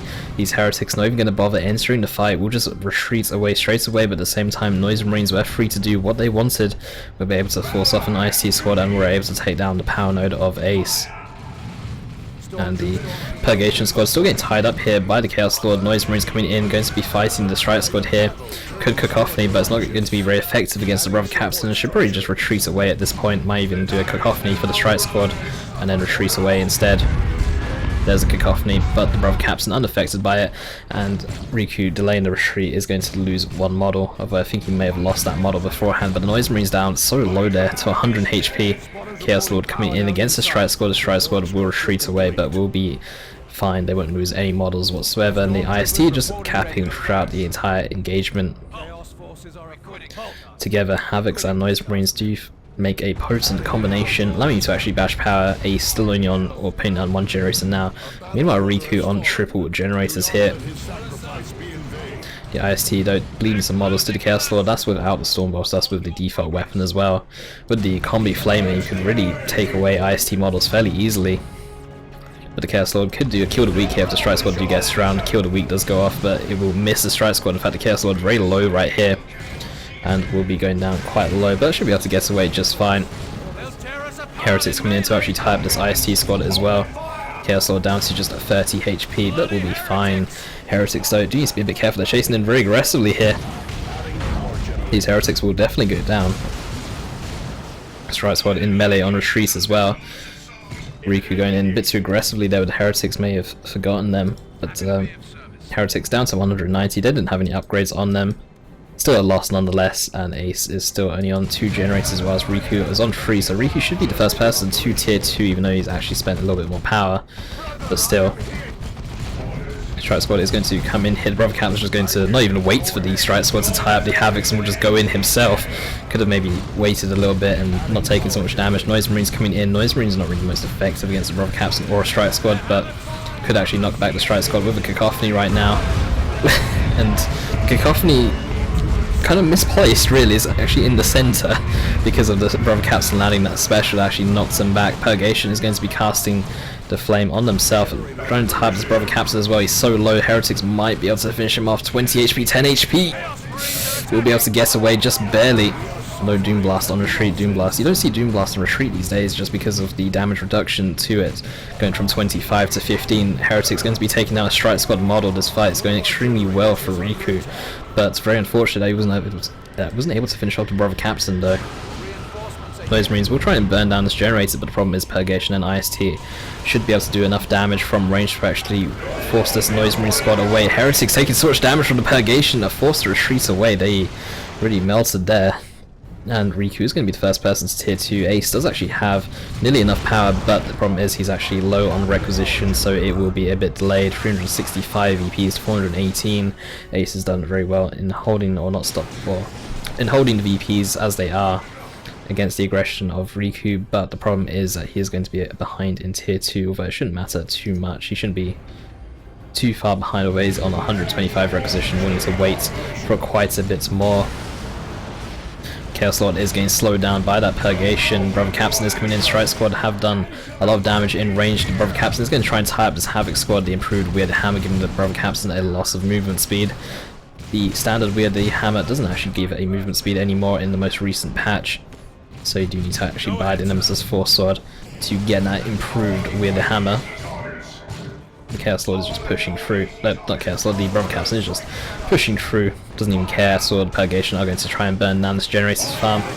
Brother Captain maybe going in a little bit too aggressively here, running into the Heretics. Might even go down overall here, 60 HP, but is actually quite fast on retreat as well, since after you retreat for a certain amount of time you do actually get an extra bit of movement speed. The Purgation did have the Mind Blades activated on them, but they were only able to take down one generator. The Blood Sacrifice into the Blood Letters was maybe a bit overkill for that engagement, to be honest. The Blood Letters were not able to actually do too much. Even though they gain Call and Worship, they don't actually have the movement speed to catch up to Ace's units. And Riku, now tier 2, is going to be buying a Blood Crusher as his first purchase. Ace, don't know what Ace is going to go for. I think he's going to go for a Rhino, and when he sees the Blood Crusher, might even go for a last Rhino. We will see. Another generator is going to be taken down here by Riku. Noise Marines did take down a generator previously, do finish off a second one. When they come back for the third time, maybe they'll get a third one as well. And then on the fourth time, get a power node and call bingo or something like that. The Heretic's going to be forced away as well, very low, don't want to get tied up or suppressed by that Purgation squad. Havoc's going to be setting up in mid, still with their default bolter.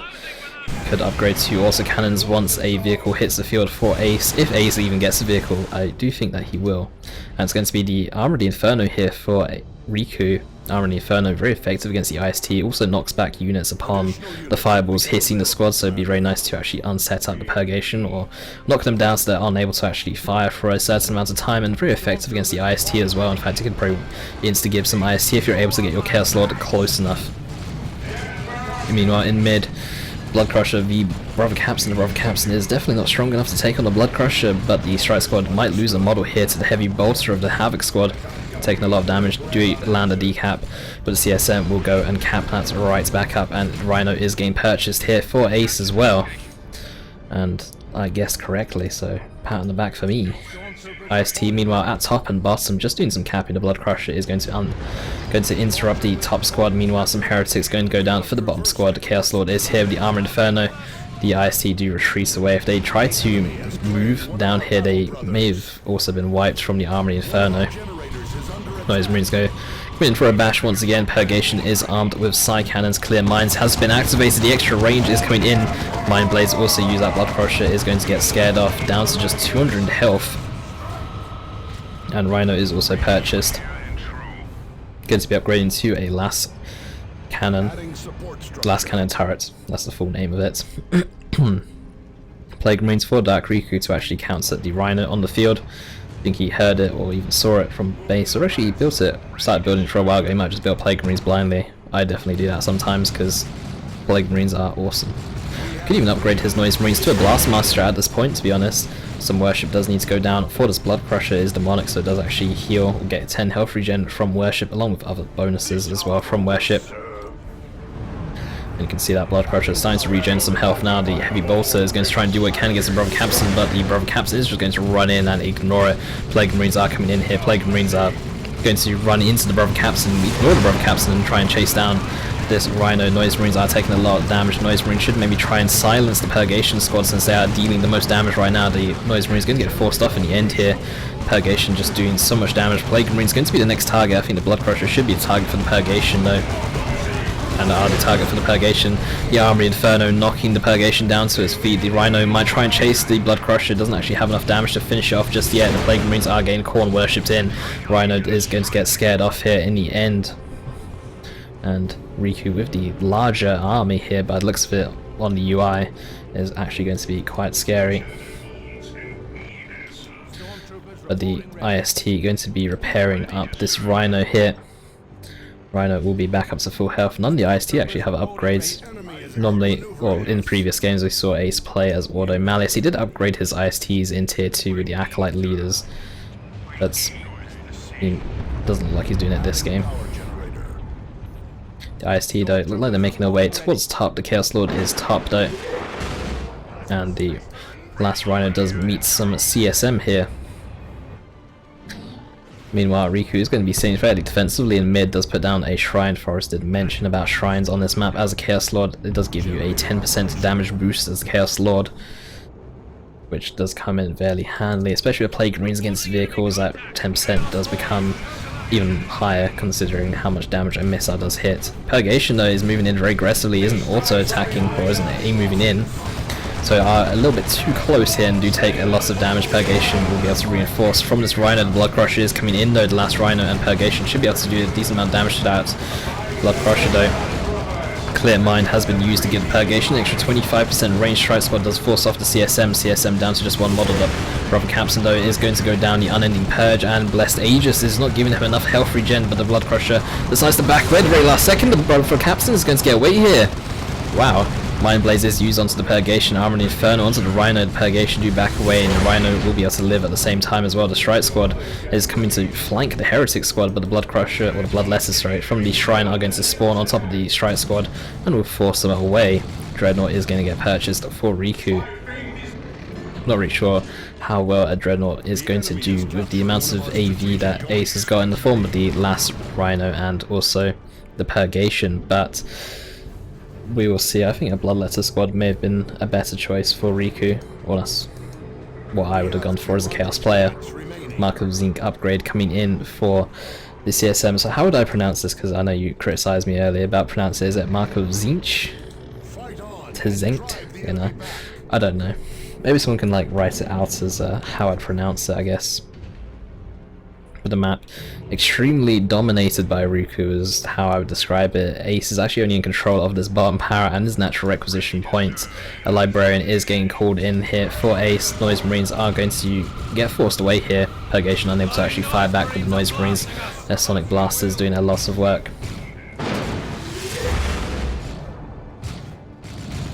But the Noise Marines forced off. The Brother Captain will be falling back to the Purgation. IST capping up top. Last Rhino still sitting very defensively, and now the Librarian coming out. He's also getting the, how do I pronounce that, Codicum Aeternum. I'm going to call it the Shrouding ability because that's what it does grant. It grants the Shrouding ability, allowing you to actually hide a squad. I wonder what squad he's actually going to hide. He can even hide the Brother Captain and allow him to tie up the Havocs fairly easily. And last Rhino will need to start moving fairly soon. Noise Marines though going to be fighting the Strike Squad.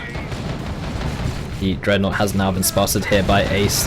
Librarian is coming in. The Purgation is actually stealthed here. Clear Minds is used. You can see that massive range from the Purgation hit. Dreadnought though is taking a lot of damage. Purgation is still able to fire away. The last Rhino is taking a lot of damage. The Dreadnought isn't going to chase any further. The Plague Marines, one more missile hit. That missile hit will go down. Purgation was taking a lot of damage. The Rhino does go down. The Brother Captain is going to struggle here. Will go down. And the game is starting to fall apart here. It's still a 2-1 cap. Ace is going to concede the game, and Riku is going to win the very first game against Ace in the semi-finals of the, well, the lower part of the bracket. Not that there's a difference between the upper part and the lower part, just other than the players playing in it. Anyways, I kind of missed the chat when I asked how to pronounce Zinc. Didn't get time to read it, but it did sound like Zinc, or I don't know. You know, I'm just gonna keep calling it how I call it. I'm just going to annoy people with it. But we'll wait for another game to get host. I'm gonna try and join it quickly so there's no awkwardness of me asking to swap slots with the other observers and casters. Shrouding can now be used on vehicles.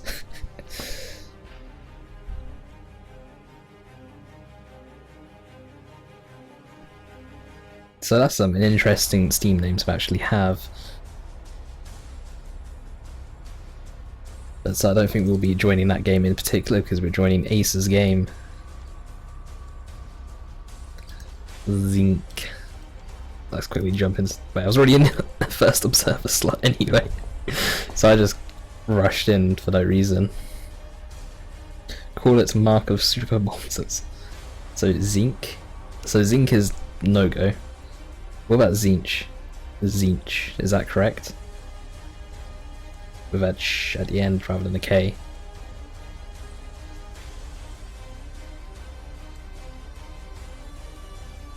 Z-inch.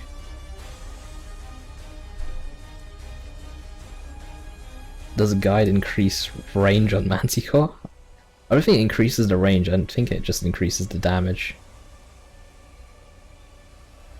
Only the bolter. It actually does increase the range of the bolter, which is funny.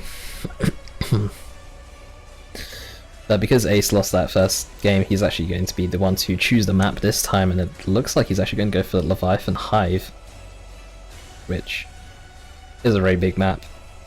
I cannot stand playing on Leviathan Hive personally. It's one of those maps which I would absolutely veto each time. I would veto without even thinking about it. And if I didn't have a veto, I'd just cry.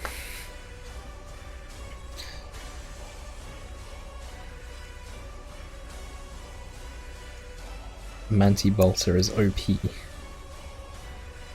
You know, courage damage increased from 1 to 3. Wait, the Manticore actually deals 1 courage damage.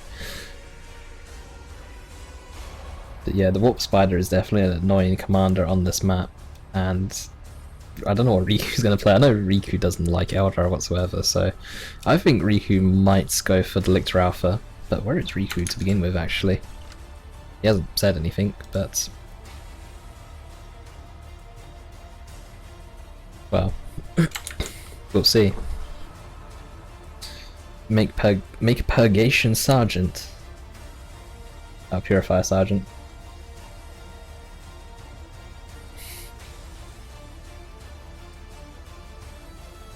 Manticore should have an autocannon instead of a heavy bolter. Wow.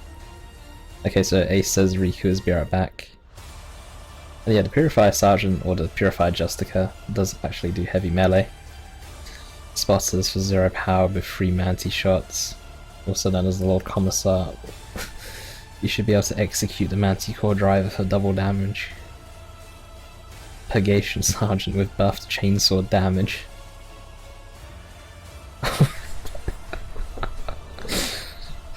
I love the chat sometimes. A lot of the time.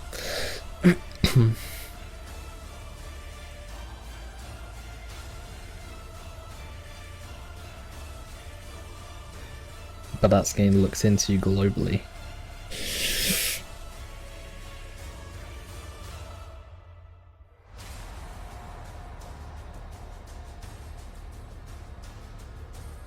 I think a lot of people are quite happy about the Sergeant thing getting looked into.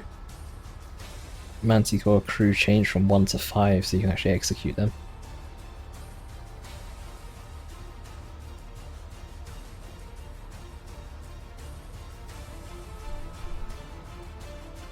I have executed the Blood Crusher before with Inspire Courage. Wait, a Blood Crusher? if you execute the Blood Crusher, then who's meant to ride the dog? Or if you execute the Blood Letter on top of the dog, then who's meant to ride the dog? Unless you get like another Blood Letter to pop on. Manticore shoots 20 missiles now.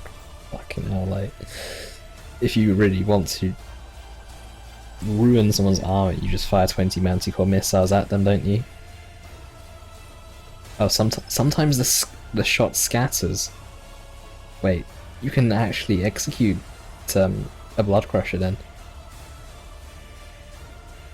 Wow. I think we need to execute more Blood Crushers then, to be honest.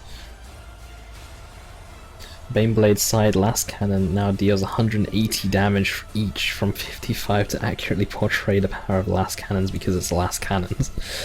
180 damage, a Baneblade would become strong. Manticore on tier 1, 210 requisition. 190 requisition, stacking 50% snare, 2 last cannons.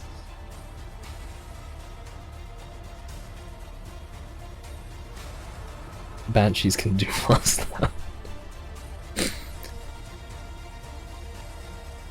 I mean, given that Eldar are supposedly the dying race and are limited numbers, I don't think blowing themselves up is the key to winning the engagements. So Riku currently on the phone with his sister by the looks of things, and Ace going to make it even more painfully obvious that he's the Warp Spider Exarch.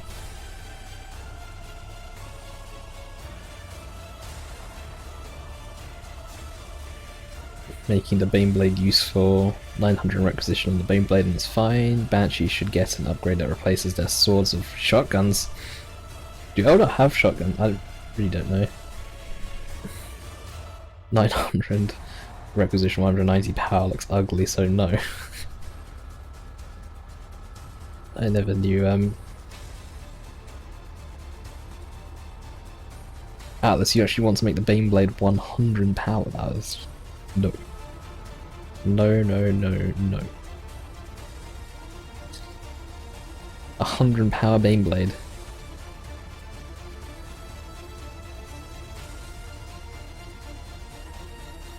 Make it 990 requisition, 190 power, so it looks cheaper than 1000 requisition, 200 power, and everyone would buy it. Well, 10 power difference is probably going to make quite a big difference, but 10 requisition difference makes none. And Riku does veto Leviathan Hive, and I definitely don't blame Riku for doing that, to be honest. Because who wants to play on Leviathan Hive, let's be real, unless you're a Warp Spider player. Add 200 red and give them an airdropped Baneblade.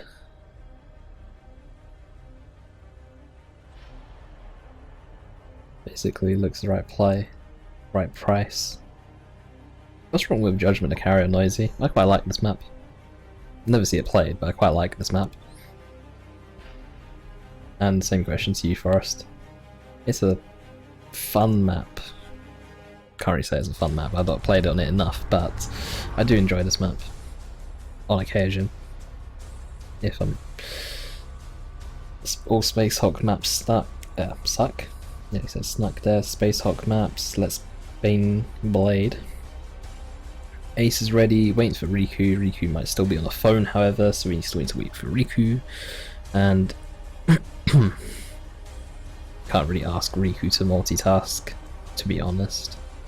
I mean, we could, but probably shouldn't. Do Ice Station Obelisk? No, that Razgrat Sledfoot is fine, learn to play. Carrion is good for chaos, I hate it. Well, if it's good for chaos, then we're going to see Riku play the Chaos Lord once again. And I don't think Riku has an Eldar commander, does he? Actually, what does Riku have? I've actually forgotten. He has the Chaos Lord, he has the Apo, but what's his third? That's Lictor Alpha.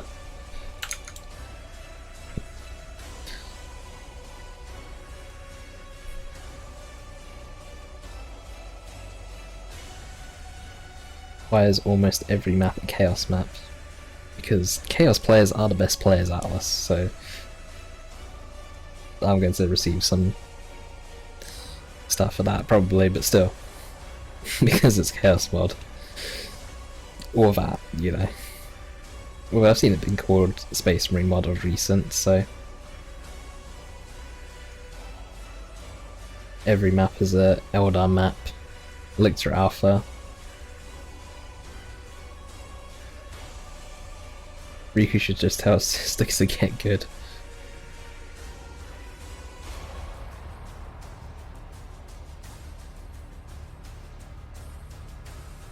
Eternal Disappointment.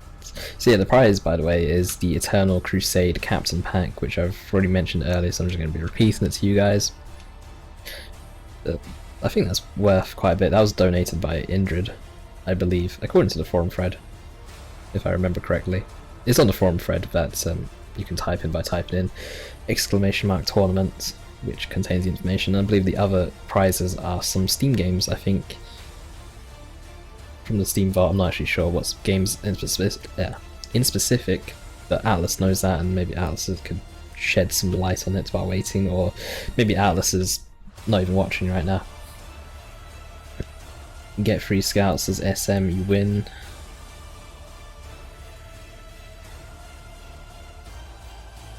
Ace stream sniping. Oh yeah, Ace is here now. ASM useless. Best Space Marine player. Free scouts best build. Proven build. ASM only useless when you compare them to Banshees. Whoever wins, play Eternal Crusade with me. Atlas, what was the other prizes other than the Eternal Crusade Captain Pack? Eternal Crusade is Chaos favoured at the moment. Coincidence? I think not. I don't know. How much differences are there between each races? Because I have not played Eternal Crusade, so I can't really say much. I can just ask questions. Is it Steam games in particular Atlas, or is it just random Steam games? And yeah, still waiting for Riku. He has... Is it 15 minutes that he has, basically, to play? And if he doesn't play within those 15 minutes, then that's... well, not disqualified, but a loss, I guess. Well, I know that's like the rule for like the very first round. If your opponent doesn't show up in 15 minutes, you free win, but still. Sorry, okay, so this map, Warp Spider Exarch. So guys, we're going to be going to game fairly soon. Unless Riku's still on the phone, he's just typing with the phone on his shoulder. Holding it to his ear with his shoulder sort of thing.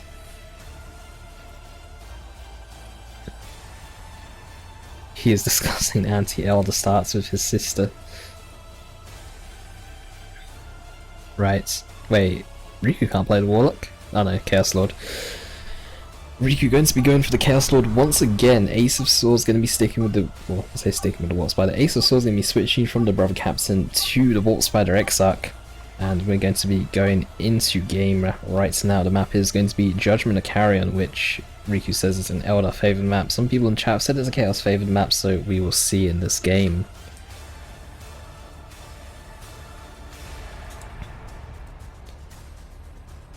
So, once everyone is done loading in, this will be Game 2 semi-finals, Ace of Swords versus Riku. Ace of Swords on the left-hand side of the map and Riku on the right-hand side of the map. Chaos Lord versus Warp Spider Exarch. Mobility versus Mr. Heavy. Can we think of a different way to describe the Chaos Lord other than Mr. Heavy? But Choco, be with me in this moment. Choco, if you are currently watching this live or on stream, be with Ace.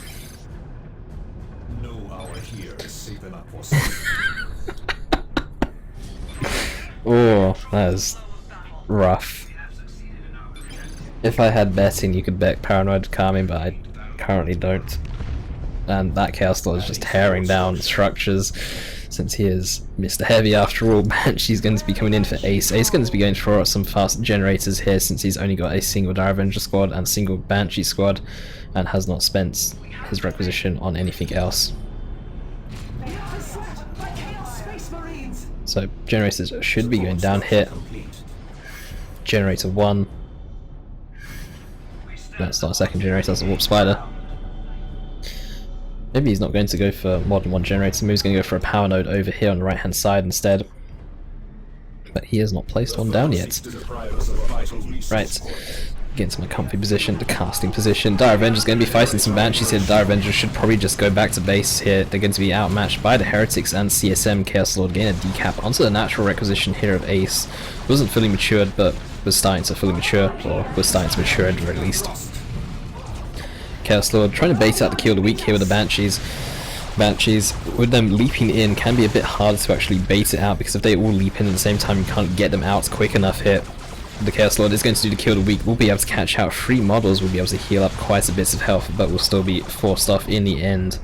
That's Heretics on the left hand side, an extra generator placed onto the right hand side, 2 more generators placed onto the right hand side, and an early Rangers, and that's probably why Ace didn't put down 2 generators and you put down 1, because he wanted Rangers out even quicker, and Rangers do cost more requisition compared to a guided weapons team. CSM going to get forced meleeed on by the Warp Spider, allowing Dire Avengers to just carry on firing at range. Banshee's on retreat path here. Banshee's not the ultimate killers on retreat since their charge was removed a long time ago actually, and CSM will be able to run away. Heretics going to try and come in for a bit of a power bash, but given that they have lower melee damage now, it's actually it does take them actually quite a while to tear down a generator farm. Dire Avengers, if they had a not Blight Grenade, if they had a Plasma Grenade ready, could see a sick retreat grenade onto these Heretics here, but these Heretics taking a lot of damage here in range. If the Banshees are still in the retreat path, these Heretics will go down. But the Banshees are nowhere to be seen. Banshees are actually, well, we're coming in to pincer the Heretics as such.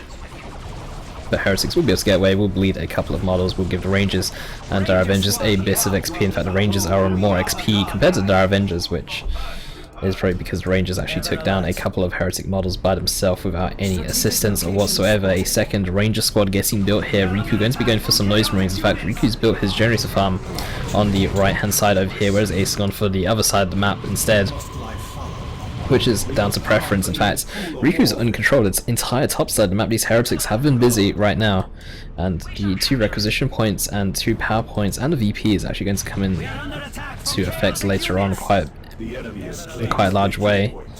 Want to have Chaos to have extra requisition points, and the Combi Flamer and Chaos Lord be very nice at picking off Ranger models from range with the Chaos Lord. Rangers will not be able to force off the Chaos Lord unless they fire a lot of shots, but they definitely won't be able to force him off with a kinetic pulse, so the Combi Flame is a very nice choice here for Riku. The generator farm still on 3 generators, but these Noise Marines are trying to defend it, or Banshees are trying to defend it. Noise Marines are trying to bash. The Banshees will get forced off here. The Aspiring Champion on the Heretics here. The double Rangers are going to be knocking down the CSM squad. Second kinetic pulse is not available by the looks of it, or it's on cooldown still. Rangers gained very low, going to get forced off here. You don't want them to go below 2 models. Ideally, a CSM model is going to go down. Warp Spider going to be teleporting in defensively here, and these Rangers going to be doing a lot of damage to the CSM. They will be forced off, but they do take down a ranged model for 2 CSM models. But the entire generator farm here for Ace is going down here, and Riku is just keeping Ace in base right now with the Chaos Lord and these Aspiring Champion Heretics. And Noise Marine is just going to go in for a decap onto the victory point by the looks of things. Ace finally getting out of base, but that Combi Flame Chaos Lord is just a one-man army right now, picking off Rangers, able to fight Banshees with the kill of the week. And, well, he's just a very scary person, really. And with the Heretics, if they decide to jump in as well, could also help fight the Banshees. Banshees actually able to dodge the kill of the week, so the Chaos Lord will be forced back to base, but Chaos Lord will come out of base, and he is still going to be a constant threat. And still, Ace only gained control of the top side now. He has reclaimed his natural VP, has also put down a put down a webway gate, so he can actually get out of his base. The problem is that he lost 3 generators, has only rebuilt his power node now, and still needs to rebuild all of his generators. Noise Marine is going to get forced off on that left hand side, but the generator loss was quite large, and the Rangers are going to need to really pull their weight here.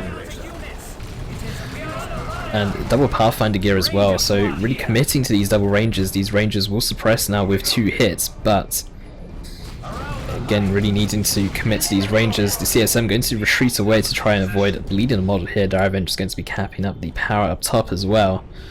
And Rangers going to be trying to pick off some Heretic models. These Heretics have no Aspiring Champion, so they do lose a model per shot. I don't think the Aspiring Champion ones actually lose a model per shot, but the Banshee should be able to fight these Aspiring Champion Heretics here, given the recent Heretic nerfs as well.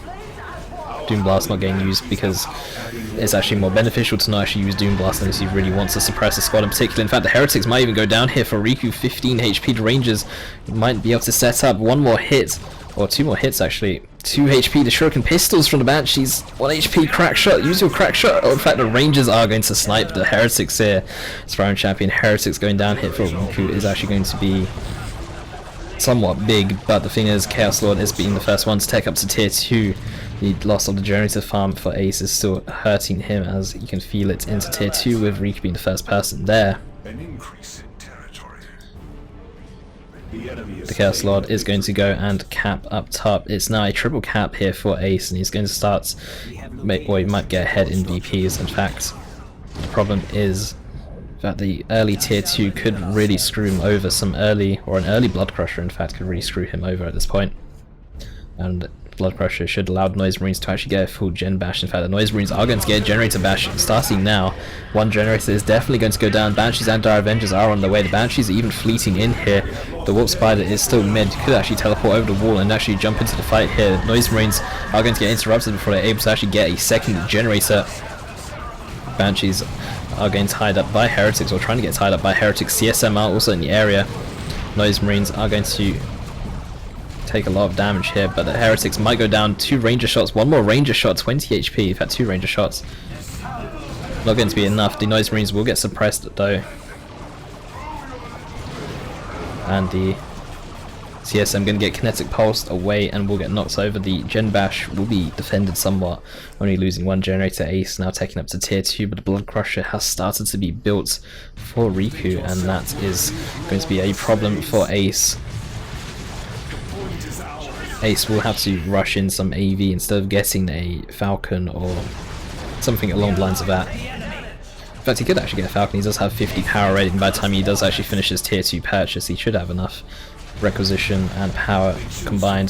That Chaos Lord though is just doing so much damage. The Rangers forced off. The Warp Spider is taking a lot of damage. Will be able to teleport out of their belly. No! 4 HP, 1 more hit. Salvo. Oh, we'll be able to get away. The Chaos Lord unable to finish off the Warp Spider there, barely getting away with a sliver of health. And Plague Marine is going to be coming out for Riku. The blind Plague Marine purchase, very good against the Eldar. And if a Falcon or a Wraithflute comes out, well, more likely a Falcon, if it comes out, Will gets killed. The Blood Crusher is going to give a lot of map control to Riku right now. In fact, the Blood Crusher should probably group up with the Noise Marines on this left hand side and, well, cover the power bash of the Noise Marines. Banshee's going in very aggressively. Plague Marines have now been spotted here by Ace as well, so he might decide to change up his build order in tier 2 now, and is actually going to a Warp Spider squad. Doesn't actually have enough red to call in the Warp Spiders with the call-in ability. I believe it does cost 200 requisition. 200 red, sorry. Noise Marines getting suppressed though by Double Rangers. Blood Crusher I think should have been here a little bit earlier to actually protect against Noise Marines and protect against the Warp Spider, to give Riku the chance to power bash completely. Ace will be able to defend it. Noise Marines will probably stay with their Sonic Blast and probably just keep on to this left hand side, be very annoying. The Blood Crusher should be able to fully bash this, and the Haywire Grenade with the Banshees with the heavy melee X-Arc, since they do have the aspects of strength, should be enough to deal with the Blood Crusher by itself. If a heavier vehicle comes along such as a Dreadnought, then the Banshees wouldn't be able to deal with that as such. Warp Spider is not inside this building, should maybe teleport away. Is getting a bit low right at this point. Haywire Grenade has gone down, but because the Blood Crusher is charging, all these Banshees are leaping in and getting knocked away, which looks fairly odd. Had the Haywire Grenade gone off a little bit early and the Blood Crusher wasn't able to charge, the Banshees would have not been able to get knocked over basically. Blood Crusher able to turn now. His getting worshipped as well by some Heretics, so does have some health regen. The Warp Spiders are going to retreat away. I think they should have, actually they didn't have enough energy to teleport away. Rangers though gained very low. Plague Marines able to somewhat ignore sniper fire up to a certain point. I don't know why a Ranger model was over there, but a Ranger model was over there and he got picked off. Plague Marines though will be able to regen quite quickly the amount of damage that they actually took. Plague Marines with 5 health regen per model, I believe. 5 health regen per second per model, giving the squad a total of 15 NG regen. Dire Avengers is going to be exiting the gate here. I don't know if the Chaos Lord has noticed the gate or Dire Avengers, but the Dire Avengers is going to go in for the VP and the Rangers will be setting up here. but they will not be in range of anything in particular. The Blood Crusher is making its way through mid, and Ace still doesn't actually have enough really for any other tier 2 squad or unit. Or is getting close in terms of requisition actually. That Warp Spider will need to retreat away, or teleport away, sorry. But maybe should have teleported a little bit further away instead of so close. But Plague Marine is going to be bleeding modeled. Noise Marines with the Blast Master coming in, actually knocking the Banshees away. Ortok is going to get dropped in here, and Ortok will be actually a really nice unit purge. It's going to be knocking over those Noise Marines. What are the Plague Marines here doing? Riku, you need to retreat your Plague Marines. Plague Marines are actually going to go down. The Ortok is going to finish it off with her Power Sword. The Blood Crusher is going to go down. Things are going a bit south here by the looks of it for Riku. The Blood Crusher will be able to kill the heavy melee Exarch along with the Bloodletters here, but still losing the Plague Marines was quite big. In fact, Plague Marines have been repurchased. I know there's Plague Marines here, but that's actually because of these Bloodletters. For some reason it comes up with the Plague Marine icon. But Plague Marines are going to be repurchased here for Riku, which I think that he should have maybe just retreated the Plague Marines away straight away. Warp Spiders will need to be careful. In fact, might even need to go inside this gate. Will teleport further away. The Chaos Lord with his Combi Flamer though should be able to pick away models, in fact, fairly easily. We'll try and go in for a kill the weak here. Warp Spiders need to teleport away. Armory Inferno onto the Dire Avengers here will get avoided for the most part. In fact, if Banshees are on the retreat path, which they're not, they could finish off the Chaos Lord. But with the aspect of the Warp Spider, the Exarch actually gets power melee damage instead. Rangers taking a lot of damage from these Blast Master Noise Marines, and the Warp Spiders are unable to actually finish off that Chaos Lord. Plague Marines have been repurchased, as I said earlier, and the Warp Spiders will now detect it. The Ortok, still armed with her default weapon, will be jumping in onto the Noise Marine squad. Warp Spiders taking a lot of damage, were able to actually teleport away from that Noise Marine shot, and the Ortok now fighting these Noise Marines here. Banshee's going to be fighting the Plague Marines. Ortok though will get a bit low and get forced off in the end. 373 VPs to 269. Ace is ahead in terms of VPs, but in terms of raw army power, I'd have to give it to Riku. The Eldar can be very annoying with their webway gates all across the map, and Warp Spiders as well, and Warp Spider Exarch as well, just being very annoying in general with the amounts of mobility that they actually provide, or the mobility that they actually have. They don't really provide it to anyone else other than themselves. That's when you get the group teleport. But now I'm just kind of rambling. Banshee's onto the left hand side, going to cap that VP, but Riku in control of mid and also capping the top side at the same time. Blood Crusher still posing an annoying problem. Still not level 2 yet, but Warp Spiders and Banshees have been unsuccessful so far to actually kill it. Could even be an idea on the Warp Spider to actually get the Power Blades, so you can actually have a little bit more heavy melee. Chaos Lord is actually going to try and fight some Banshees here. The Banshees should back away even with Kill the Weak on.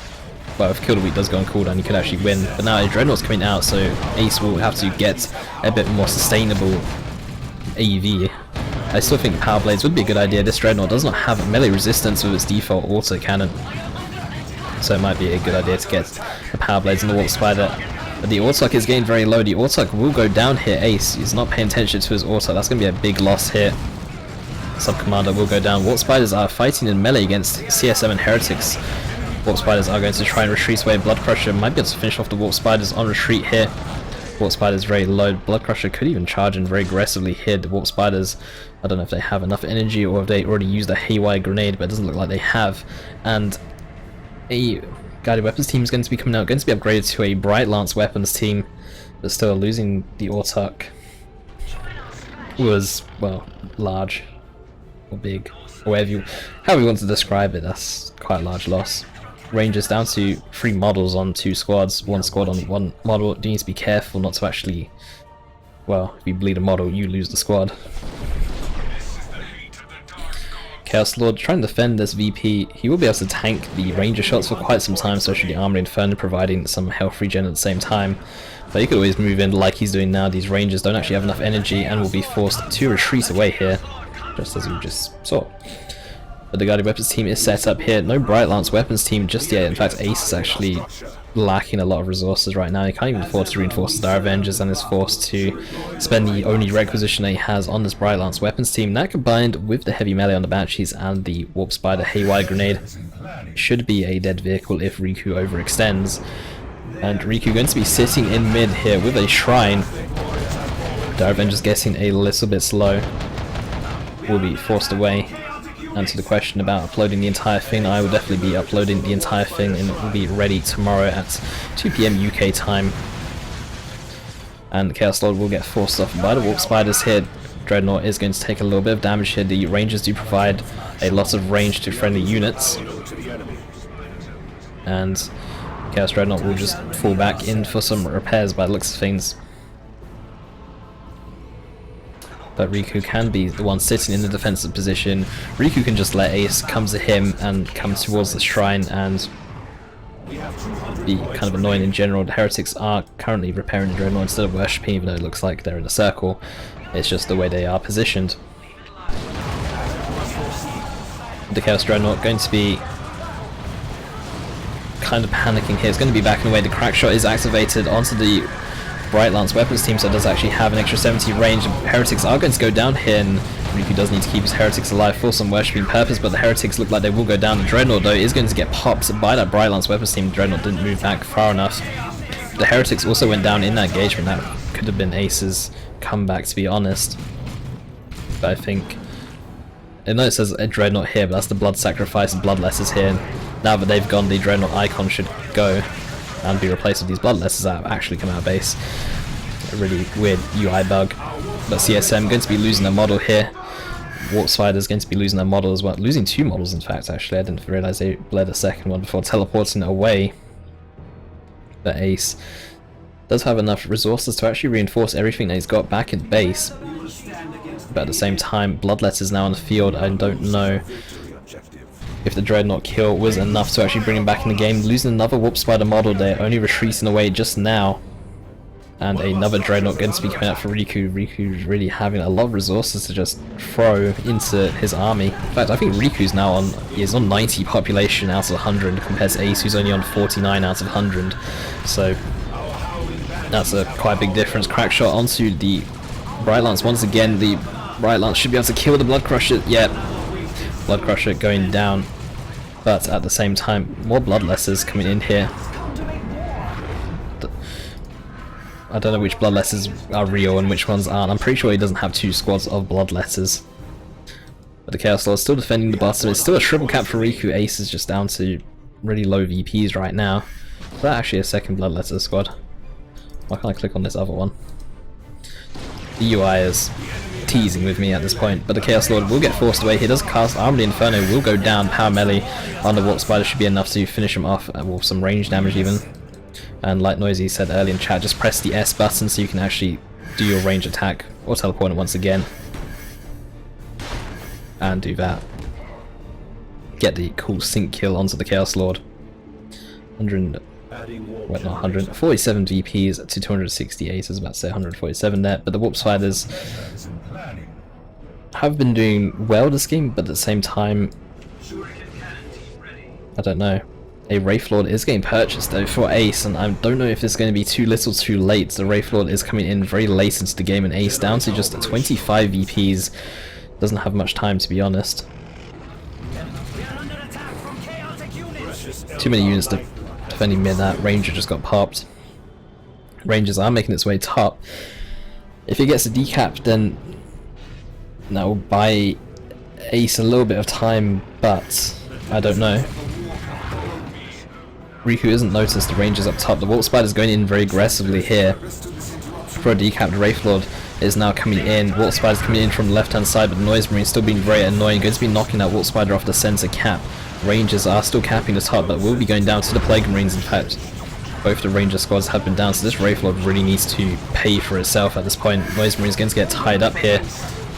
Heretics are worshipping that shrine as well. A special is not going to go down. I thought a special might go down.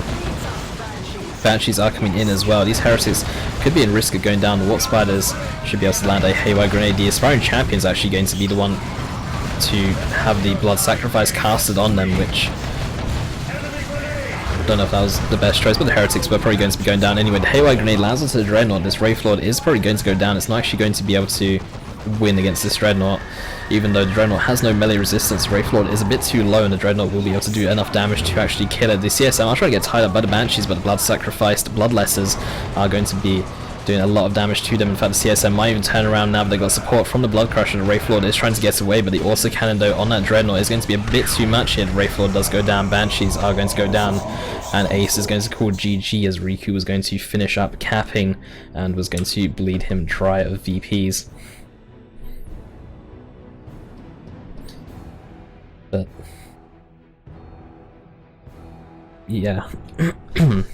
Some big losses there, and Riku's actually going to advance 2-0 against Ace and will be in the finals against VindicareX, I believe.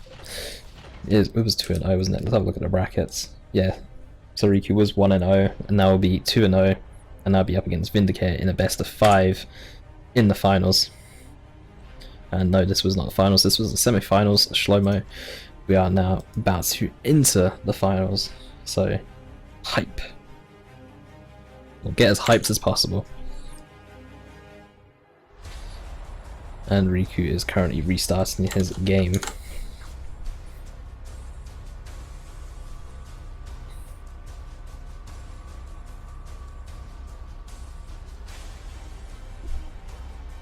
Remember, everything is both underpowered and overpowered. But Vindicare has got the game up. MRT finals. Let me quickly jump into the blue side of the observer slots before Codex takes it. My hype died when there's no OM versus OM in the finals. And Vindicare might have to leave. That will really be unfortunate. Please don't leave, Vindicare. Otherwise that would make for a very anticlimactic finals, wouldn't it? Maybe Noisy can have like a free buy into the finals then.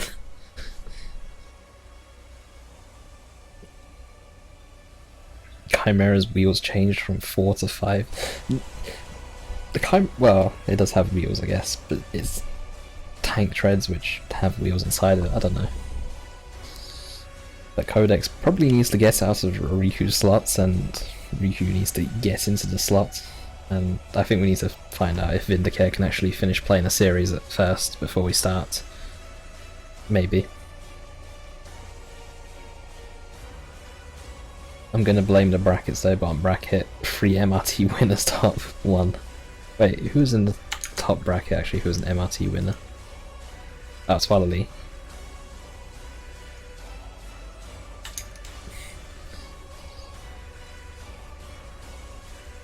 Chaos Lord, Chaos Sorcerer, and Ordo Malleus, you Vindi. Riku is disgusted by Vindicare's choices in Commanders by the looks of things. And Vindicare going to go for Ordo Malleus. And Riku's currently ranked 1 on ESL, apparently. You know, let's have a look at the ESL ladder and see who's who, or who's what. Riku currently in position 1, Yaay position 2, Ace position 3, Tex position 4, and Cryptolio in position 5. And we are about to see Grey Knights.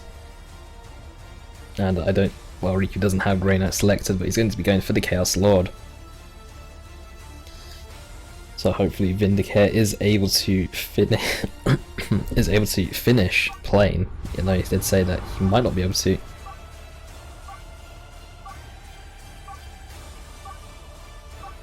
OM's so weak, slow and useless. I think you could probably say a similar thing to Chaos. Just kidding. Chaos OP, Chaos mod, Chaos 2016. But anyway, this is going to be the finals, game 1 between Vindicare from the top side of the bracket, between Vindicare from top side of the bracket versus Riku from the bottom side of the bracket. The first map is going to be Caldera's Refinery. Hype for the finals, I guess. Yeah, finals. Once Random Observer loads up.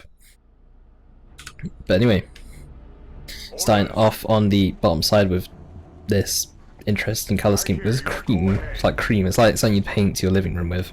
But anyway, starting off, we have Vindicare playing as the brother captain, and on the other side we have Riku playing as the Chaos Lord.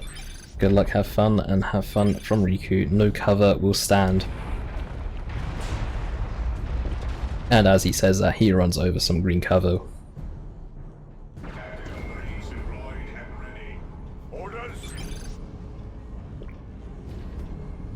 And well, Brother Captain going to be capping the VP, Riku going to go for the power and requisition to begin with.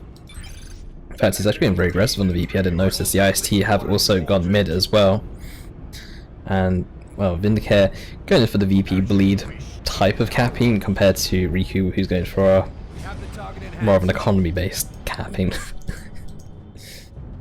Although, even still, it's not really massive differences in tier 1, it's not as if players overcommitting. But even Riku's actually surprised about that VP cap as well. Now I'm finishing my drink, so it's time to actually get casting down for real as well. But no action as of yet, but Riku is grouping up.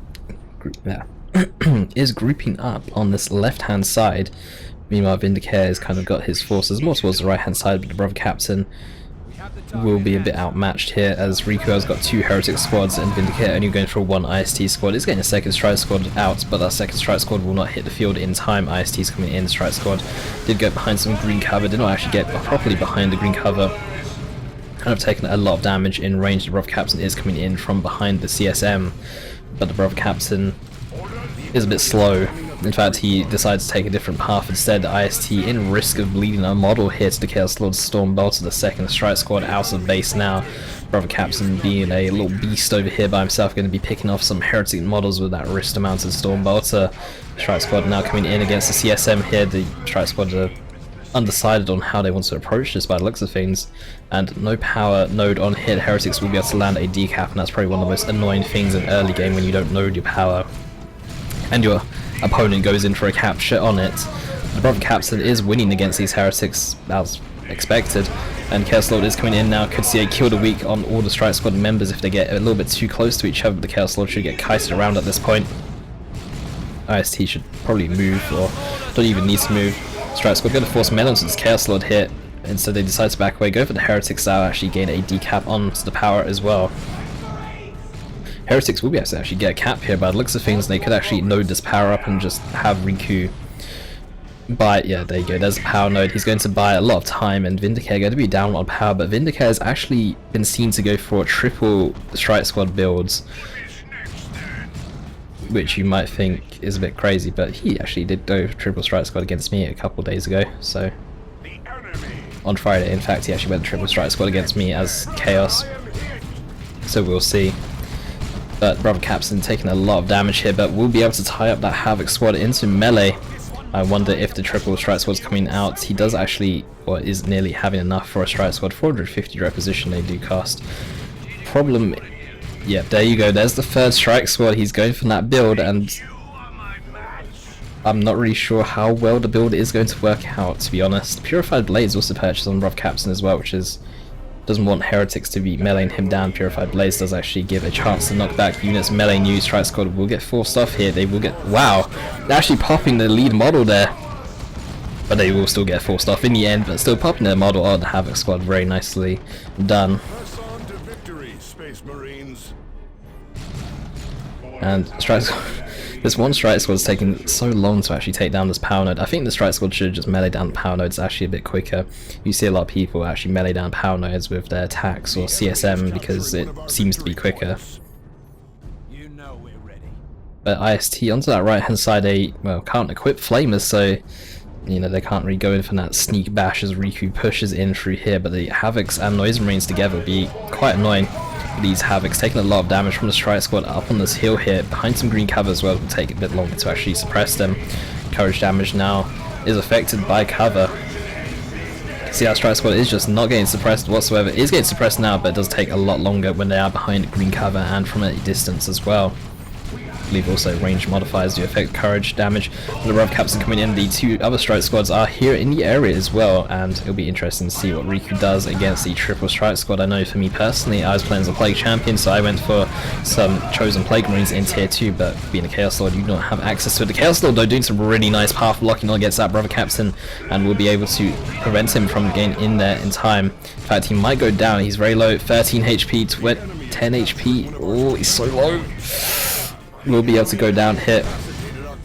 Some very nice path blocking though by Riku with the Chaos Lord. The Chaos Lord being a very bulky commander can get in the way of people, and done exactly that to the brother captain, who is trying to tie up that Havoc squad as well. But some generators desperately need to go down here for Riku. Riku might just win the game as soon as he hits tier 2 because of how far behind in terms of power Vindicare actually is at this point.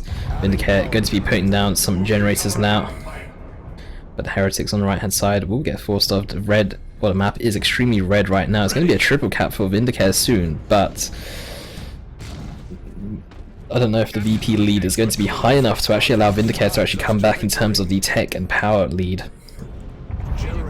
Noise Marines though haven't really made an appearance so far in the game. Strike Squad is going to be, well, Strike Squads are going to be capping around the map in various places. Heretics going through mid, and the IST has also been doing some capping work as well throughout the game, but the problem is that Riku does actually have enough to tech up in a second, only 7 power away in fact. Havocs are coming in once again. The triple Strike Squad can scale well against anti-infantry if you get triple silencers. Can do okay against melee if you get triple Justicas to actually slow the melee down, but we will have to see. Vindicare needs to not spend any power whatsoever, needs to try not to bleed any Strike Squad models as well, and needs to, well, just try to get to tier 2. Don't really know how to describe it really. But Riku's only had one. Wait, Riku only had one generator this entire time? I thought he had an entire generator farm. Okay, this situation's not as bad as I've described it then. Strike Squad needs to force melee onto this Noise Marine squad, put Mind Blades, the Mind Blades is already activated on them, so they should be able to fight the Heretics in melee. Decide not to fight the Heretics in melee. But I'm surprised Riku hasn't got triple generators down, or did have triple generators down. Looked like he only had one generator. If that was the case, then Vindicare is definitely able to, well, definitely not going to be as far behind as I did make out. IST probably needs to force melee though onto that Noise Marine squad right away. Noise Marine should be able to take down a single generator. Vindicare now having enough to actually take up tier 2 Reens to hit that tier 2 button. Does hit the tier 2 button in time. IST should just force melee or throw a grenade or just prevent the Noise Marines from actually getting a decap or killing the power node even. Chaos Lord, unaffected by the cacophony, will be knocking down that Strike Squad. Strike Squad will then get suppressed by these Havocs, but the IST should be able to go in and throw a grenade here. They are getting suppressed, taking a lot of damage. Might just need to retreat, not throw the grenade. They do throw the grenade, but that squad is going to go down overall. Noise Marines though taking a lot of damage from the Strike Squad, but the Strike Squad will not be able to finish them down. The second Strike Squad is coming in here though.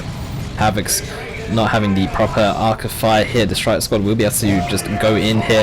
Do have Mind Blades activated on them for the extra damage and extra melee skill. Going to try and go after the Chaos Lord here by the looks of things as well.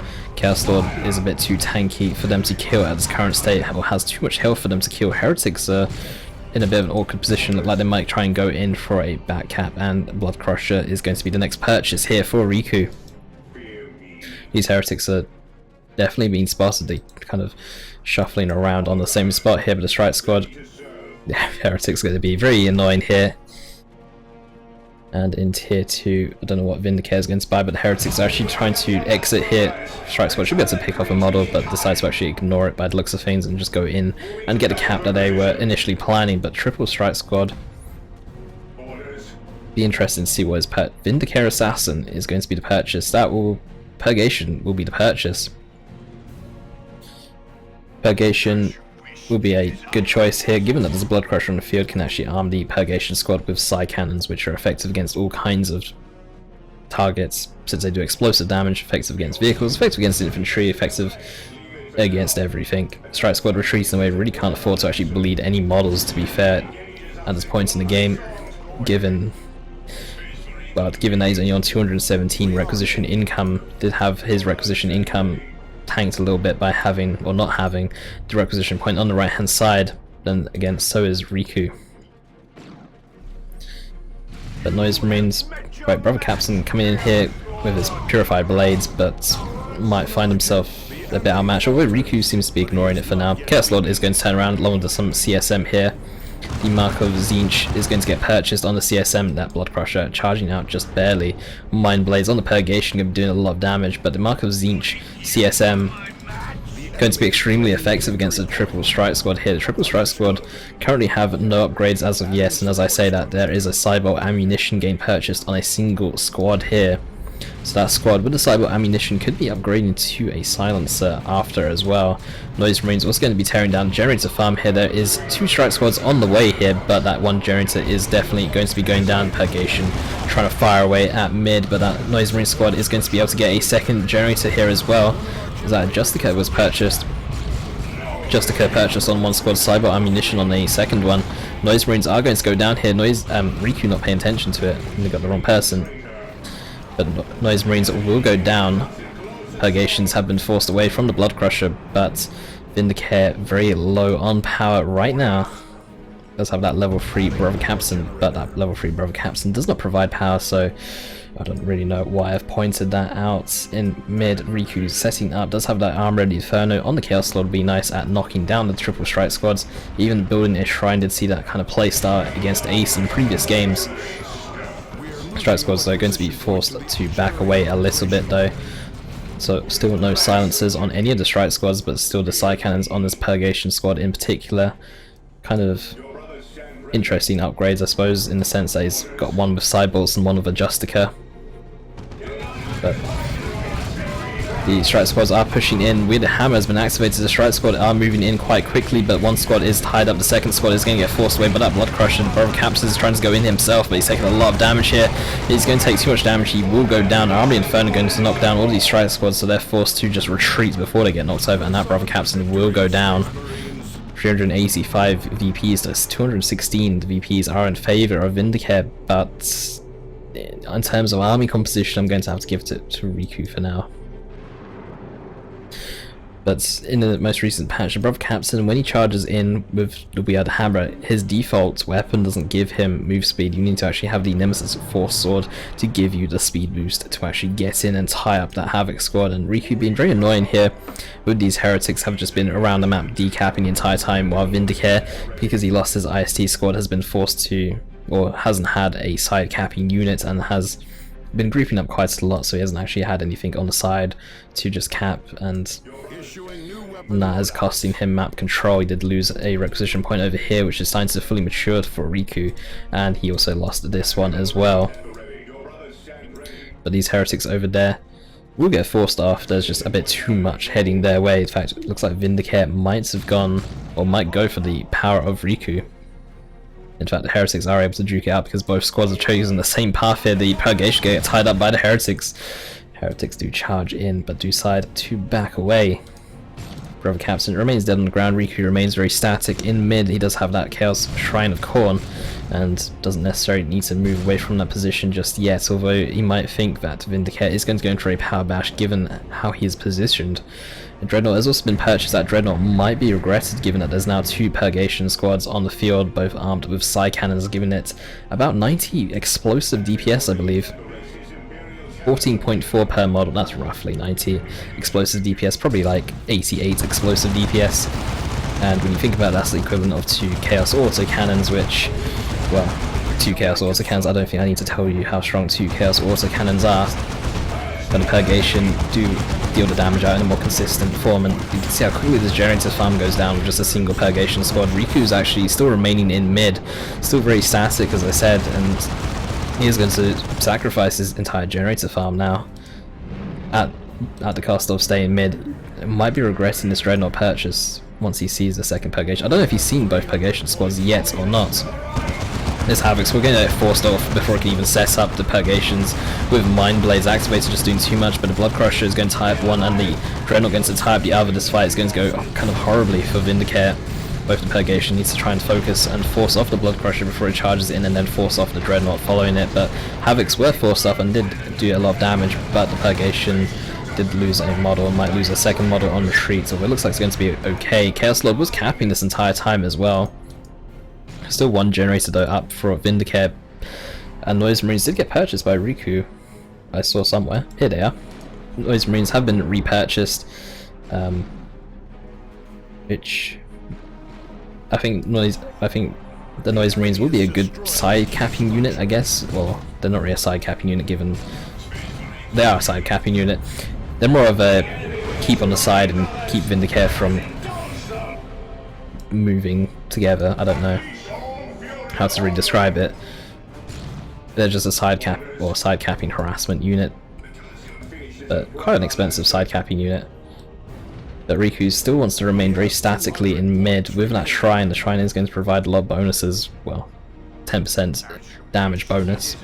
Can't argue with that, especially with the Mark of Tzeentch CSM being so effective against the amounts of heavy infantry here at Vindicare. All these targets are heavy infantry except for the Brother Captain, so these Mark of Tzeentch CSM will do so well against them, but there's only 3 models in total. Brother Captain is going to be leading the charge in the double purgation onto that blood crusher. It's only moving away now. Clear Minds has not been activated, I don't think. Purgation needs to not get too close. Clear Minds was definitely not activated. The Brother Captain going to go down. The Dreadnought taking so much damage here from the side cannons will go down here if the Purgations don't get tied up here. The lead model gets knocked over. That Dreadnought is going to walk away with 97 HP, and the Havocs are destroying, and well, GG is now called. Is an invitation for its rep. That was just the Brother Captain wasn't able to tie up the Havoc squad. The Purgations and Strike squads got suppressed. The Purgations weren't able to finish off the Dreadnought in that engagement. It went a bit wrong in that engagement. A lot of units dead, given that it's 2 power armor races, if you like. Although the units killed score is a bit skewed for Riku because the Chaos Shrine of Khorne is actually a bit weird. Like every time Bloodletter spawns and dies, I think it actually counts as a unit killed or a unit. I don't know, it counts as a unit killed or something, so that's why the Chaos Lord's kills looks a little bit high. Bloodlust. Wait, what was Bloodlust? Blood Sacrifice or Bloodlust or needs more Strike Squad? I think more Strike Squad would have helped. I'm not really sure about the 3 Strike Squad build against Chaos in particular, or in general actually. I don't think that triple Strike Squads are particularly strong really. They're very expensive at 450 a pop.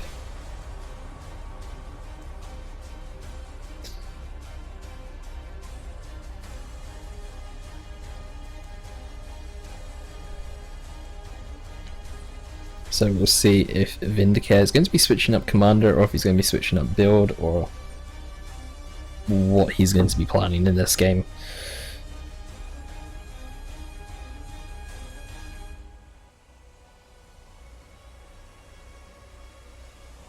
And we have too many observers here. We need 1 slot still for, well, for Riku and also for Codex, so 1 person will need to get kicked.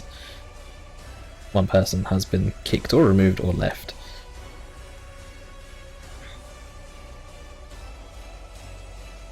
Chaos Lord versus Chaos Lord confirmed. I don't know if Codex is joining Rupee. I'm going to assume Rupee will say something about Codex missing, unless Codex changed his name to Malkador. Luganov Glacier. Someone's actually picked Luganov Glacier in the finals match. I think is Swift here, because I think Swift will be quite happy. It's not going to be Chaos Mirror, is it? I didn't actually read what they said earlier. No, it's not going to be Chaos Mirror. And, well, Luganov Glacier. Let's actually message Swift, because I don't think he's here. I don't know where Swift is on my friends list. He's offline. Luganov Glacier of final is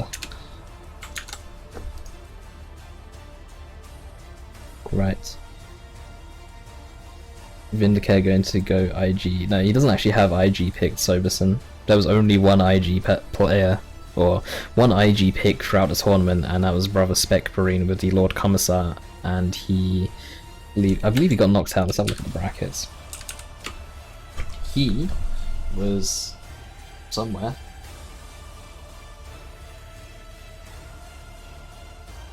He was knocked out against Ogweed, bad looks of things. So let's go back to the main thing. Well, Chaos Lord hasn't failed me so far. Looks like both players are going to be sticking with the commanders that we saw in the previous game. is currently 1-0 in favour of Dark Riku. Vindicare is currently down on VPs and currently running out of time because he said he has someone else to be, and I'm not sure where. And for those who don't know, Luganov Glacier made by Swift, and you'll probably be quite happy to see that it got picked in the finals. There is actually a reskinned version of this coming out at some point soon. It's a volcanic reskin of this map since people disliked the snow theme because it makes it harder to see things, so a volcano version, or you know what I mean by a volcano version anyway, you know, red and charcoal and, you know, fiery rocks everywhere. But yeah. But we're into the game. Game 2 of the finals between the VindicareX with the Cream Brother Captain's colour scheme and Dark Riku at the bottom with the Chaos Lord. Be interesting to see if players do change their build up. Dark Riku going for a fairly standard build in the previous game, whereas VindicareX going for a unusual build in the first game with a triple strike squad, although I have seen him go for it in the past and have even played against it as well. But the triple strike squad can be annoying, but it's free of the same unit, and these units cost a lot. At 450 a pop, you're spending 1350 on strike squads, and that's a lot.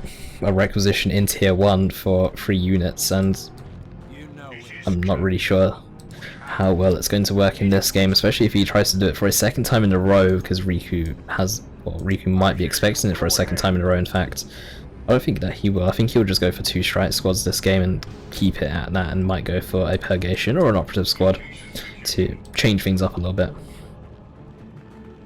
But the heretics coming in to support that Chaos Lord. No engagements going on really. Okay, engagement going on here. Strike squad out in the open versus a CSM squad out in the open. Strike squad makes its way behind some yellow cover.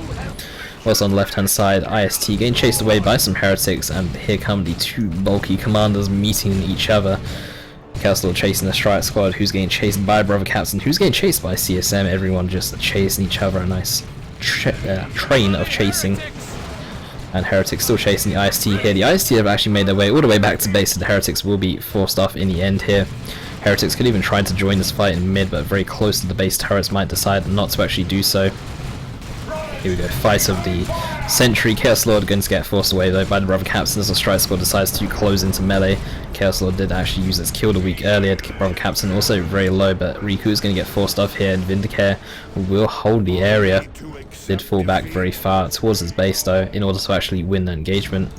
And a second strike squad has been purchased here for Vindicare. Meanwhile for Riku, he's actually getting a Havoc squad coming out of base now, his first tier 1.5 unit. Probably going to be following that up with some Noise Marines like he did in the previous game as a very standard Chaos build.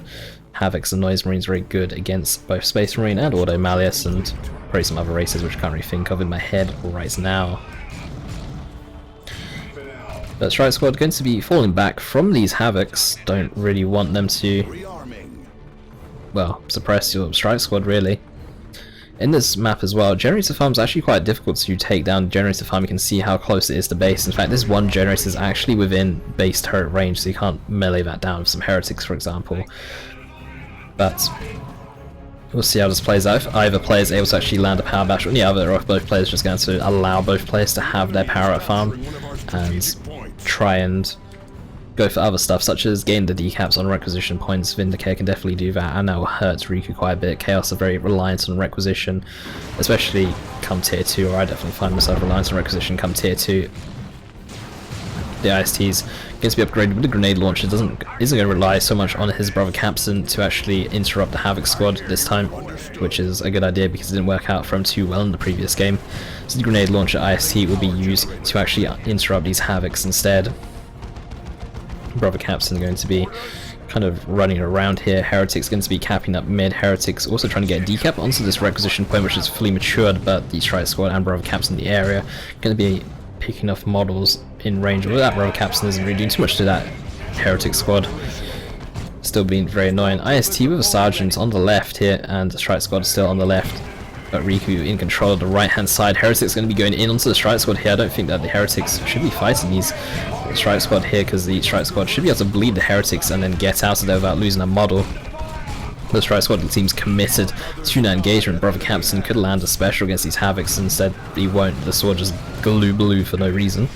But the brother captain is going to get forced off. The heretics are forced off by the strike squad. The strike squad did lose a model to the Chaos Lord and heretic combination. And Worship Noise Marines are going to sprint in here and actually tear down this generator farm CSM onto this left hand side, actually kind of getting kited around.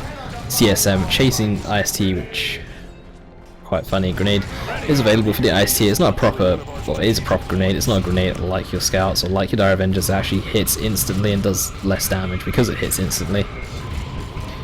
But that's going to be a dead generator farm here for VindicareX. He isn't actually moving their strike squad out of base or the brother captain out of base, even though they are full health.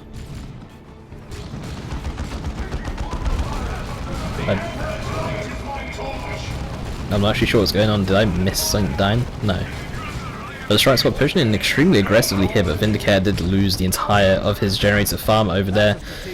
As much as he's got control of the left hand side, Riku has got control of the right hand side, and arguably that's more important because that's where Vindicare's generator farm was. The strike squad going to get tied up by the Chaos Lord. Brother Captain going to be fighting some heretics in melee here.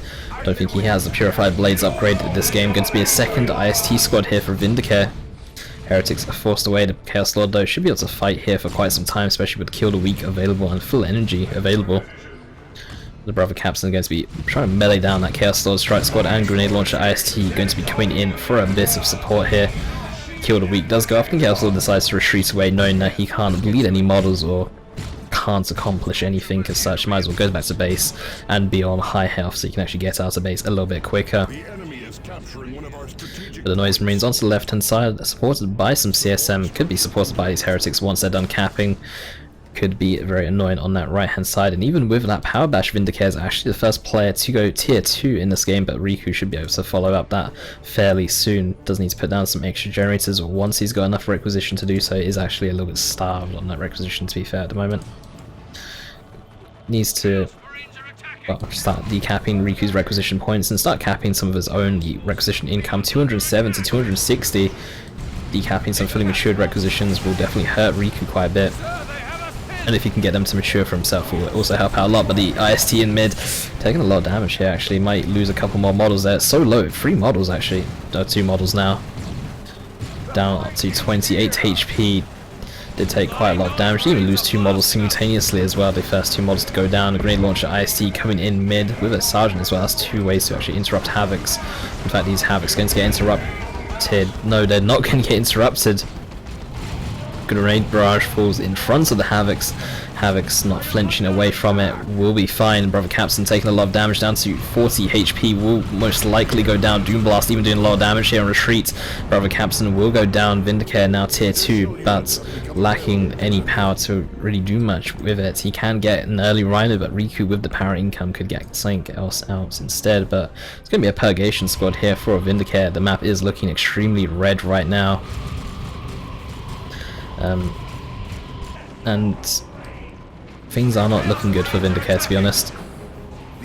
Even with a Purgation squad coming out, that's not a game-changing unit as such, or something that's going to give him a lot of map control. It's, you know, Purgation is definitely a strong unit, but it's not like a Blood Crusher where it's forcing you to buy AV or going to have a large impact. It's, you know, Purgations are just consistent forms of damage, a lot of damage, but still just they're consistent damage and don't have any abilities, or they do have abilities but they're close range, and again not really, you know, massively game changing. Not going to like make the plays with a Purgation squad. I hope I'm explaining this kind of right or coming or making sense. But the Havoc's going to be sitting here, going to be defending, or going to be denying Vindicare access to his own power farm here. The enemy is capturing one of our strategic points. Jump units. I don't know if... Wait. Grey Knight doesn't have any jump units, but unless he's referring to Riku and Raptors, which he doesn't actually have Raptors, I don't know. But I see on the left hand side going to get forced off. The CSM are pushing in a bit low though. Should probably consider falling back. They do end up falling back. Could even consider retreating, and they do retreat. Hopefully the microphone delay makes it, well, means I said it just before they did. But the CSM retreating their way back to base. no point in losing any models or bleeding any models. Blood Crusher Doke coming in, and Blood Crusher already having a lot of impact, forcing the Purgation to be forced off. Oh, he is suggesting that it needs jump troops to deal with Havocs. But the thing is, Grey Knights have multiple ways of dealing with Havocs in tier 1. They have IST with the grenade launcher, they have the grenade launcher, or the sergeant with the grenades, they have operatives with a stun bomb, or operatives in general forcing melee, and they have the brother captain who can actually walk up to a suppression team and actually interrupt them through that. But Mind Blades onto the Strike Squad here. Aspiring Champion Heretics are coming in along with Noise Marines, doing some damage to all the Strike Squad members with that Sonic Blaster, even though it looks like they're aiming the wrong way with that purple gun. The Strike Squad will be losing models here. Blood Crusher was coming in. Blood Crusher will definitely pick off an extra model here, especially when getting Corn worshipped here. The Strike Squad's so low. One more hit should be able to do it, but the Blood Crusher actually turns around at the last second and denies himself an extra model. Some Heretics, some CSM coming down this left hand side. Mark of Zinch CSM. So hard to counter vehicles as Grey Knights. The enemy is capturing one of our And Vindicare calls GG. And game 2 is going to be going towards Riku as well. Vindicare down 2 games, Riku up 2 games. And if Riku wins the next game in a row, he will be the one to take home the Captain Pack, or the Eternal Crusade Captain Pack.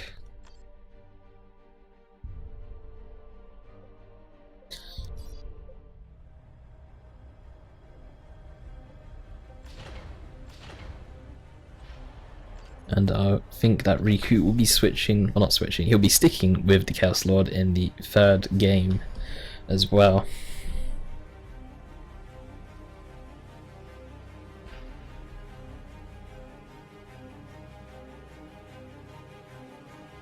This game needs to be more like Company of Heroes 2, should be able to sink units on ice with nades and flamer.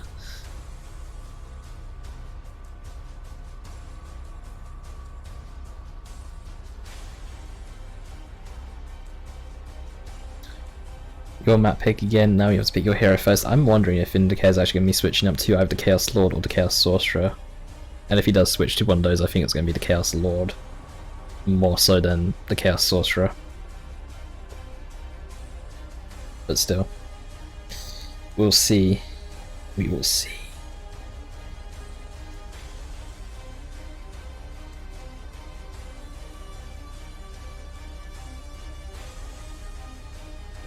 So Vindicare going to be cycling through the picks. Judgment of Carrion.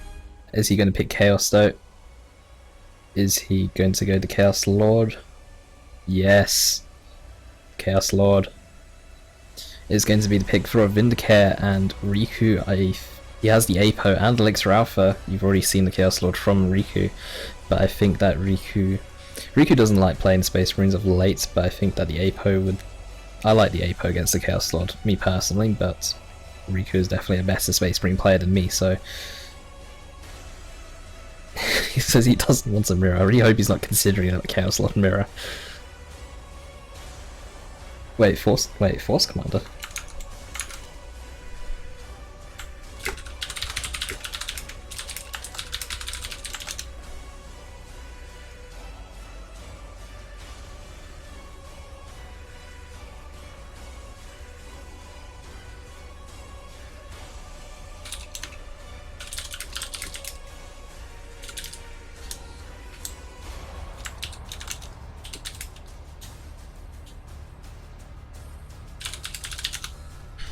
So no Apo for Riku, it's actually going to be the Force Commander. Force Commander, I prefer that even more so against Chaos.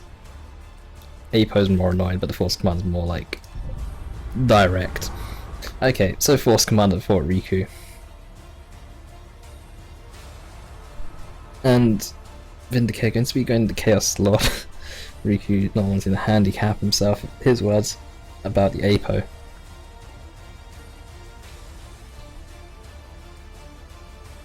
Riku trashing his Apo waifu. That's one way to describe Riku's relationship with the Apo, but Vindicare. Well, I don't know why I'm narrating the chat when you can actually read it on your screen, but I just feel like it, I guess.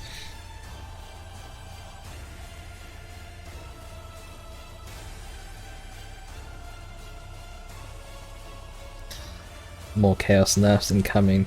Oh, I like chaos. Well. I think Vindicare's planning some last minute tactics here. Maybe, or maybe he's actually speaking to someone about strats, I don't know.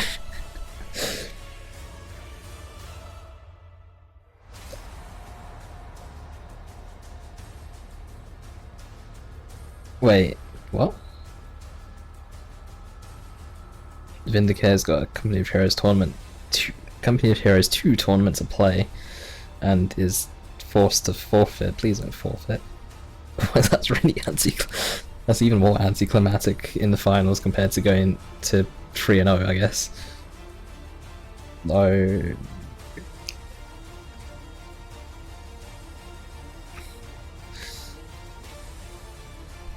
And now the chat is going kind of berserk.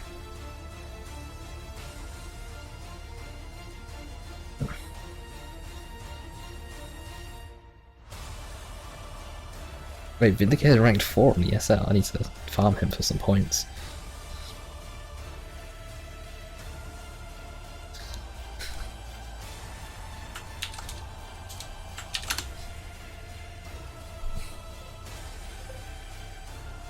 So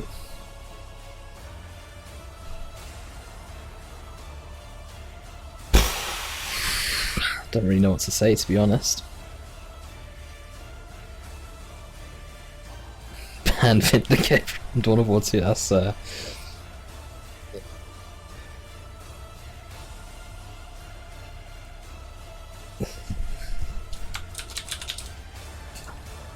Adila to play against Riku.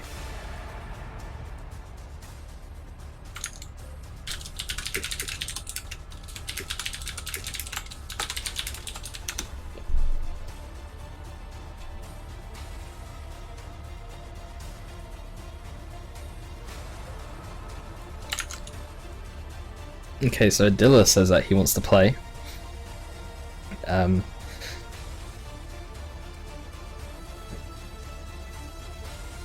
Noisy says no.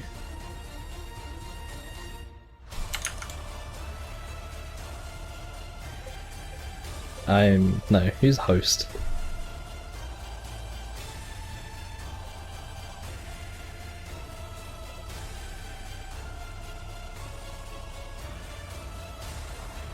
And the chat is going nuts. This is the most viewers I've ever had before, and it's awesome. So Adila said that he wanted to play in place of Vindicare. So Riku is technically the winner, which means we could move on to the post-tournament free-for-alls, which normally do happen. I'm assuming that Adila's speaking to Atlas and can maybe find out. I don't know. Well, Vindicare's forfeited anyway, so Riku should win. But still. Why Adila? Well, Adila just said that he wanted to play. Send the inner circle hit squad to Vindicare. This one must die to push the rest of you, so be it. I really must have clicked on the wrong slide because I can't even read that text. So let me open TwichAlerts because I really botched that, didn't I? Yeah, I left the volume on 100 and removed the text size down to nothing. Let's change that alert. Okay, so text is meant to be 50. So let me, well, okay, while waiting, I'm going to read out the rest of the followers today because there's been quite a few. So thank you, Atiken, Evil Riddler, King Hadarius. Wait, those are the 3 recent followers that I actually haven't called out just yet. Maybe we can call out the rest towards the end of the stream or towards the end of whatever's actually happening.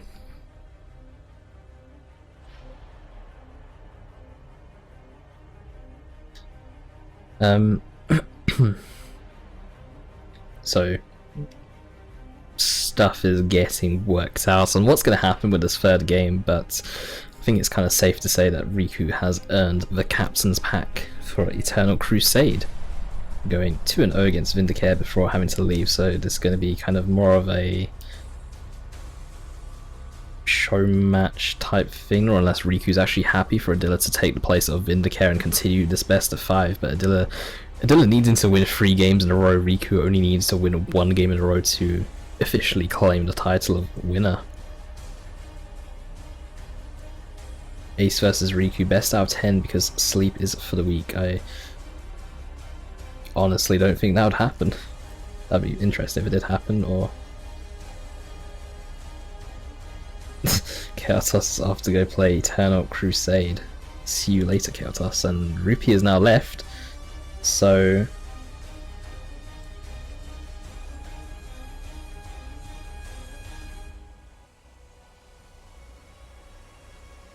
well, so what is going on?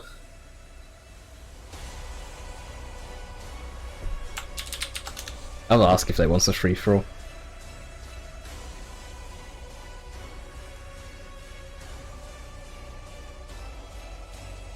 We can always do the classic post-game free-for-all that we've seen a couple of times.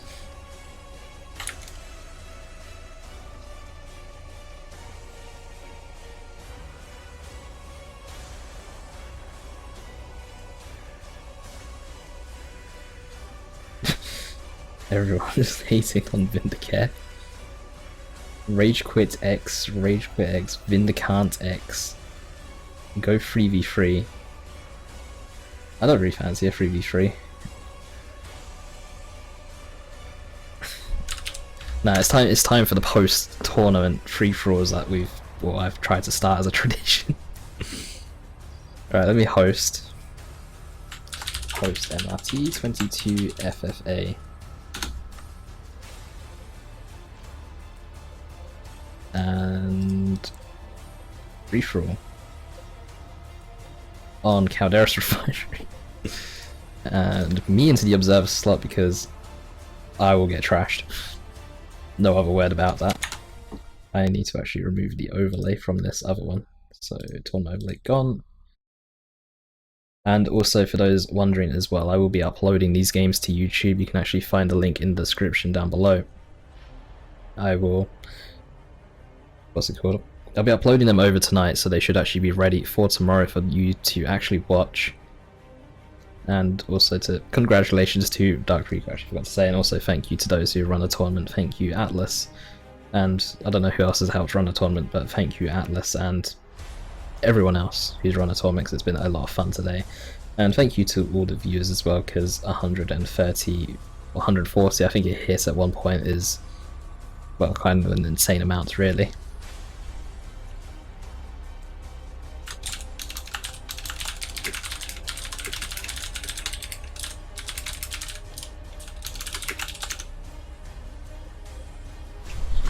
So,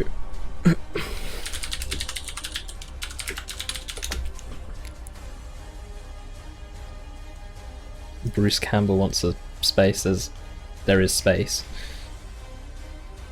Right. I won't even get a message about him, I don't even have him on my friends list.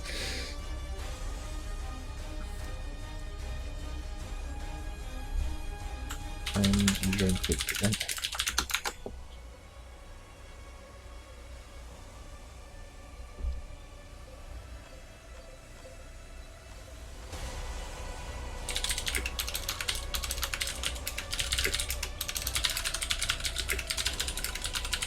I'm assuming that Aguxyz is joining since I saw him load up.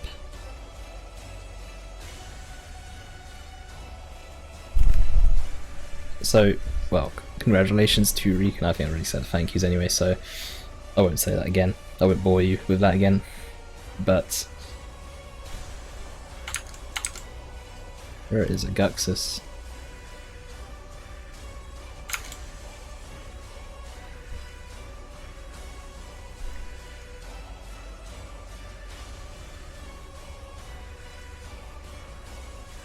I shouldn't even ask Aguxyz if he's actually joining. As much as I've seen him load up the game, I'm just assuming that he's joining. Yes, we have a very high level free-for-all here.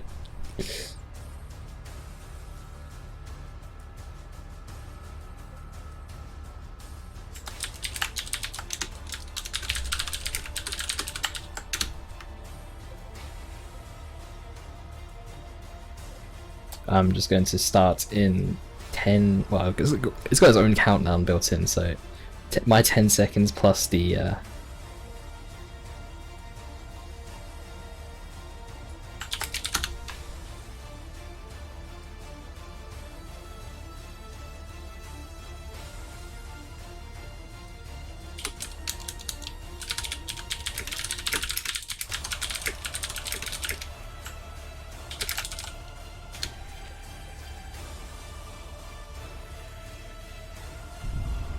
Okay, let's have a look. Poll open.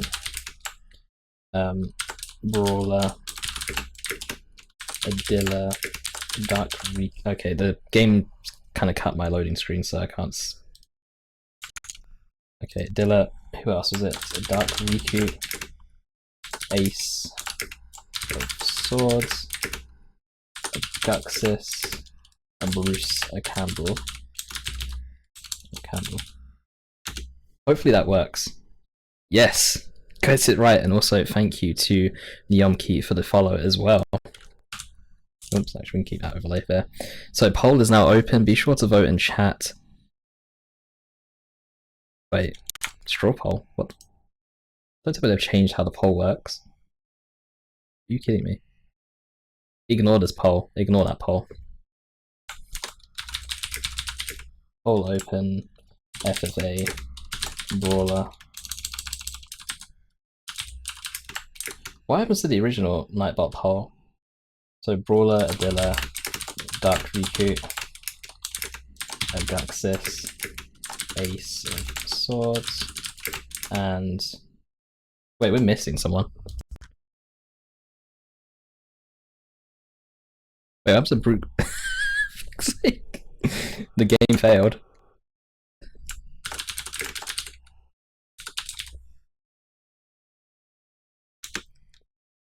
Okay, new poll open. Go vote now on who's going to win. I mean, Bruce Campbell is out the game.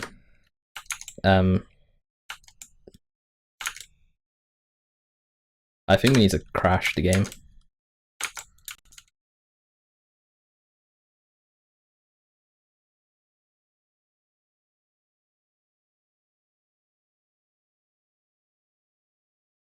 Let's actually have a look at the results. The results are starting to come in, by the way. I need to kind of keep chat open. So the game is, yeah, everyone's quitting. Just let me crash my game because Relic one. No, let's task manager.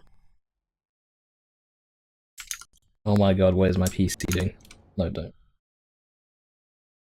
Right. Dawn of War end task. Sorry about this. This is the poll is done, Kami. If you have a look up, it should say from Nightbot, the most recent one at the bottom.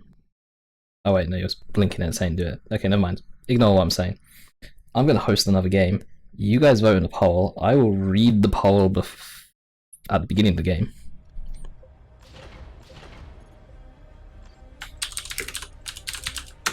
I need the same players as before because this poll needs to not be restarted for a second time. So Aguxyz, Adila, Brawler, Riku, Bruce Campbell, who I don't actually have on my friends list. Who else was it? Who was the final person? I've actually forgotten who I've had, or did I actually invite? It was Ace. I don't have Ace on my friends list. I should add him to my friends list. Add as a friend.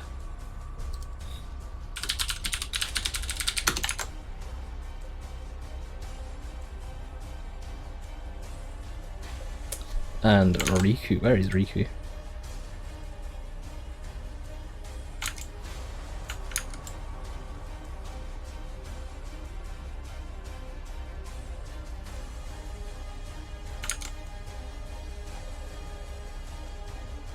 Sorry, Iron Fist time. I need to make room for Riku. Where is my friends list again?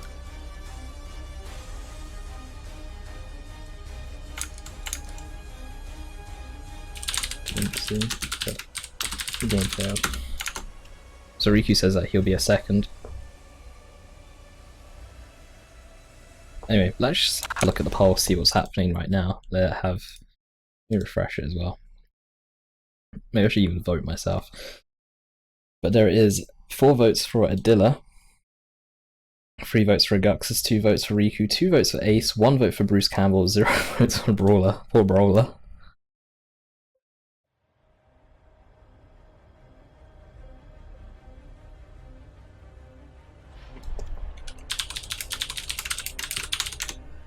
So Riku will be a minute.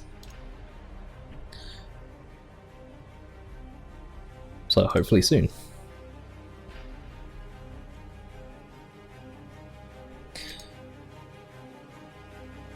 Vindy's new name. Let's have a look at the results. 7 votes for VindicareX. This is not my poll, by the way, so don't hate on me. 3 votes for RageQuitX, 3 votes for SaltCareX, and 0 for VindicareX. Riku is now restarting his game, and we should be good to go fairly soon. Don't even know what that noise was I made at the end, but I'm just excited for a free-for-all, to be honest. Who isn't excited for a free-for-all?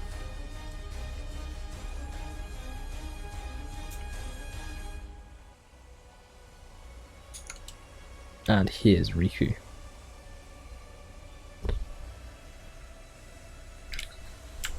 Let's do this.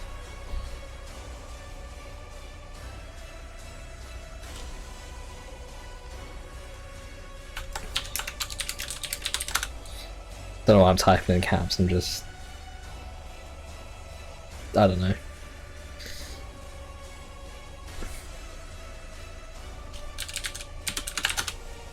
Let's ask if everyone is ready.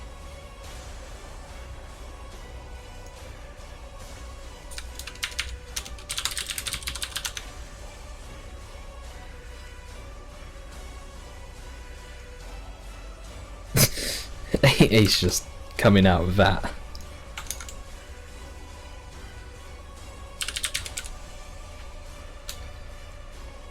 Right. I'm just gonna start the game. Brawler is presumably here. I know BiS is German for something, but I can't actually remember what it's actually standing for, and I can see that Brawler is in chat anyway as for Strodar 1, so not fooling anyone there. So, game, well, we have the poll. I did have the poll open. I don't have the poll open anymore. Maybe I can close the poll. I don't know. Well, there is an option in the second poll I made. I kind of screwed up the first poll, Riku. It turned out that having the first option, it was actually the title of the poll, because Nightbot's changed ever so slightly since last time I've used it, so... In fact, I don't know why it was on Stroll poll. It normally does it in the chat and calculates it in the chat. But anyway, we have a free-for-all. And we have triple What is the chance of a mech boy, a commander knob, and a BbBoS when Ace and Aguxyz were both random? But on top of Ace being the mech boy, Bruce Campbell being the commander knob, Aguxyz being the BbBoS, we also have a Brawler as the Plague Champion, Adila as the Chaos Lord, and Dark Riku as the Force Commander. I believe Ace, Aguxyz, and Adila were random, and Brawler, Bruce Campbell, and Dark Riku were not random. But, you know, the picks that they picked. I can't even find my own poll, but I believe most of the votes... Wait, what did most of the votes go to? Let me open up my poll again, so I'll tab me out, sorry, a second. So 5 votes for Adila, 3 votes for Aguxyz, 3 votes for Ace, 2 votes for Riku, 1 vote for Bruce Campbell, no votes for Brawler, sadly. Mechboy going to be fighting the Plague Champion here. That Plague Champion's got a bit of a different skin, don't really see it in that colour, and there's going to be so much action that I definitely won't be able to keep up and chat. But some Sluggers, V-Sluggers in mid. Sluggers going to win against triple Sluggers from Ace. Thank you, Ace, for this awesome build. I love triple Slugger builds so much, so, I mean, I don't know if you guys seen, there was even an Orcs video made about the triple Sluggers, well, triple Sluggers even. 560 HP, loses attack model. Been there before. But Force Commander going to be tied up. I don't even really know why I'm commentating. It's not really like a normal game where I can be like, oh yeah, he's doing this, he's doing that, because it's just going to turn into who can whip out the super units and who can whip out the most super units, or normally if there's Auto Malleus, who can get the massive Terminator blob with a Land Raider Crusader to support, and then see 200 HP, 6 out of 6 slug. Well, it actually is 6 out of 6 sluggers. That is unfortunate for Brawler, but fortunate for Ace. But I'm surprised that Adila's actually gone for 2 Heretic squads here, given that it's actually a free-for-all. I normally see people kind of rushing to tier 2 as quickly as possible because of how long a free-for-all game is, and Brawler calls GG.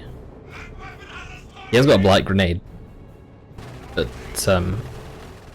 he needs to land the Blight Grenade now, and he's getting Fetid Armor, so the Fetid Armor does 300 encouraged damage per second or every couple of seconds, so the sluggers will get suppressed, and even, you know, everything will get suppressed with 300 encouraged damage. 300 encouraged damage is enough to, well, if Terminator could get suppressed, they'd probably get suppressed by 300 encouraged damage. You know what I mean? It is a lot of courage.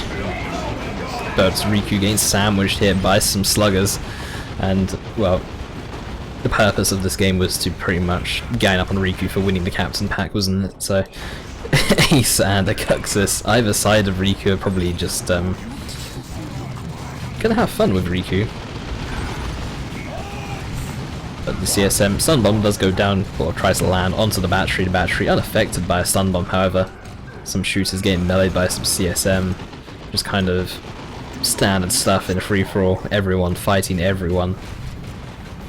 And 121 VPs for Aguxyz, so he's in the lead, followed by Adila, who's currently on 2 VPs at the moment, so he should actually be able to overtake Aguxyz, and, well, everyone pretty much on 100 except for Dark Riku's on 43, but then to be fair, he is probably the person with the largest targets on his back, given that he did actually, you know, win and all.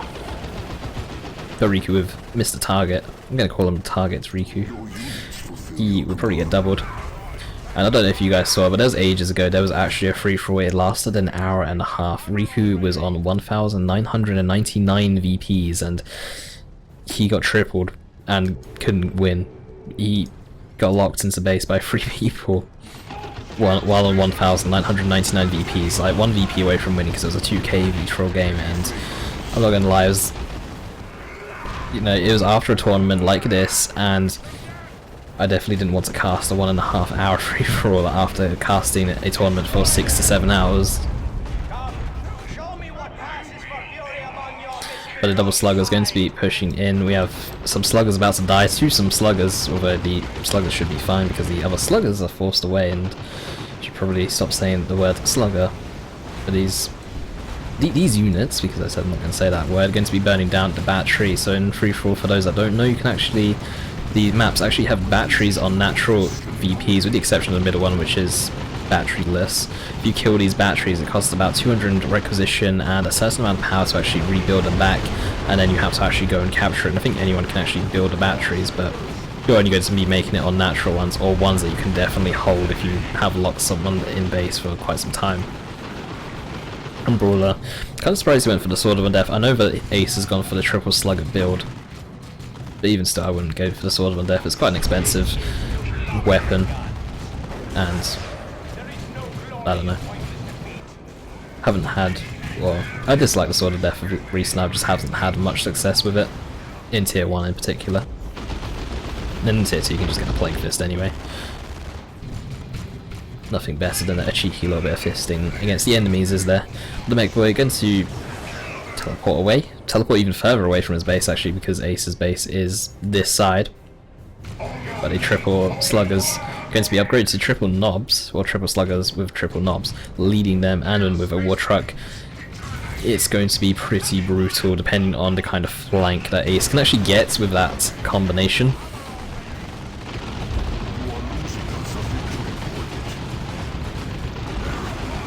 But some sluggers are going to be forcing off a Chaos Lord. Sluggers going to get suppressed, and Warboss could probably just go and flank, but some power is going to get bashed here. But the War Truck is coming in here for Ace, and the Devastators do need to be careful. They're just going to retreat straight away. So does Hacks. Force Commander not actually retreating. There's only one, or no, 2 Slugger Knobs at the moment so far. The third one still needs its upgrade, and Ace is building a second War Truck. Maybe it's going to be a fake War Truck, maybe it's just an Overwatch mistake. I would like to think of it as a decoy truck, and look at that damage. That Force Commander was full health a second ago and he just died. And that is the power of the triple Slugger build, let's be honest. And Sword of Undeath for the Plague Champion, going to be fighting some shooters. Stun Bomb goes down from the Commander. Oh, a Blight Grenade also gets tossed down, but it will miss. The Poison does work on retreat, doesn't do too much damage on retreat because it is flame damage. But still, can't be good at picking off models. Get your Plague Champion some XP, and with that XP give him a bit of tankiness. And there's actually a heavy bolter turret at the very corner here. To the point where your Ace can't even flank it properly, has to actually melee it down with some shooter boys instead. The problem is that Brawler does have a Bright Grenade, he does actually use it, so it should be on cooldown. And the Plague Champion is definitely going to go down here, guaranteed he will die. He is dead. He was dead before. I think he's just accepted this fate anyway. Yeah, I think he just wants to throw a Blight Grenade. Blight Grenade, yeah, you can retreat away to actually mitigate the damage over time, I believe. I believe the flame damage actually does deal less when you retreat, so you can retreat to avoid the poison, but at the same time you can also just retreat before the initial Blight Grenade hits and avoid most of the damage through that instead. But Slugger's going to be burning down that generator farm, double burners, double Sluggers. And Riku is actually getting a decap onto Ace's natural power farm. We have the second truck out, the decoy truck as I'm going to call it, because I can only think of that as its only purpose for now. But Campbell, Brawler is actually in the lead right now with 324 VPs, followed very closely by Adila on 315, followed by Bruce Campbell on 279.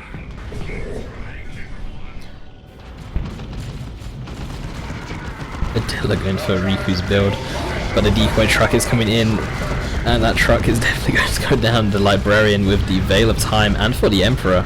Wait, is that Librarian? No. I thought the Devastator's fired very well on the move, but the decoy truck absorbs the damage for the real truck to come in here, and the decoy truck works.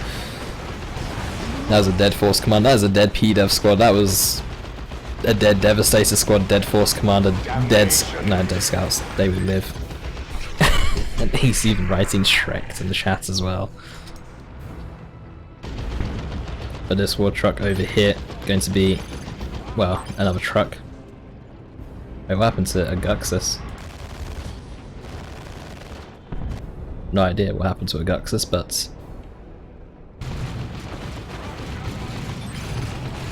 the Plague Marines coming in here for Brawler. Plague Marines getting kind of messed up really from the double Sluggers, forced to retreat away.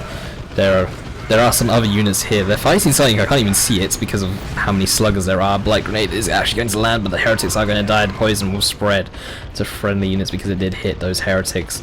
So something I've actually learned fairly recently, which I don't know if you guys know, when the Blight Grenade hits only enemy units, the enemy units can't spread poison to friendly units. And friendly units can't poison enemy units by walking up to them. The poison can only spread within the certain team. I never knew that before, I don't know if you guys know that, it's just a random fact. Random Plague Champion fact. I could actually start like a series about random Plague Champion facts, but the series will probably be over in like one episode because there aren't that many facts about him. That's another truck. In fact, there's actually 3 trucks. There's one for Ace, one for Aguxyz, one for Bruce Campbell. Orcs do like their trucks, I guess. But the BbBoS with the Power Claw is actually extremely effective against the Blood Crusher. If he gets one hit, just look at the amount of damage he's going to do to him. He brings him down by nearly a quarter of his health. Oh, wow, some more poison Sluggers. But the BbBoS with the Power Claw 1-on-1 easily takes on a Blood Crusher. In fact, can even take on a melee Walker, which doesn't have melee resistance as well. But the 2 trucks have met each other. The BbBoS is going to try and go in for a claw on the rear of that truck. We'll miss though. We'll try and get a res, but there's just trucks everywhere. A Bomber Boy is going to be knocking down those Plague Marines onto the ground. Another truck over here. The Force Commander with the I was going to say Battle Hammer, but with the Thunder Hammer, not the Battle Hammer. What am I talking about? Going to be a nice counter to the triple sluggers. The thing is, the triple sluggers will just pack up inside the truck as soon as he gets into melee range, and oh, well, you can't really do much to units inside the truck. You can't, you know, board the truck yourself like a pirate or something. But a single set of sluggers on that one side, Vengeance round and Stern Guards in fact, actually with a 40 Emperor, going to try and take down the war truck, but going to be unsuccessful. Like Champion does go down. I think that was Scouts going down. I had to actually zoom in because I couldn't even see properly. But some Chosen Plague Marines here for Brawler, which are, you know, the ultimate counter to any kind of mass melee build. Wrath of Nurgle, for those that don't know, give you zombies, or if you amongst a load of targets in melee range, and if they die they become a zombie, but it does last a certain amount of time, so you can't just, you know, put it on someone, ignore them for 10 minutes and then turn them into zombies later. Don't know what that Stormboy Knob is doing, but he is moving around and he is getting hit by Armored Inferno and even getting burned, so Aguxyz should probably just pull out. Ooh, wow, he actually lost a lot. Now that truck is still in 1 HP. It could actually die to the Combi Flamer on the Chaos Lord. Like, seriously, like a bullet, you know, a sneeze from the Chaos Lord, or, you know, him coughing, it would actually kill this truck. He needs to repair this now with the sluggers that he's got next to him. Just the thing is about Chosen Plague Marines on a free-for-all is that they have move speed 4. They are the well, I think they are the slowest units in the game, or if not one of the slowest, or on par with the slowest units in the game, along with regular Plague Marines. So as much as they're excellent fighters, they are slow and can be kited, you could literally just move your army away from them and ignore them. Or not necessarily ignore them, but you know, you can just move away, fire, and Ace is on the other side of the map right now with his truck, which I'm pretty much going to be following Ace for the majority of the game just because I like his build the best. But he is probably going to lose his truck if not careful. It is a level 3 truck. Definitely want to keep that alive, especially if you get the reinforced armor placing and the trucks are all meeting in mid. It is a oh no, Ace's truck is going to go down. The rivalry between the trucks has gotten a bit too much, and there's just Slugger v Sluggers, and Ace's Sluggers are going to lose because Aguxyz has war truck support with shooter boy support, so please don't lose your Slugger. That Slugger got destroyed so hard, it is actually gone from the map. Let's put an end to truck on truck violence maybe. Light Grenade is going to get thrown along with the Wrath of Nurgle combination. It's going to be quite good. You're going to see a lot of Slugger. Yeah, look at all these Slugger zombies just popping out of nowhere. And that's why I love Chosen Plague Marines, or Plague Champion in general. The thing is, now the knobs are coming in and the Wrath of Nurgle ability is not available for these knobs, which, you know, better thing than 4 sluggers appearing out of nowhere is 4 knobs appearing out of nowhere, and do not take that the wrong way, because I know that you guys will. That's a Chaos Lord and a Warboss here. Warboss with the boss pole does give 25% damage reduction to enemy units in a nearby area, or a nearby radius, if you want to call it that. And some Stormboys being Stormboys, but so far we have one player in 2 players in tier 3. Riku is actually getting the Land Raider Redeemer, the I'm going to drive to your base and make it my own base. And Ace and Brawler still taking up tier 3. Bruce Campbell also tier 3 as well, because I did see his knobs earlier as well. Ace VP turning everyone's colour. Wait, what? But currently in the lead is Bruce Campbell with actually 690 VPs. He has probably got the most balanced army of the game with mobs and shooters, like a regular army. Whereas, well, I suppose that most people got a regular army, but some people are missing important parts of their regular army. But Wrath of Nurgle onto the Sluggers and Knobs, and the Blight Grenade getting thrown down at the same time. And that is a lot of green, and that is not just the Orcs that are being green right now. Sluggers forced away, more Slugger models coming in everywhere. Looters forced away, the Knobs are still in the fight, and in fact they're still like full health as well. They're doing pretty well, but the Plague Champion though, with the Armor of Pestilence, using the... what is the Armor of Pestilence ability called? I've actually forgotten. The Aura of Decay, that's the one. The Aura of Decay, which does a knockback in a radius around you, kind of like a Stomp or a Bionics. More like a Bionics. Bear Bionics. But Riku with the Land Raid Redeemer here, Ace is maybe regretting attacking yellow. No, not attacking yellow. Attacking Riku. Reading the chat at the same time. Guys, yellow, no more reason to attack Ace. There's always a reason to attack Ace. Maybe Riku will be generous and drive over to Bruce Campbell's side and go in, but I think Riku's actually going to try and go in for the VPs. The problem is that he's on 142 VPs, which puts him quite far behind Bruce Campbell. Rox is also going down. It looks like he's actually doing more friendly damage to Ace. He's actually killed his own Slugger Knob. And even says, not the best Rox of his life. So, I don't know what he actually done there with that Rox, but he perhaps messed up a little bit, didn't really get much from it, and Stone Guards are definitely cheaper than a Slugger Knob, I can tell you that. Don't know what I'm saying as if I experienced it, but you know. Same thing, Knobs on the retreat path of Chosen Plague Marines. I'm not really going to do too much. Chosen Plague Marines fairly tanky, and they do actually heal each other upon explosion, unlike regular Plague Marines as well. Ooh, rocks. More rocks. And this is why free falls are so fun, although that rocks is going to be doing more damage to the base than the units as such.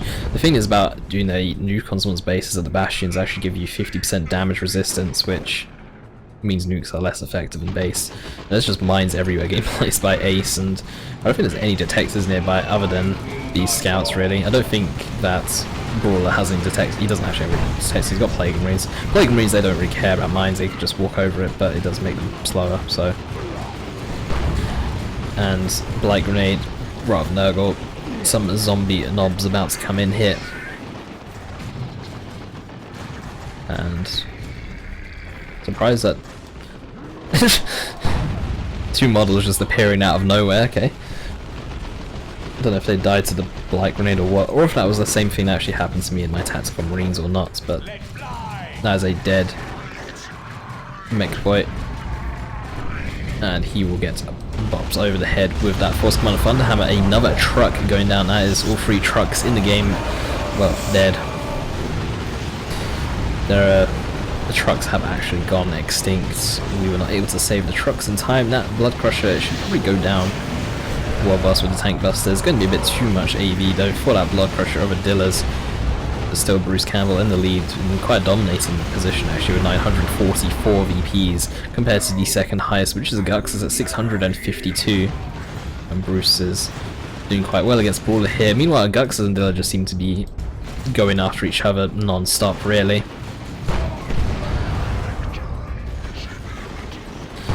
But some more zombies here for Brawler. Like you can see on the UI, it's got like it says he has 3 Slugger Boys. Or 3 Slugger Boy squads, since each unit is its own squad, essentially. Chosen Plague Marines level 2 do get quite a, well, small health boost actually from leveling up. They do get quite a lot of health regen upon leveling up as well. But some more generators going to go down. The thing is Riku is a little bit trapped here against these double sluggers. Does have the Force Commander with the Thunderhammer and Sacred Standard, so it's going to be doing a lot of damage, and with the Battle Cry activated, the double sluggers won't really stand a chance, and a Shotgun Blast as well in case that all goes awry, but still Bruce Campbell on that 1000 VP mark. If Aguxyz had said for 1000 VPs like he did initially, then it would have been over by now, because Bruce Campbell would have just won. And we wouldn't have got to see all the battle wagons appear to replace all the trucks that have been lost in this game. But Brawler tier 3. Dilla's the only one who's not actually tier 3. He is Chaos Lord though, but this is free for all, so I do expect Land Raiders out the wazoo.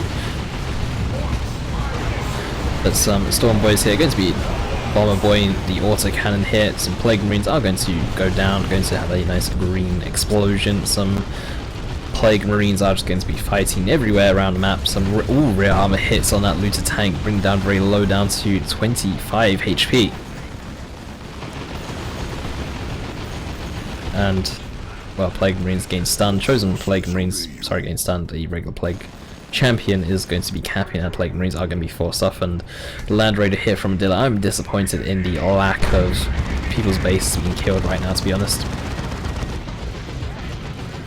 But some slugs going to get forced focus down. The flame is now doing courage damage. You can actually see them getting suppressed. Another rock's going to go down. Land Raider's going to drive forward. Scouts are going to could have maybe entered the Land Raider.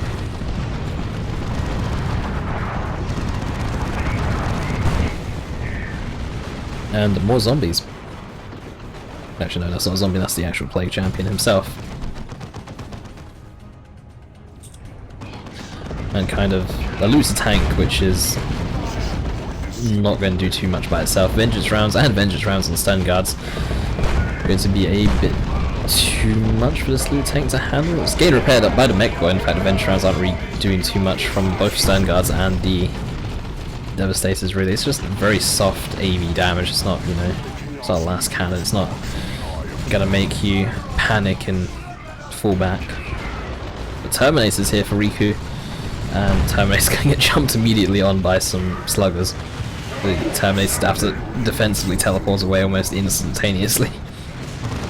But these sluggers are going to go down, which I'm not sure what Ace was doing there, unless he wants to free up population or free up PopCap, but he shouldn't need to free up PopCap this early on. Some Chaos Terminators for Brawler and some Chosen Plague Marines, second set of Chosen Plague Marines for Brawler. That's a lot of red actually invested into his army. Chosen Plague Marines do cost 175 each, Terminators cost 350, so that is 750 red in your army cost, which is a very red heavy army. I don't think I've ever had to say that before, but Chosen Plague Marines are always good, except when you need to actually get somewhere quickly.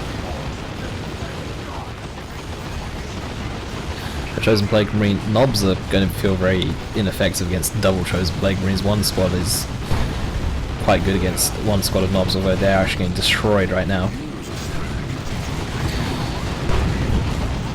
Knobs in their frenzy are doing so well, but here comes, well, the frenzy is now over, even though, so, well, Knobs dying, Blight Grenade doing a lot of work, Knobs might even just go down overall. They will go down overall. In fact, he's going to lose his level 3 Knobs here because they're not retreating away in time.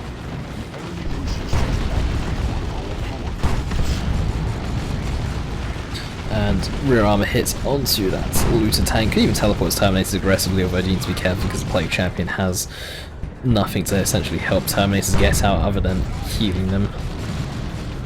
Plasma Pistol doing some decent damage on that rear armor, 7 damage per hit.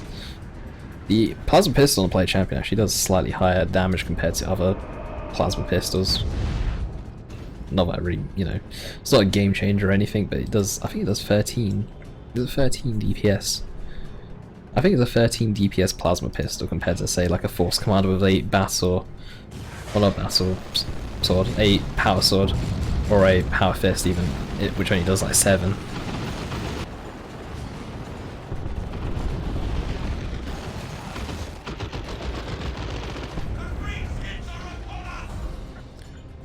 And, well, things are kind of static, but Riku is in a triple cap right now. Going to be a double cap soon, though. But Riku is, if he makes a comeback in this free-for-all, I'll be impressed.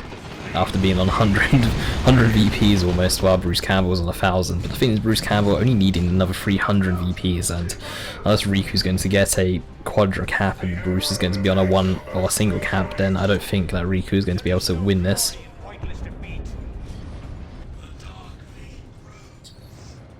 But Orcs kind of free to do what it wants.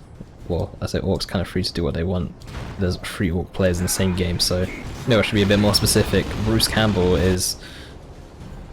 Actually, Bruce Campbell's not really free to do what he wants, to be fair. If he goes to the other side, then Adila will turn on him, and Adila will probably feel pressure. These these double Chosen Plague Marines, though, are just really destroying his army, and especially losing after his level 3 knobs. He is in a poor position. So maybe Brawler can lock Bruce Campbell into base, and then Riku might be free to win the game, assuming Aguxyz doesn't kill Adila straight up. And Riku's just been very annoying with these level 2 scouts, just going around the map, infiltrating, going to go around and cap Bruce Campbell with some more knobs. The thing is, they're level 1, unupgraded, and ideally needs to keep his previous knobs alive. The Commander knob is also going to go down as well. And Mechboy with a Mega Rumbler though is going to get killed before the Mega Rumbler actually goes off. Is that triple tank? It is triple tank buster. If he had the Mega Rumbler stun that Land Raider Redeemer, the Land Raider would have definitely gone down to the triple tank busters. But having died before that happened, not a chance. Some heretics fighting sluggers and stormboys. I'm surprised heretics are even alive this late in the game, and that's kind of why I'm surprised they're alive this late in the game. But the Imperial Abyss not doing too much.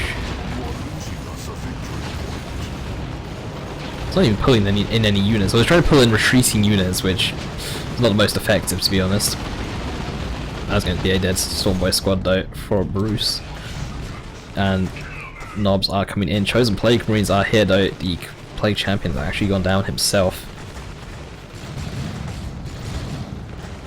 And I don't know if that Land Raider is ever going to go down. Ace does have a lot of AV.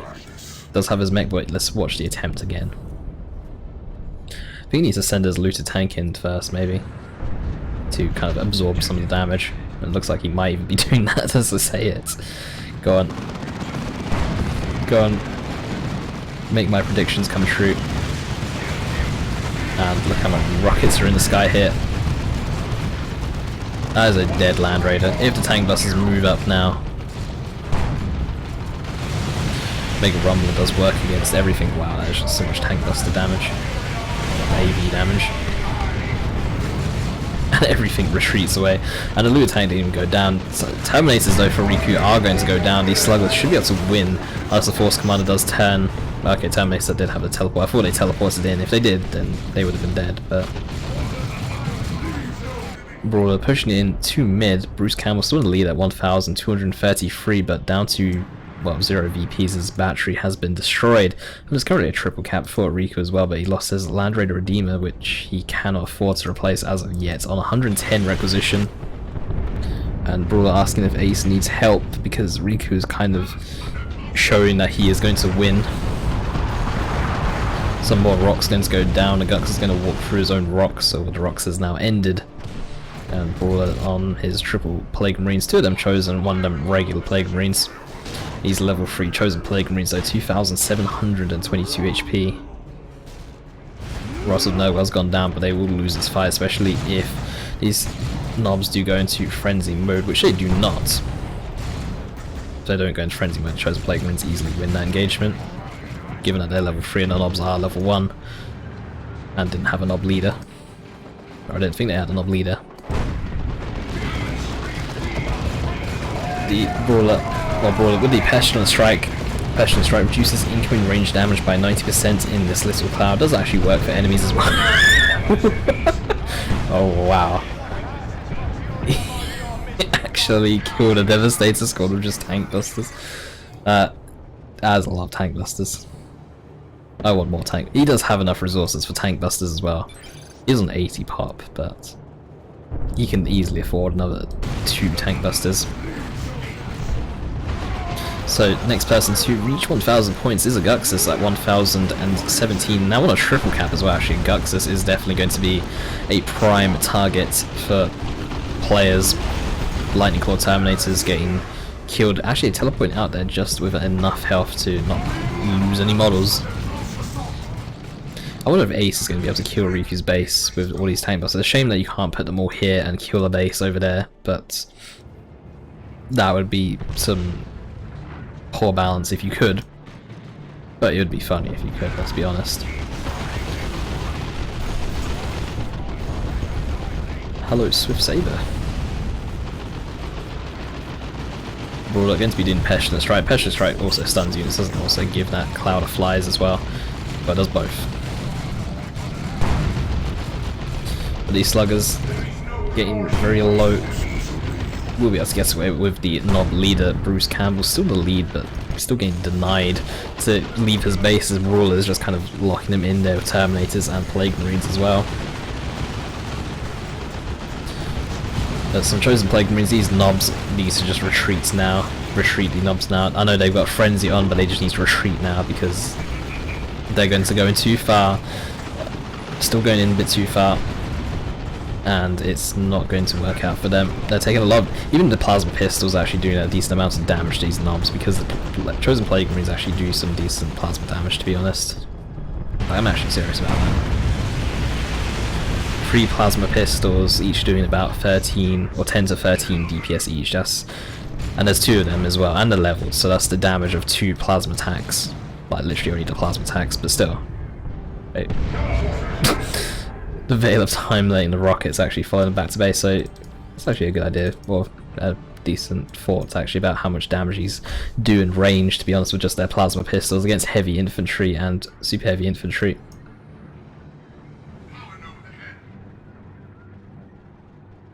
And yes, for those asking what stage of the tournament this is the post-tournament free-for-all. The tournament can be rewatched on Twitch, or it can be rewatched on YouTube at a, well, within 24 hours, or after 24 hours if you like. Army Inferno, point blank. And he died.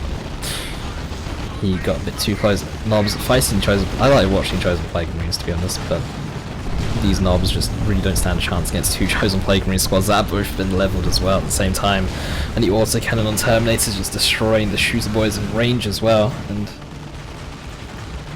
well, so Aguxyz is actually about to overtake Bruce Campbell in VPs with his 2 VP cap, although he's going to lose his 1 battery here.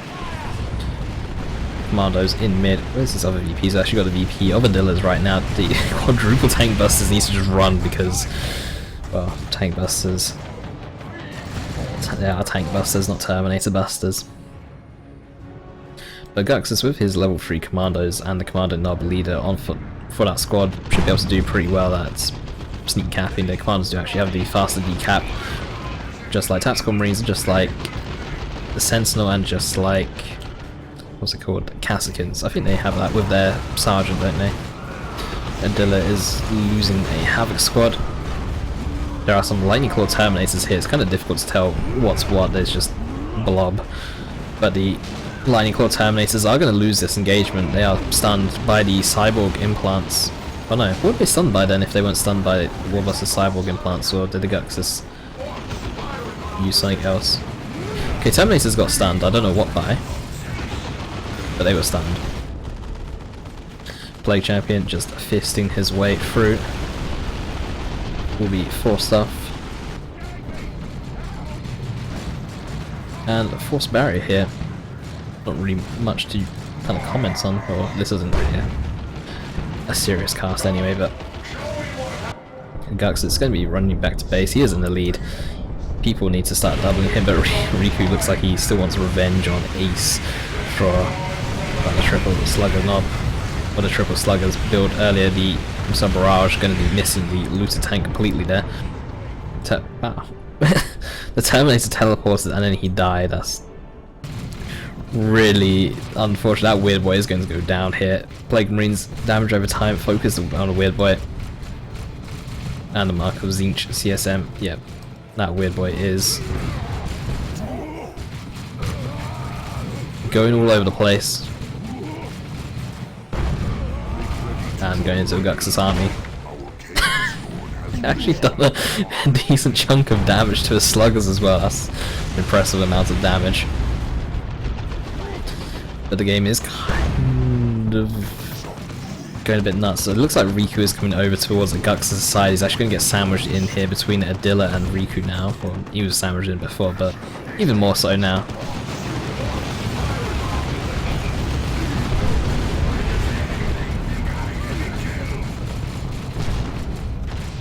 But these knobs going to be taking a lot of damage from these double mark of Zinch CSM.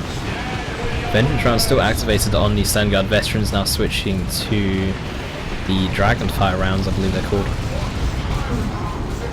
Knobs with hard boys and user choppers trying to chase down some Lightning Claw Terminators, but these knobs not the quickest at chasing. Going to be switching over to the Chaos Lord, and I don't know if he is. It looks like he does have enough for Kill the Weak. Does use Kill the Weak, but needs to retreat away, and does retreat away. It's hard to kind of see with all the smoke and him not having a health bar of his own because he died earlier. Aguxyz is still in the lead at 1,349 with all the commotion going on outside Aguxyz's base. Bruce Campbell's actually able to land a 2 VP cap. Keep wanting to say 2 and 0 or 2 and 1 cap, as if it was 1v1 or a 3v3, but it's not, so none of that. But Sluggers might be going down. The quadruple tank busters here for Ace, just firing a lot of rockets, really. That is a dead mech, but the barrage from the Cyclone missile launcher just really screwed him over. And you can actually see the VPs at the top if you're a player, and it's 1500, so Aguxyz is definitely going to be a focus there. BЯAWLEYA is also on the 1000 VP milestone. Riku's coming up to the 1000 VP milestone, especially after being up 1000 VPs down. He's really made his way back into this game. But the quadruple tank buster is going to do a barrage. It's going to not do much because Chosen Plague Marines don't care. Weird Boys are actually getting repurchased here, and Terminators are still standing idle. The Michael Zinch CSM firing away, but the Terminator's just not contributing to that fight whatsoever. And Warp Vomit with Over Dare getting casted, and it's an interesting ability which you don't see too often. These Terminators are very dead. Not just dead, just very dead. And Rock's going to be kind of scratching these Chosen Plague Marines. At the end of the day, Chosen Plague Marines, they just don't care, do they? But Aguxyz now 90 VPs, the final stretch, or the home stretch. Riku on 1000 VPs as well now. BYAAWLEYA at 1134, and then the lowest is Ace actually with 534. Second is Adila with 681. Is that a super tough beam? That is a super tough beam. 75% damage resistance, just damage resistance, and immune to knockback and suppression. Because that is just a sick ability. And then on top of the frenzy ability with the knobs as well, it's just a bit nuts.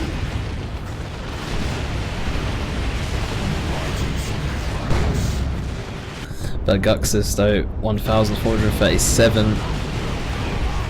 and BYAAWLEYA is really trying to stay into this game. He does actually have his battery get killed there by Ace. These quadruple tank busters can probably just do a barrage over the wall and insta-give. The thing is actually, Ace is on 33 red. He doesn't have enough red to do a tank buster or do 4 tank buster barrages together. The barrage ability actually costs red to use, like a lot of orc abilities, so he needs to go kill some stuff or get some stuff killed of his own, but not his tank busters because, you know, want them alive.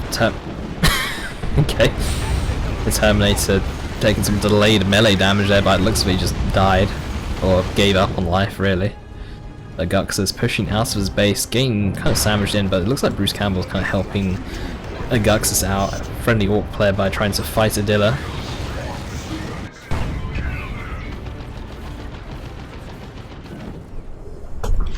But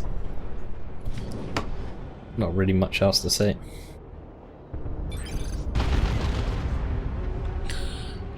Ace having the wrong focus apparently, but Bruce Campbell is about to overtake Aguxyz. It's actually a pretty close 3-4, it's not in a good way, not in a Riku on 1999 points, 1 hour 30-minute game kind of way. That is a dead Land Raider. That is probably a dead Land Raider. That is a very dead Land Raider. I'm surprised. I think Riku's given up on the game, but I don't know. Adila's actually destroying his own battery. Realizing that he can't hold his own battery, he destroys it. If he can't have it, no one else can. That kind of mentality, I guess, is getting used here to play champ. He takes a lot of damage from range here. He needs to use a Pestilent Strike on himself and cast it at the very last second there, but will be forced to go back to base to actually heal back up to full health. Will even go down if he retreats away straight away. Now the Land Raider Phobos coming out for a BYAAWLEYA. He's on a triple cap right now actually. Chosen Plague Marines, both Chosen Plague Marines highly leveled, one level 3, the other level 4. There's a dead mech boy, and there's not a dead mech boy. It's actually able to get the decap and teleport out there at the same time, but the quadruple tank busters, I imagine, are going to make their way to that land raider phobos now and ruin it. Excuse me. 1,474 VPs for Aguxyz. Look at that barrage doing some alright damage, so it is devastators. If they were like a bit more spread out, that would actually really hurt squads a lot more, but because there's very focused in a tight group and units are getting knocked back, actually kind of knocks them out of the damage radius.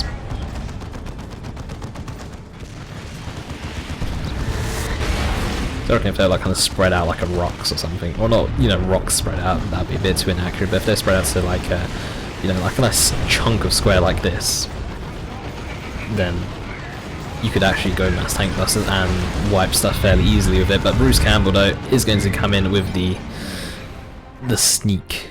1,500 VPs, he will win. In second place is going to be Aguxyz at 1,480.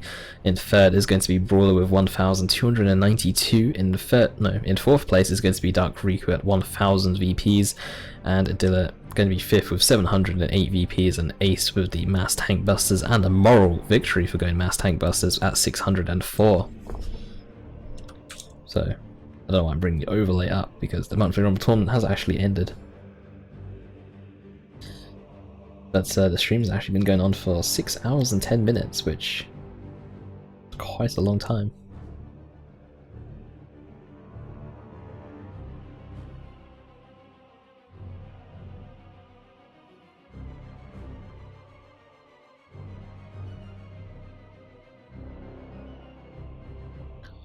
Wait, Bruce equals Atlas now. I thought Atlas was meant to be Red Rupee.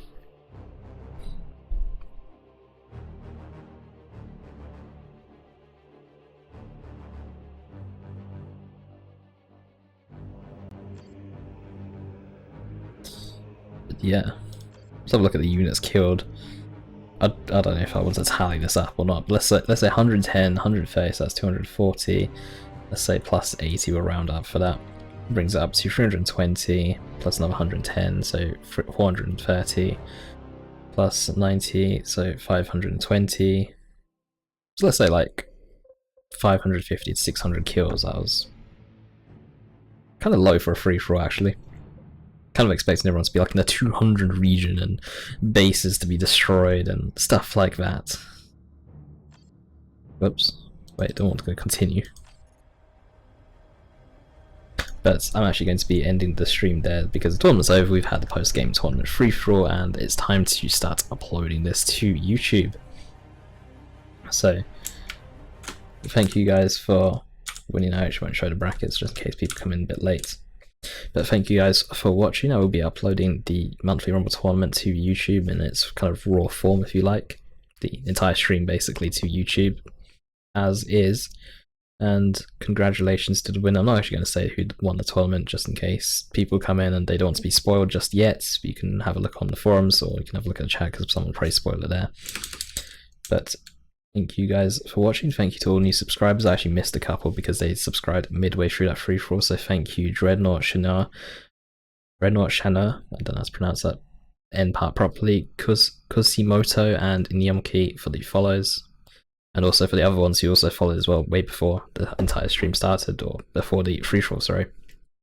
Thank you, Etiken, Evil Riddler, King Chadarius, Fevax TV, Eben Shlomo Goldberg, Paranoid Kami, The Waffle 724, Alexona 89, Lone Squad, Mr. _ Tau, Warp Dust Lover, MG Tiger, Nox 907, FX _ XF, Spix Talon, Jacobell, Ugly Mutt, Ymello, Lord Nook, Marana, Skeleton Temple. Thanks to all those who followed the channel beforehand, and thanks to those who did follow it now, up to 643 followers on Twitch, which is really nice. And soon to overtake Max Power.